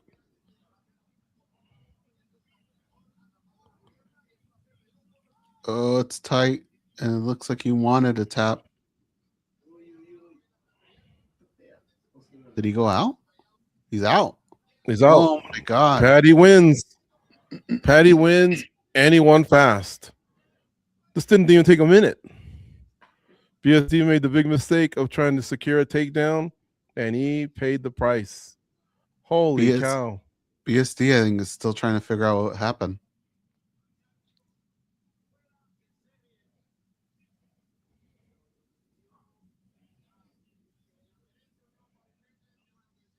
Dana White's congratulating him, but I think he's telling him to get back into that octagon.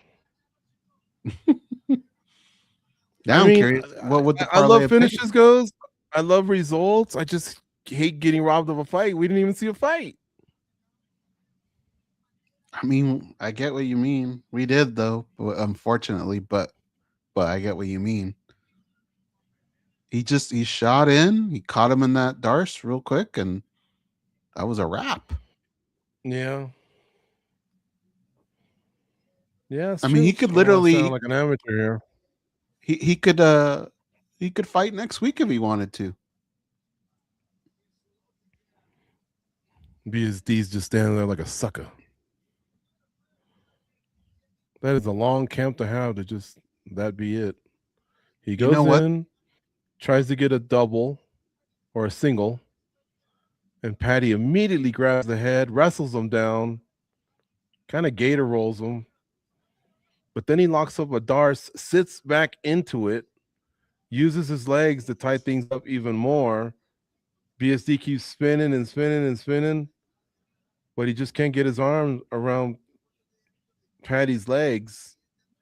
So at the very end, the referee has to go in there and look and make sure that he is out, test the arm, and the arm goes limp, and he stops it as soon as he could. And he definitely fell asleep. Let me see something here. So that's a bonus. How's that not a bonus, right? He just bumped someone from a bonus, probably.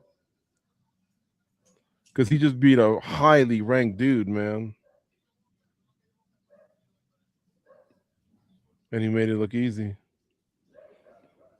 And he's been very respectful towards Conor McGregor because he was asked, do you think you'll have more fans than McGregor? And he said, no, man, we're here for McGregor, you know. Mm-hmm. This is his show, and I'm just here to get a win. And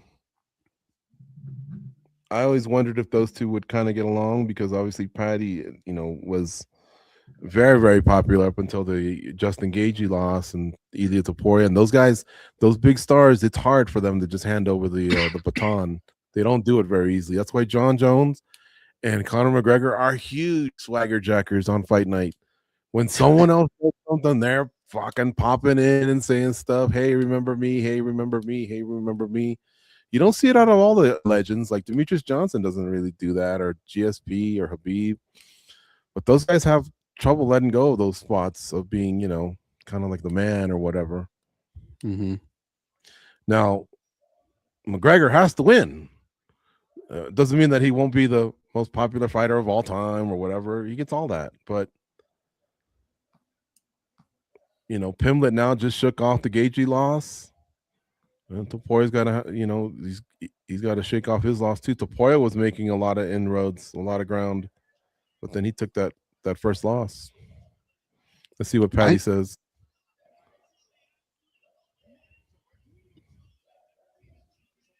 He says it's one of the most brutal chokes I've ever seen, Rogan says.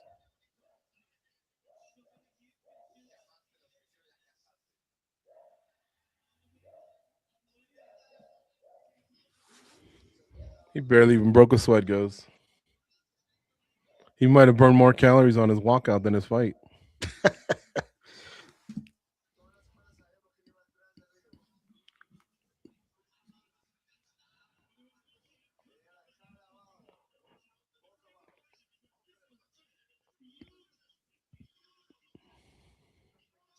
He actually blocked BSD's kick, and then he immediately started defending, not the takedown. Well, sorry, he did defend the takedown, but not by trying to stuff the takedown. Instead, initiating his own offense and immediately attacking the neck.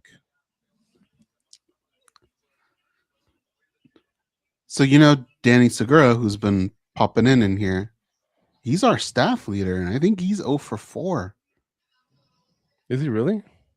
I believe so. Is that why he stopped popping in? Maybe. I don't know how close the person underneath him was, but I wonder who he took in the Conor fight. He took Holloway. Well, look, let's put this in perspective. What does this fight win or do? For one, Gaethje's already fought him and beat him. If McGregor wins, a lot of us believe McGregor could just jump the queue and fight Gaethje. If not, it has to fall on Arman Tsarukyan. I know this is one hell of a win, but they just fought. You see what I'm saying? They just fought. Now, the counter to that is, but they're the UFC. True. But it has to make sense, and right now it wouldn't make sense. He did his job. He took out a top guy, but I think what, maybe him and Oliveira goes? Possibly. BMF? George, it's got to be Tsarukyan or McGregor against Gaethje. So yeah, why not occupy those two, right? Yeah. You're 4-0 in your picks, just so you know. Now, let me say this. If Holloway wins, he's got a card to play. He's beaten the champion, Justin Gaethje. That's a card you can play. This guy lost the champion, and it was just this year. So it's like, do we really want to see that so fast? I don't know. True. A lot of scenarios to play out, but we got to see what's going to happen here.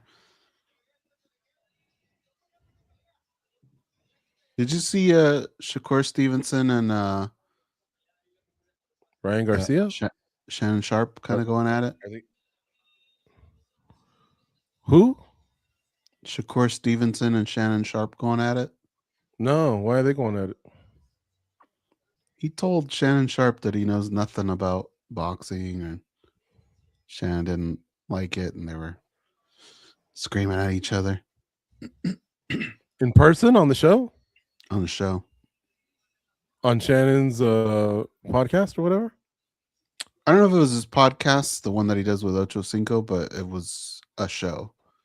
He just told him straight to his face. Now, did Shannon say something that Shakur disagreed with, or did Shakur start off by saying, well, "Listen, I'm gonna be on your show, but I just got to tell you up front, you don't know jack about boxing." It was, oh my god, it's during their discussion. Just Google it; it'll pop up real quick. Unless I'm spoiling it.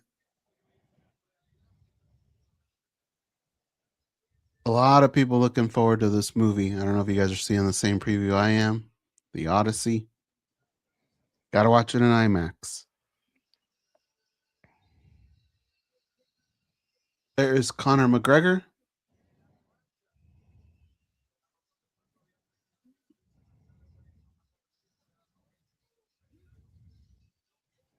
Kind of got like a mohawk or something now. A lot of people thought we'd never see this guy fight again in the UFC. Here he is. He's gonna fight. We'll see what he's got left. That man we've seen fight a ton, Max Holloway. You always know what you're going to get with Max.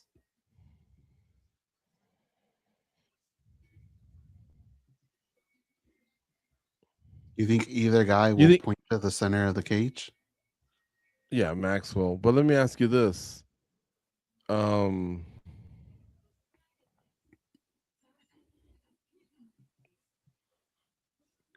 McGregor's leg injury come into play tonight? Yes. In the sense that I think he'll be reluctant. I think maybe he'll throw it once, not at full strength.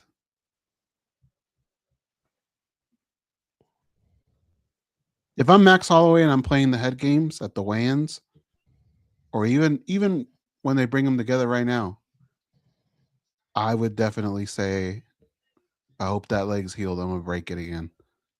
You know, something like that. Put that in his head. I mean, that's got to be like one of your worst fears, right? We heard Chris yeah. Weidman talking about it.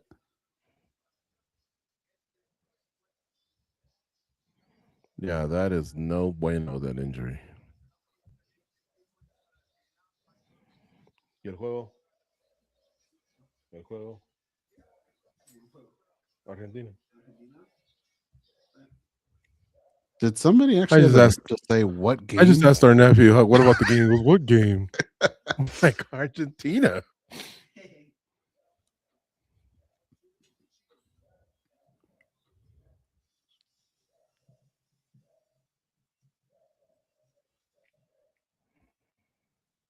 One. Oh, okay. So it's still 1-1 goes. They're in injury time of the first overtime.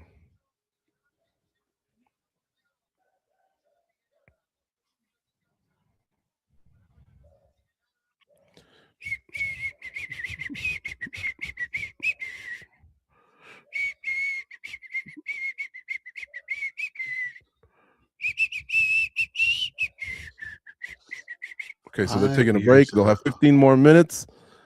And then it's showtime.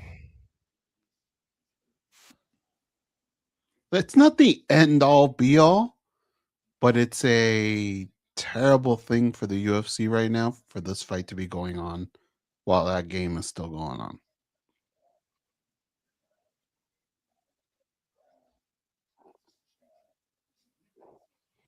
We're not at the point though where people have 2 TVs in every house.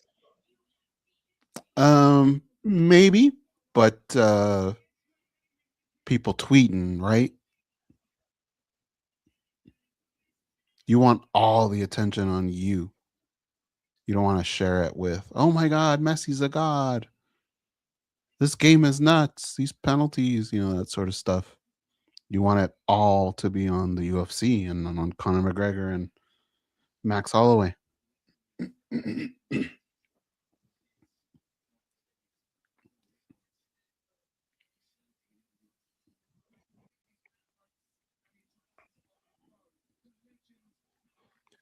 If Prime McGregor was when he beat Alvarez,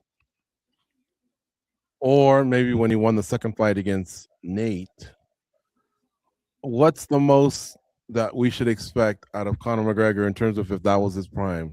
50% of that, 75% of that? Do you think he can match that? I think the leg injury is a big part of. Yeah, I don't think he can match that or even come close to that. But the thing is, and I've said this a lot, he just needs things to go his way early on. Like he doesn't need the whole fight. I don't think he has the cardio to even get that far. But if Max engages with him for 2 minutes, in 2 minutes he has a chance to put Max. I mean, Max has been put out before. But if he loses, I'll tell you exactly. It's going to be I'm just happy that I made it back from all this. I wanted to prove it to myself. Max is a great competitor. I'll be back. All the greatest hits will probably happen. The leg was just in the back of my mind. But I feel like I've conquered it. All that stuff's going to come out.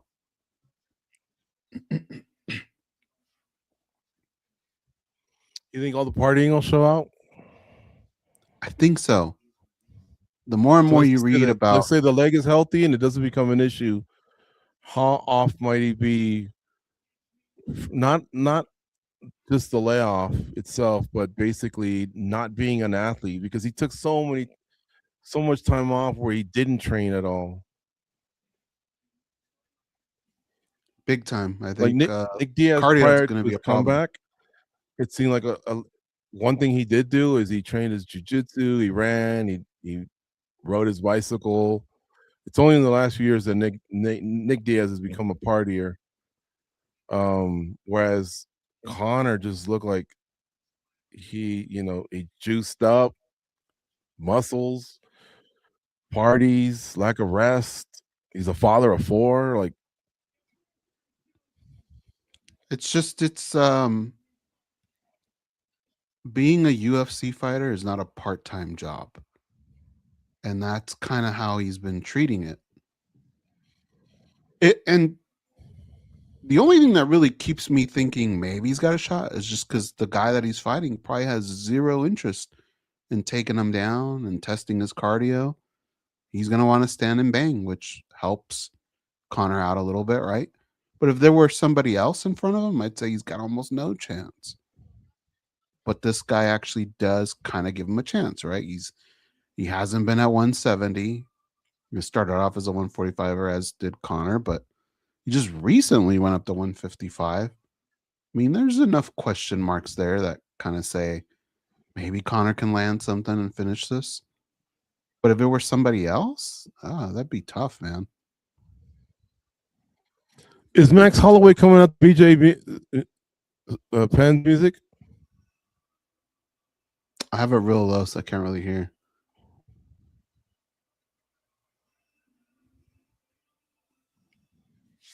Okay. Here's another thing I wanted to add. I can't remember if it was the first Dust. It had to be the second fight. I think it was the second Dustin fight. McGregor hadn't fought in a while, even before that one. And I remember him saying, "Boy, this calf kick came out of nowhere." You remember that? It was like a losing effort.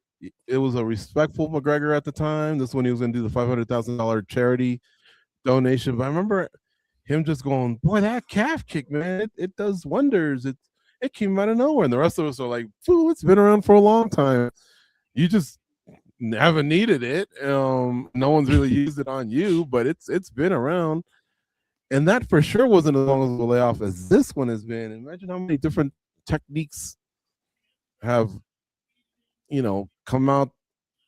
And if he's been away from the game and not training, I don't know, man. I don't know if he'll be ready for to fight at a high level like he used to.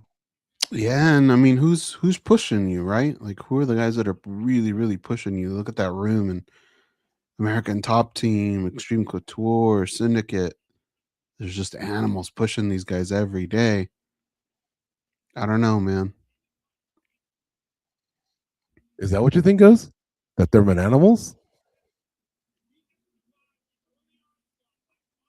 Mm-hmm.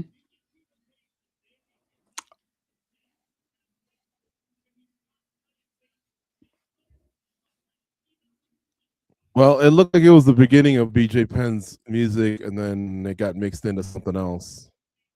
But it really popped the crowd. Las Vegas has a huge Hawaiian contingency, and that's why they call it the Ninth Island.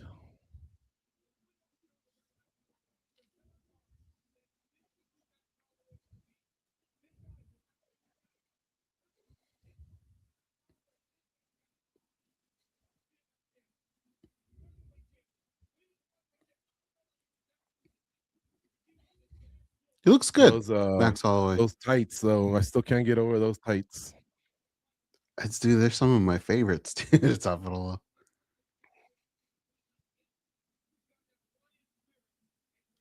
I'm telling you, it looks like you gave a 5th grader a pair of blank white shorts, and then you gave him like a blue splotchy marker and a red one. Then you just go to town on it, and they just went like this.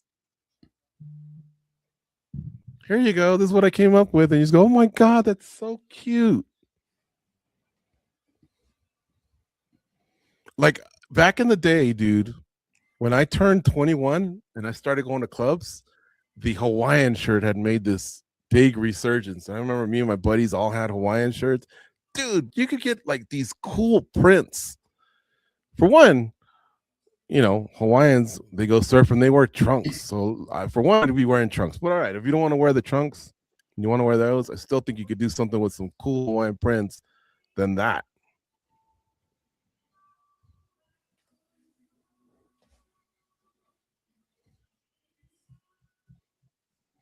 Now let's see this walkout. Is this Sinead O'Connor? Mm-hmm. You know him, you know, McGregor and Sinead O'Connor once beefed really hard over social media. And then she passed away, and he said some nice things.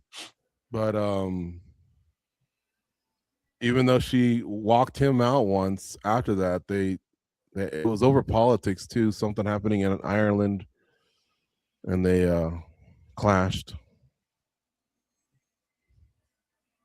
I haven't seen this in a while. Has the let's check on the game. They're up and running again, right?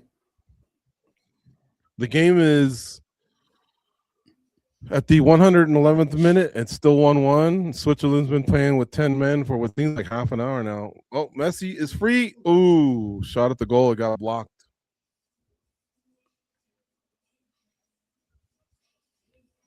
Okay, McGregor's going through the tunnel. He's out.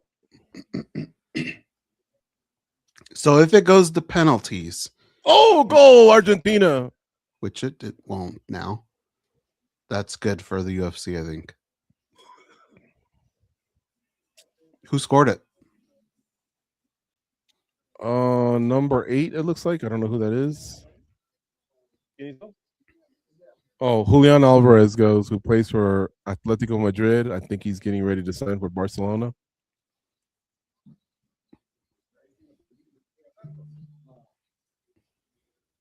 Had that not happened, penalties would be going off around round 2, I would say.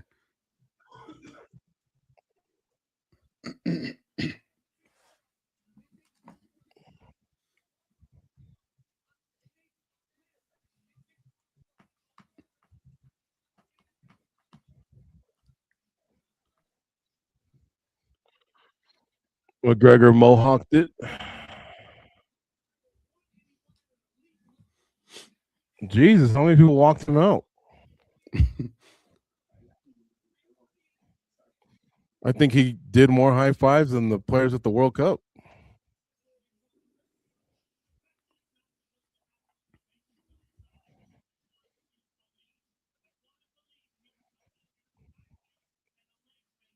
Oh, one other thing to add: if he loses, he's religious now, right? So it was God's plan.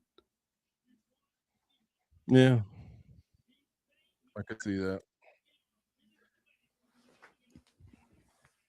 One thing's for sure, he is going to sell out. He's going to go out intimidating, you know, like he's going to go after Holloway. He doesn't back down from no one. I remember he came at Habib the same way, and I was like, dude, you're going to get taken down right away. But Habib respected it, and he, you know, took his time. But he always presses the action. He's all in on himself, and if it works out, he looks like a genius, and if it doesn't, then he sells it well. There's the billionaire strut.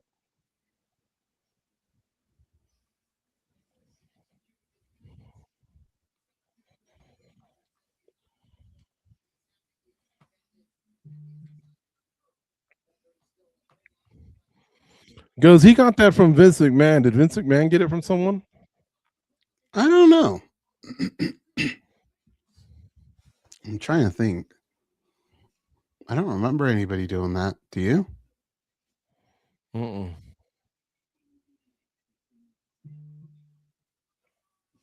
Slick used to have one like that, kind of. Who the hell is Slick? Remember the manager that would come out with the cane? Oh.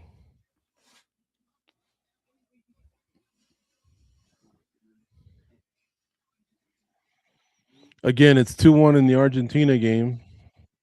There's about 5 or 6 minutes left in that one.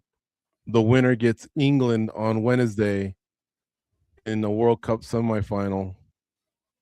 That game's going to be at 3 p.m. Eastern, noon Pacific. On Tuesday at 3 p.m. Pacific, noon Pacific, will be Spain and France, and those two winners will meet in the World Cup final. All right, the introductions are coming.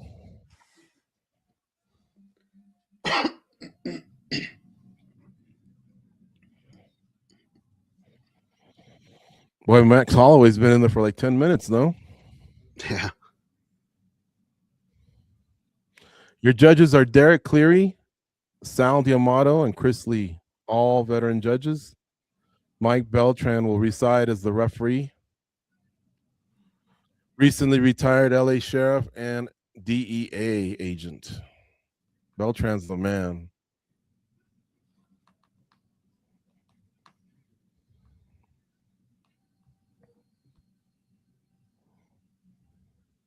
This will be at 170 pounds, folks.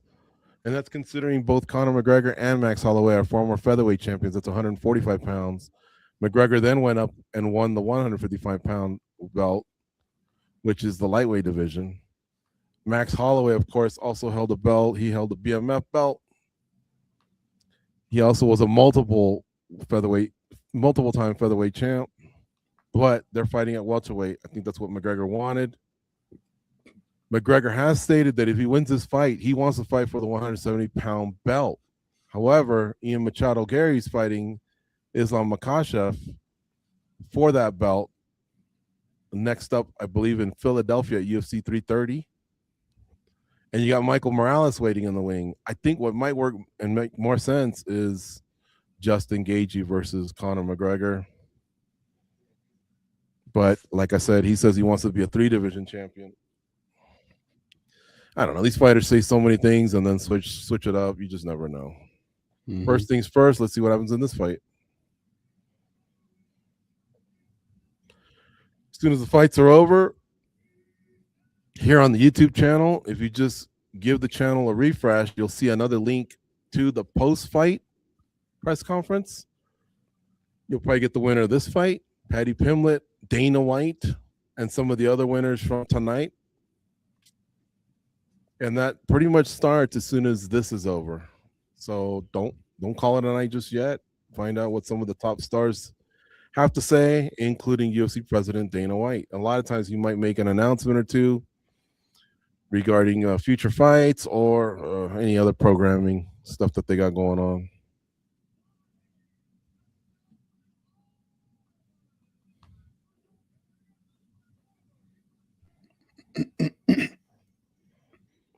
I will say McGregor does look like he's in great shape. Yeah.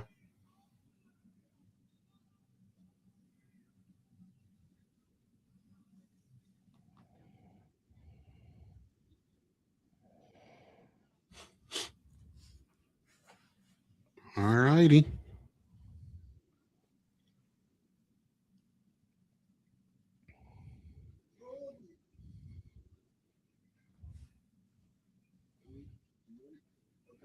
They do touch gloves.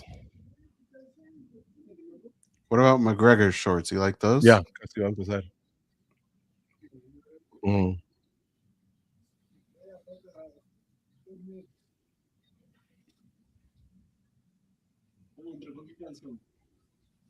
Uno de Sinead O'Connor. All right, here we go, Goze. Oh, and McGregor goes with a jumping kick. That's two times he's kicked, and he's fallen on the ground. His leg gave out. Like. Did it? It looked like it gave out twice. Max Holloway's on top of him right now, socking him up. We're only 20 seconds in. McGregor's on his back, kicking upwards. I just thought he lost his balance. Which one's the bad one? Isn't it the right one? Look, it gave out again, no? Oh, yeah, something's wrong with his leg, Goze. Something's wrong with his leg. Something's wrong with his leg. Even Max is pointing it out to the referee. And Max is trying to be a sportsman, saying, I think something's wrong. Mike Beltran saying keep fighting, and McGregor is fighting. I mean, it doesn't mean that it's a bone break or anything. It could be muscular. He's making him get up. I think he might have hurt his knee. It's the leg, Goze. It's the left leg. Oh, yeah. And now it's another knee. This fight's over. Mike Beltran has called it off. Fuck. And Really? I think he hurt his knee, Goze. I don't think it was a leg injury. It looks like the right knee. Something's wrong there. And he started off with these wild kicks, and something must have went wrong, Goze, because he landed bad on both. He's got his hands over his head. He seems to be very emotional. And Might be both of them. why would he start off with that? And Argentina just scored again. I don't know. Yes, a goal. Oh my God, was somebody like in the restroom for the fight? Sí, lesión. You Bueno, can si quieres. barely stand on it. Definitely the right one. The left one seemed to give out a couple times too, so I don't know. Una lesión. Vas a ver, dura como 30 segundos. So why? You could tell he's disgusted with himself. In it, I just thought I read his Here he lips, goes. and I thought he said that's it. Look, he jumps up. That's the left there. He lands on the right. Yeah, right there. What that mean? So the right leg gives out. He seems to spring back up. And he tries to throw a kick. The leg kind of like buckles again. So now he's on the ground. But then there was another one that seemed to imply that the left leg, something was wrong with it.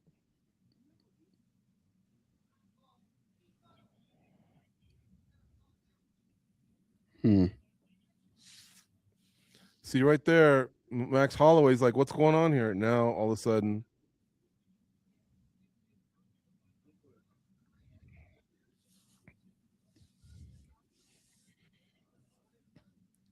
Yep. I think the left leg was fine, Goze. I just think he blew out his right knee. Definitely the right knee, yeah.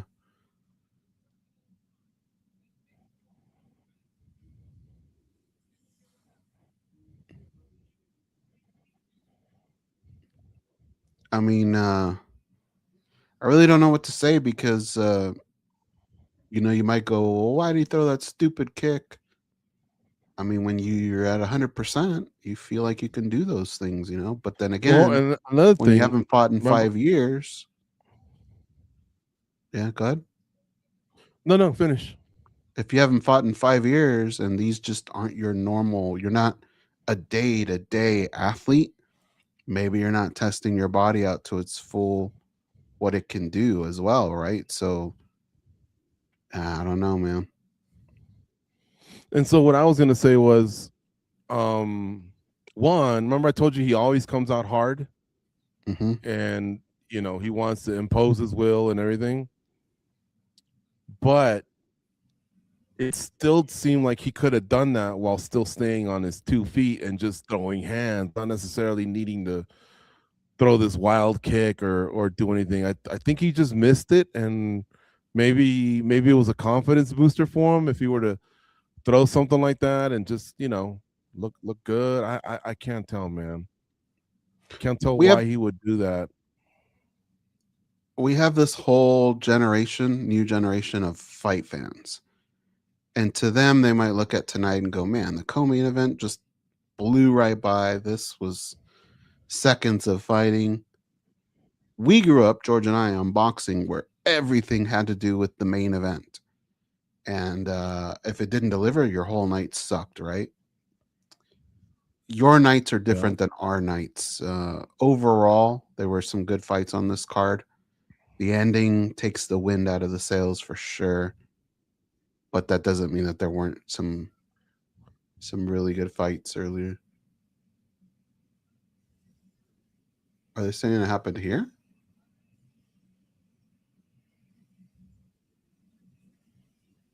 I don't know, but they're saying that in the inspection zone he didn't look right, or I think they're making something out of nothing there.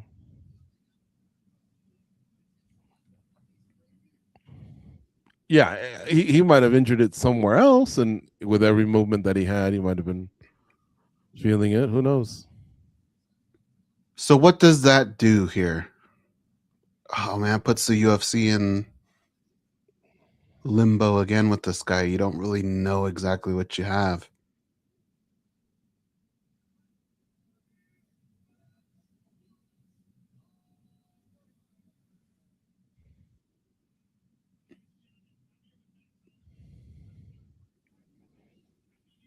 Let's see what he says to Joe Rogan.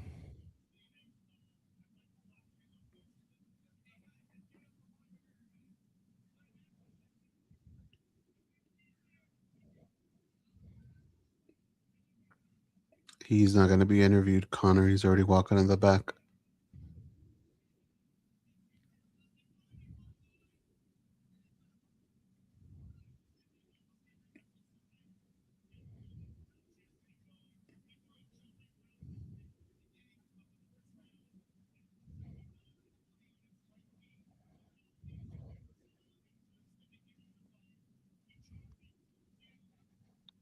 They're showing the replay of the kick again.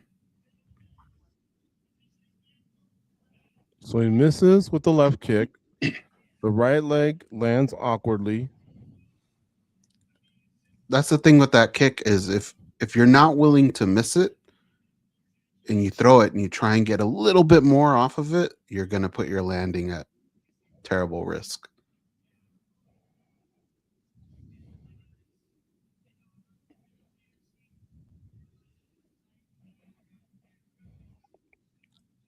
Oh, he's got that win over Gaethje.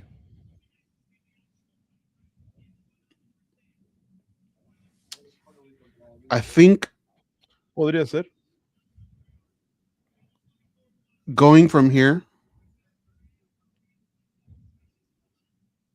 See what he says.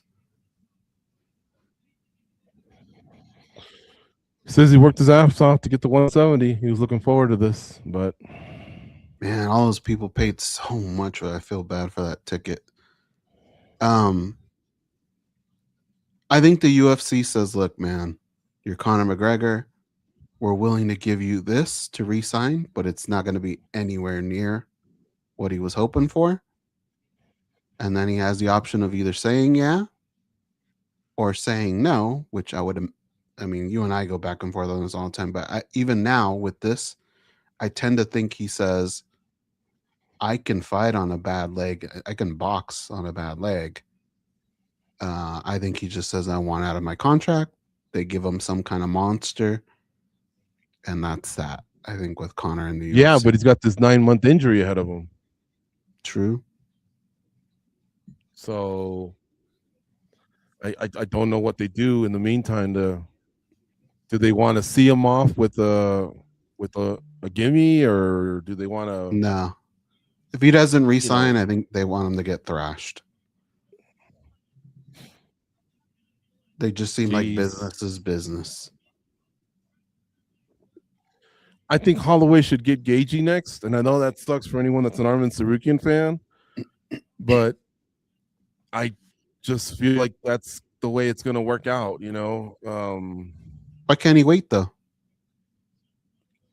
He could, but it also sounds like Gaethje didn't want to fight that soon. He's 170. So if he were to wait, he would have to wait till 2027 when Gaethje fights Arman Tsarukyan, and then not even fight till next year. Does he want to wait a whole year? Maybe. Who knows, man? Some of these fighters are making some bank, and they'll do it. But if I'm Holloway and I own a win over the champ, I'm pushing for that. I'm pushing for it soon. That way I can become the champ, and I can. He's going in there with house money. You know, the worst he can do is lose to Gaethje, and if it's a great fight, they can do a trilogy at some point. But how do you pass up Arman? Charles Oliveira wants a shot. Arman Tsarukyan wants a shot. At least now the McGregor thing's out of the way. And then as far as McGregor, okay, first of all, that's no less than a 9-month injury. So now that really puts him on his April timeline that he told Ariel Helwani. And then who does he fight then? I suppose Chandler, but do we all want to see that? Not really at this point. Nate Diaz, do they sign him for that one fight? I don't think they just let him go. And I don't think McGregor just retires either. So I don't know who they could give him that it would be a big enough fight that they could sell on its own like they did tonight, breaking the record for the gate. But yet also it has to matter somewhat, right? Holloway's a legend, that matters. Dan Hooker, that wouldn't matter. Charles Oliveira for the BMF, that might matter. I don't know. Max Holloway for the third fight because they're 1-1 now, I suppose, but that's so far in the future. For all we know, McGregor might not ever want to fight again, man. You know, and we don't even know if it was a pre-existing injury going into this fight or what. I thought when I saw him run up the stairs and weigh in yesterday, he looked fine. He looked like he was fine the whole week. Everything that they were showing us there, unless something happened in the warm-up, that just looked to me maybe like a guy, you know, going through his process of being ready. Just because he grimaced in slow motion, who knows? Unless they got inside information, I don't know. But yeah, but these are all things we're gonna dive into even more on our show, on Spinning Back Click on Monday. We gotta hear more, right? We gotta hear from the president where he's at on all this. We'll have to see. So many different things. This was a nightmare scenario, really. Yeah, I wonder if McGregor versus Topuria could be anything at this point. If what? McGregor versus Topuria. I think that could command an audience. Redemption for both. You know what I mean? Yeah. I just don't want to see him at 170 against the real 170. Maybe there's always that outside shot against the Poirier for the fourth time if Poirier wants to make some sort of a comeback. But again, this is so much speculation. Who knows? I think Holloway's more certain. Either he fights Gaethje next, or if it's Sarukian, then who could he fight? I don't know who he could fight. I don't know. Folks, we're going to bounce on out of here. We'll let the post-fight press conference maybe start to answer some questions for us. Maybe they know a lot more. I'm sure they do, actually. And maybe they'll reveal is what I meant to say. And, of course, by Monday at noon Eastern, 9 a.m. Pacific, we'll have more information as well. We got 3 of our staff members on site, and I'm sure they'll be asking around questions too. So check us out every Monday, noon Eastern, 9 a.m. Pacific for Spinning Back Click live on MMA Junkie and on the YouTube channel. Also, Goze and I host the MMA Junkie Radio show. Most recent show has Corey Sandhagen, Robert Whitaker, and Gable Stevenson. So 2-on-1 there for those guys. That was episode 3,684, I believe. So we're closing in on 3,700 episodes. And you can get that at your favorite podcast platform like Omni, Google Podcasts, Apple Podcasts, Spotify. We're going to get on out of here. But on our YouTube channel and on the front page, either one, you can check out the post-fight press conference. And sure we'll be catching up with a lot of the top fighters from the night, and including UFC CEO and President Dana White. Lastly, thank you to everybody who voted for us for Best Media Source at the 2026 World MMA Awards. We are stoked for that trophy. It's right there, right behind Goze. Hold up that trophy, Goze. There you go. We appreciate you all, and we love you all. All right, go out and be a champion.